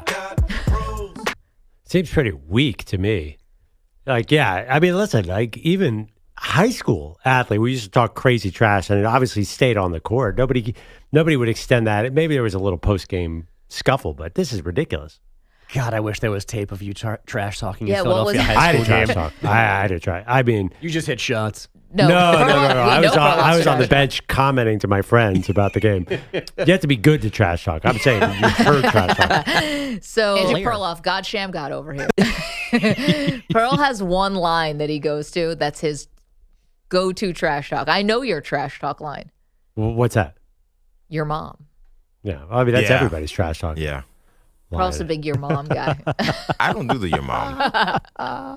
No, I mean, the big line is, that's not what your mom said. Yeah. That'll always pass the time. But basketball, it always works. Yeah. That's not what you say on basketball court. Like, the basketball court is way more intense, Yeah. obviously. It's more like Go ahead. I mean, stuff you can't say. Yeah. It's not about your mom, though. I say risk it. Nobody's going to be like, yeah, good point. No one's listening anyway. But it's not like you're going for a rebound and say, oh, your mom would have gotten that rebound. Like, that's not where you use it. No, that's when you go to grandma. Yeah. Your mom is so ugly. It's a totally different genre. Yeah. Yeah. Remember that show, Yo Mama? Yeah. Oh, what a great show. What a classic. I was talking about that show this past weekend. MTV was peak, man. You had Next, and then you had Your Mama coming up right after that. Then Road Rules. Oh, man. Miss those days. What was the room? The one with the rooms, remember? They used to go Room Raiders, right? That's what it's called? Yeah. They go in your room, they put on that black light, see what was happening, and it was nasty in those men's room. Who are the comedians who did like the Yo Mama So Ugly off? That was, it was hosted by Wilmer Oh, that's what the Yo Mama show was? Yeah, he hosted that. But then the comedians we were talking about this weekend, I don't think they were actually comedians. I think they just grabbed random dudes from L.A. and just said, go. Go insult each other. It was bizarre, but it worked. It was great television. Here's a $200 stipend. Go ahead and insult each other. It's kind of like a Kill Tony kind of thing. Like, it's a little more low-fi. And they would just be under like some bridge. Also, no set. No. They weren't in some like big fashy studio with lights. They just went under some bridge. That was the Jackass era. Everything was on the street. Wilmer got the entire budget. They gave him all the money. They said, all right, all we got is Wilmer and some microphones. We had to buy drinks for Lindsay Lohan. Yeah, go. And the show was great. Should guys keep the trash talk to themselves? I heard Boomer Esiason down the hall talking about this. He's like, yeah, I got called every name in the book. I didn't bring it to the post game. What the hell was that all about? Exactly what he said. I like it. You like knowing about it? You like knowing Jawan Jennings should get punched in the jaw? Well, yeah, because like when I'm watching that, I really be thinking to myself, man, I wonder what he'd do to make him so mad. I think he said bleep to bleep bleep. Oh yeah, that clears it up. Shame on him. What a pro. We love reality TV. We love mess. Like, yeah, bring that stuff to the NFL and the NBA. I want to hear all the mess that's happening on the Cam court. Hayward is too intimidating of a dude to be whining in a post-game press conference about Josh Allen. Would you have this take if it were, let's say Jackson Dart that had an issue with Cam Hayward? Cam Hayward didn't go face mask to face mask with your quarterback. Would you have the same take? Yes, I hold Cam Hayward in very high esteem. There's some guys who I'm like, you're too big for this. Like if Myles Garrett came out after a game. If Ndamukong Suh came out and was like, can you believe that Baker Mayfield called me? They were teammates, whatever. I think they were. Maybe not. Anyway, no. Ndamukong Suh, Myles Garrett, these big defensive. Albert Haynesworth. Well, he's a mess. If Dexter Lawrence came out, if Dexter Lawrence came out and was like, Drake May hurt my feelings, I'd be like, what? Oh, dude, go eat a cheeseburger and get back in the defensive line. Get back in the trenches. It doesn't make any sense. I love it, but Cam Hayward's had a weird year. I feel like I've heard more about Cam Hayward this year than any year of his 25-year NFL career. Like, because he's got a podcast. This one wasn't even a podcast, but yeah, the other comments I guess were all podcasts. He's dissing Aaron Rodgers, and then Aaron Rodgers is embarrassing him on his own podcast. Then he doesn't want to play, even though he said that Aaron Rodgers didn't want to play because he wanted a new contract, and now he's upset at Josh Allen. I'm like, Cam Hayward, take it easy, man. This is the end. You should be chilling at this point. All right, let's get to Bogus, who's got the latest. The Patriots won again, and Drake May was very good again. Their win streak is 10. They're 11-2 overall after thumping the Giants 33-15 on Monday Night Football. May, 24 for 31, 282 yards and 2 scores. Mike Vrabel remains impressed with his young QB. Drake is he's realizing what he can be and what the impact that he makes on this offense, and being the conductor. He's hard on himself. I think that he challenges himself as well as his coaches, and he means a great deal to this football team. May remains an MVP candidate and thinks his coach could win an award as well. He's got my vote, and he's got a lot of people's vote.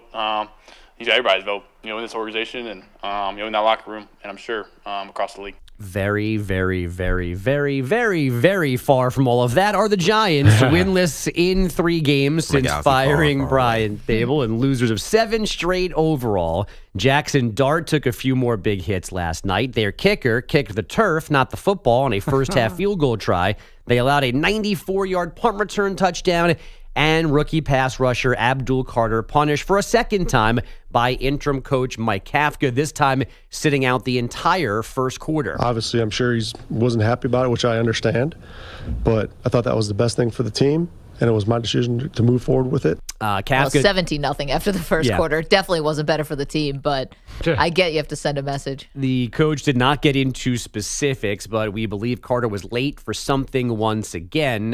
There was a fake tweet yesterday that fooled a lot of people, like tens of thousands of people. The tweet said Carter got in trouble because he got caught watching a naughty movie during a meeting because his headphones were disconnected from his phone, so others could hear the action of what was going on. He was also indulging in the 3-word little sentence that Santa uses, huh? I got pros. Here's the thing, though.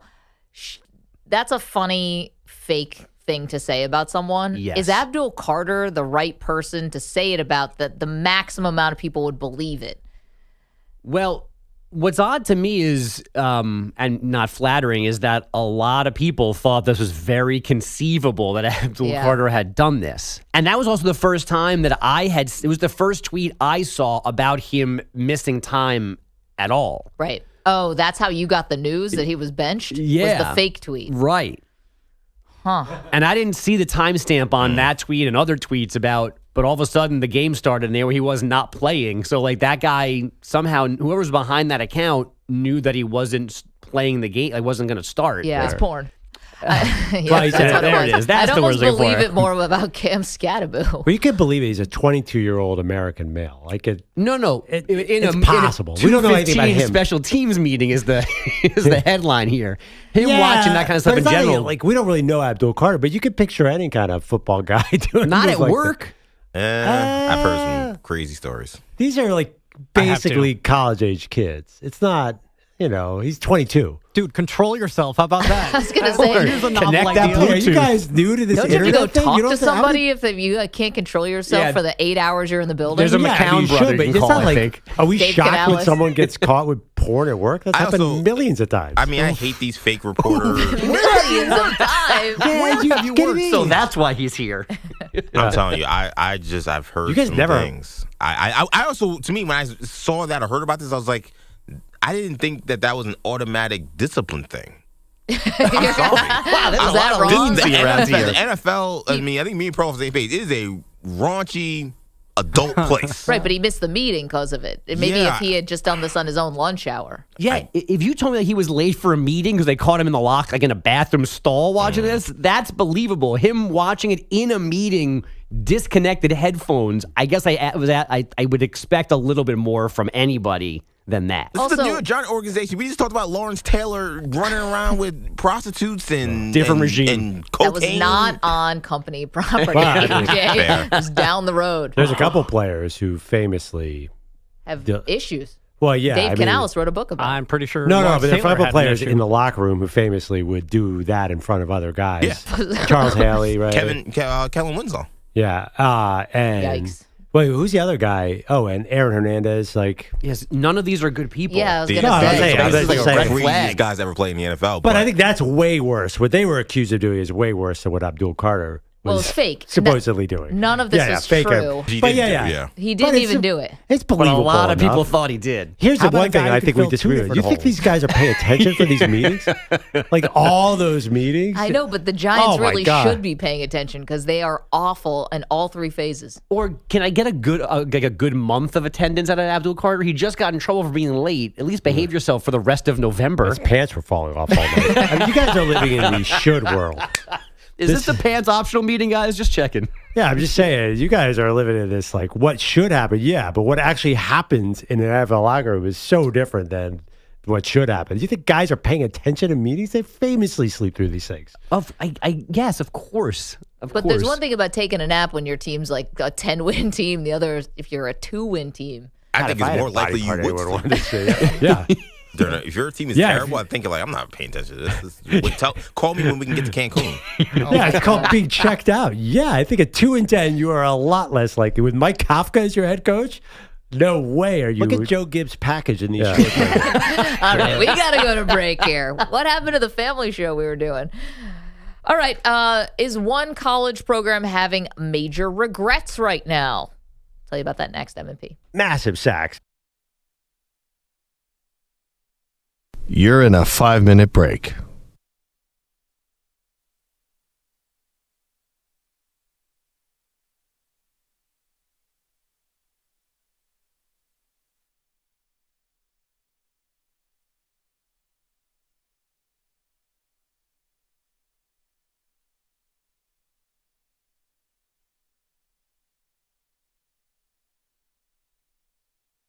Four minutes, 30 seconds remaining.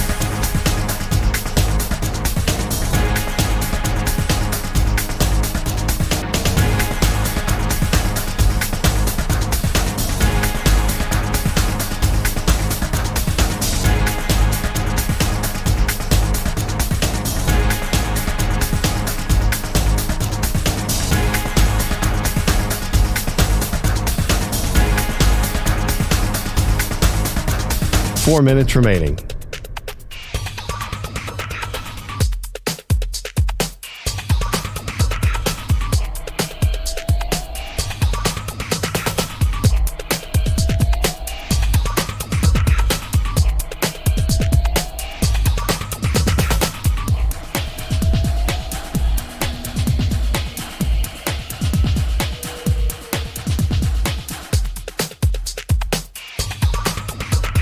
Three minutes, 30 seconds remaining.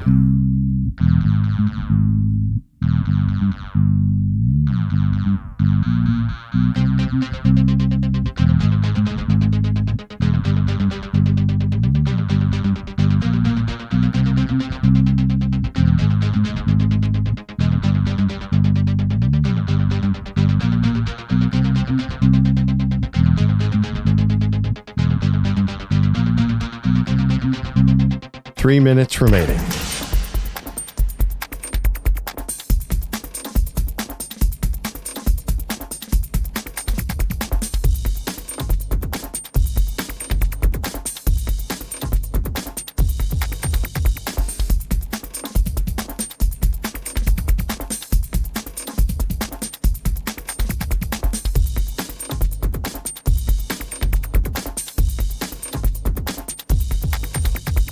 Two minutes, 30 seconds remaining.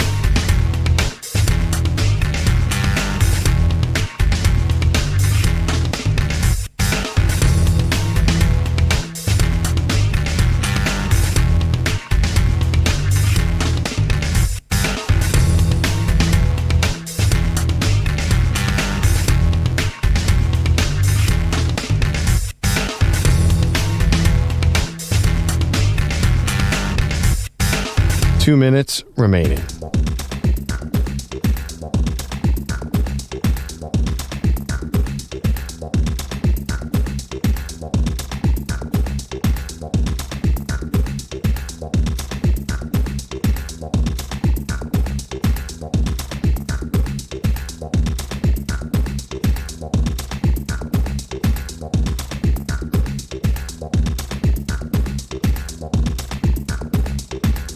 One minute, 30 seconds remaining.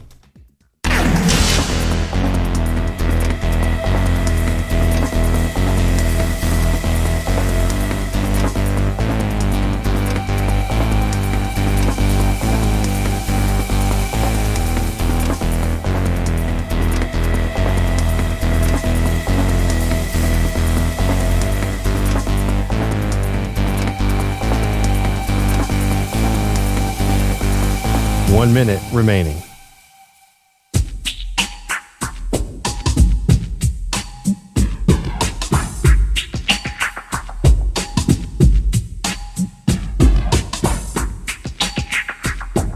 Forty-five seconds remaining.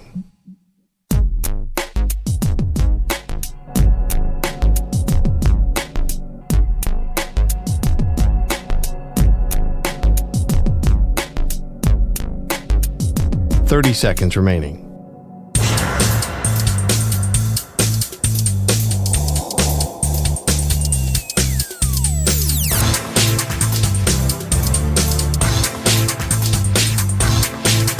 Fifteen seconds.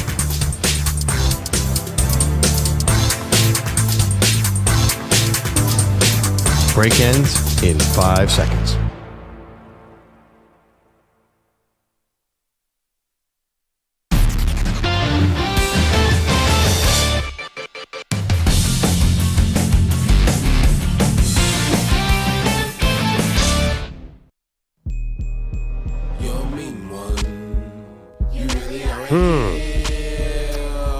The Defensive Player of the Week is brought to you by Navy Federal Credit Union. Our members are the mission. Who is the Defensive Player of the Week? I hope you did go off last night's game because it's too recency bias. But, Maggie, you got anybody who jumped out? Who, Christian Ellis last night with some major hits? Big hit. I'm actually going to go with Sunday night's game. Nick Benito finished the game, ended the game for the Denver Broncos. Broncos found themselves in a really nails to the wall. What am I trying to say? Whatever. Dogfight with Washington, and Nick Benito called game. Yeah, that was a good one. I like that. I thought Micah Parsons was pretty awesome in the fourth quarter on Thursday, going back to Thanksgiving. I don't got a better one. What is it, EJ? Okay, so I've had an up and down relationship with this city, but it's time to show the D some love. Jalen Dern back in action. Excuse me? He has 8. Hawks go inside. Kay blocks the shot by Daniels. And on the other end, they get an easy one for Stu. Ending efforts. Look at that. Get it out of here, says Cade. And it was still climbing. He got way up to block that. Yes, he did. Cade Cunningham is your Defensive Player of the Week for the Pistons' win over the Hawks last night, 99-98. He also hit a big bucket down the stretch to close this one out. He had 6 steals along with 3 blocks, including that one, which the broadcast, love you guys, wasn't as exciting as it should have been. I mean, this guy flew out of nowhere and blocked it. Point guards throwing shots is crazy. He had 3 steals, 6 steals, 3 blocks to go along with the win. So Cade Cunningham, I know Detroit. Get the out of here, Detroit. It was an intense playoff series last year, but showing you some love. You're the Defensive Player of the Week. There you go. I thought you were going to go Jalen Duren, who's just the man among boys. He could be a candidate every week, but I'm going with Cade today. Very good. Meanwhile, let's get back to the phone calls. Lane Kiffin. We'll go to Kevin, who's in Idaho. What are the expectations for Kiffin, Kevin? Well, I think you're both a little short on it unless they wrote it up in his contract that his buyout doesn't kick in until after 2 or 3 years, because they're paying him that much money. They're not going to buy him out that quick unless the deep pockets that brought him there say, hey, he's done. Fans might get tough on him, but the school's going to stay with him for at least 3 years. I don't know. Well, yeah, okay, 3 years, but Kevin, that's not that much. Thank you so much for the phone call. I think, Les Miles was there for how long? A decade? I mean, you had guys who actually were around for a while, and obviously that ended really badly. But, Pearl, what we've seen now in college football is it doesn't seem to matter how many years are left on the contract or what the buyout is. If a fan base wants a guy out and the boosters want him out, he's gone. Oh, absolutely. In the NIL era, there's no patience whatsoever. And it seems like the money is endless. I mean, the money is endless, by the way. If you're paying $25 million a year for your roster, I do think you want to invest heavily in your coach. I honestly thought Lane was going to make more money. Like 7 years, 84. What's that, 12? Help me out with the math, Manny. $12 million a year? Is that crazy? Okay, but there's a clause in his contract that I think it's if he wins, he becomes the highest paid college coach of all time. Yeah, but I think those are natural. Like, that's the way the market's going to work. It's not that crazy. I mean, I think Andy Reid and some of the highest paid NFL coaches are making between 20 and 25. But he has to win multiple Super Bowls. Andy Reid's won 3 Super Bowls and has been to 5 with this team alone. Like, Bill Belichick won 6. I can understand why he was making $20 million a year. Lane hasn't done anything. Well, yeah, but he's the highest guy in this cycle. Maybe next year it'll be top. Okay. Just like Ben Johnson got, 13 last year. He hadn't done anything, and he was still supply and demand. I get it. I mean, people are desperate here to win a championship or at least to be relevant. I'll bet you next year, if this is the highest paid, he'll probably get past next year and year. And honestly, it could have been Kurt Cignetti this year. So, and what does he want? Yeah. It's a market, Maggie. It keeps going up and up for coaches. Yeah, but, when you take over Indiana and make them into a thing, that feels so monumental. Lane is walking to a place he's called the best job in America. Yeah. He's got all the money in the world for the roster, got all the money in the world for the coach, and they are bending over backwards in a million different ways to say, we are going to leave you alone and you get the keys to the kingdom. Like, it's a situation where he's being set up for no excuses. There's no option here. He can't fail. The question is, what's the actual expectation? I think it's championship, not just making the playoff. Lane did something impressive, too. He got Ole Miss to top 10, a place that they've never been in their lifetime. So I think that's why Lane is getting paid so much. That's where we got to leave it. Thank you, EJ Stewart, Manny Rodriguez, Andrew Bogish, Andrew Kaplan. Thank you to the Weedos and the coffee drinkers. You guys are the best. Callers, awesome job. See you tomorrow on Wednesday, the great debate. Looking forward to that one. Bye.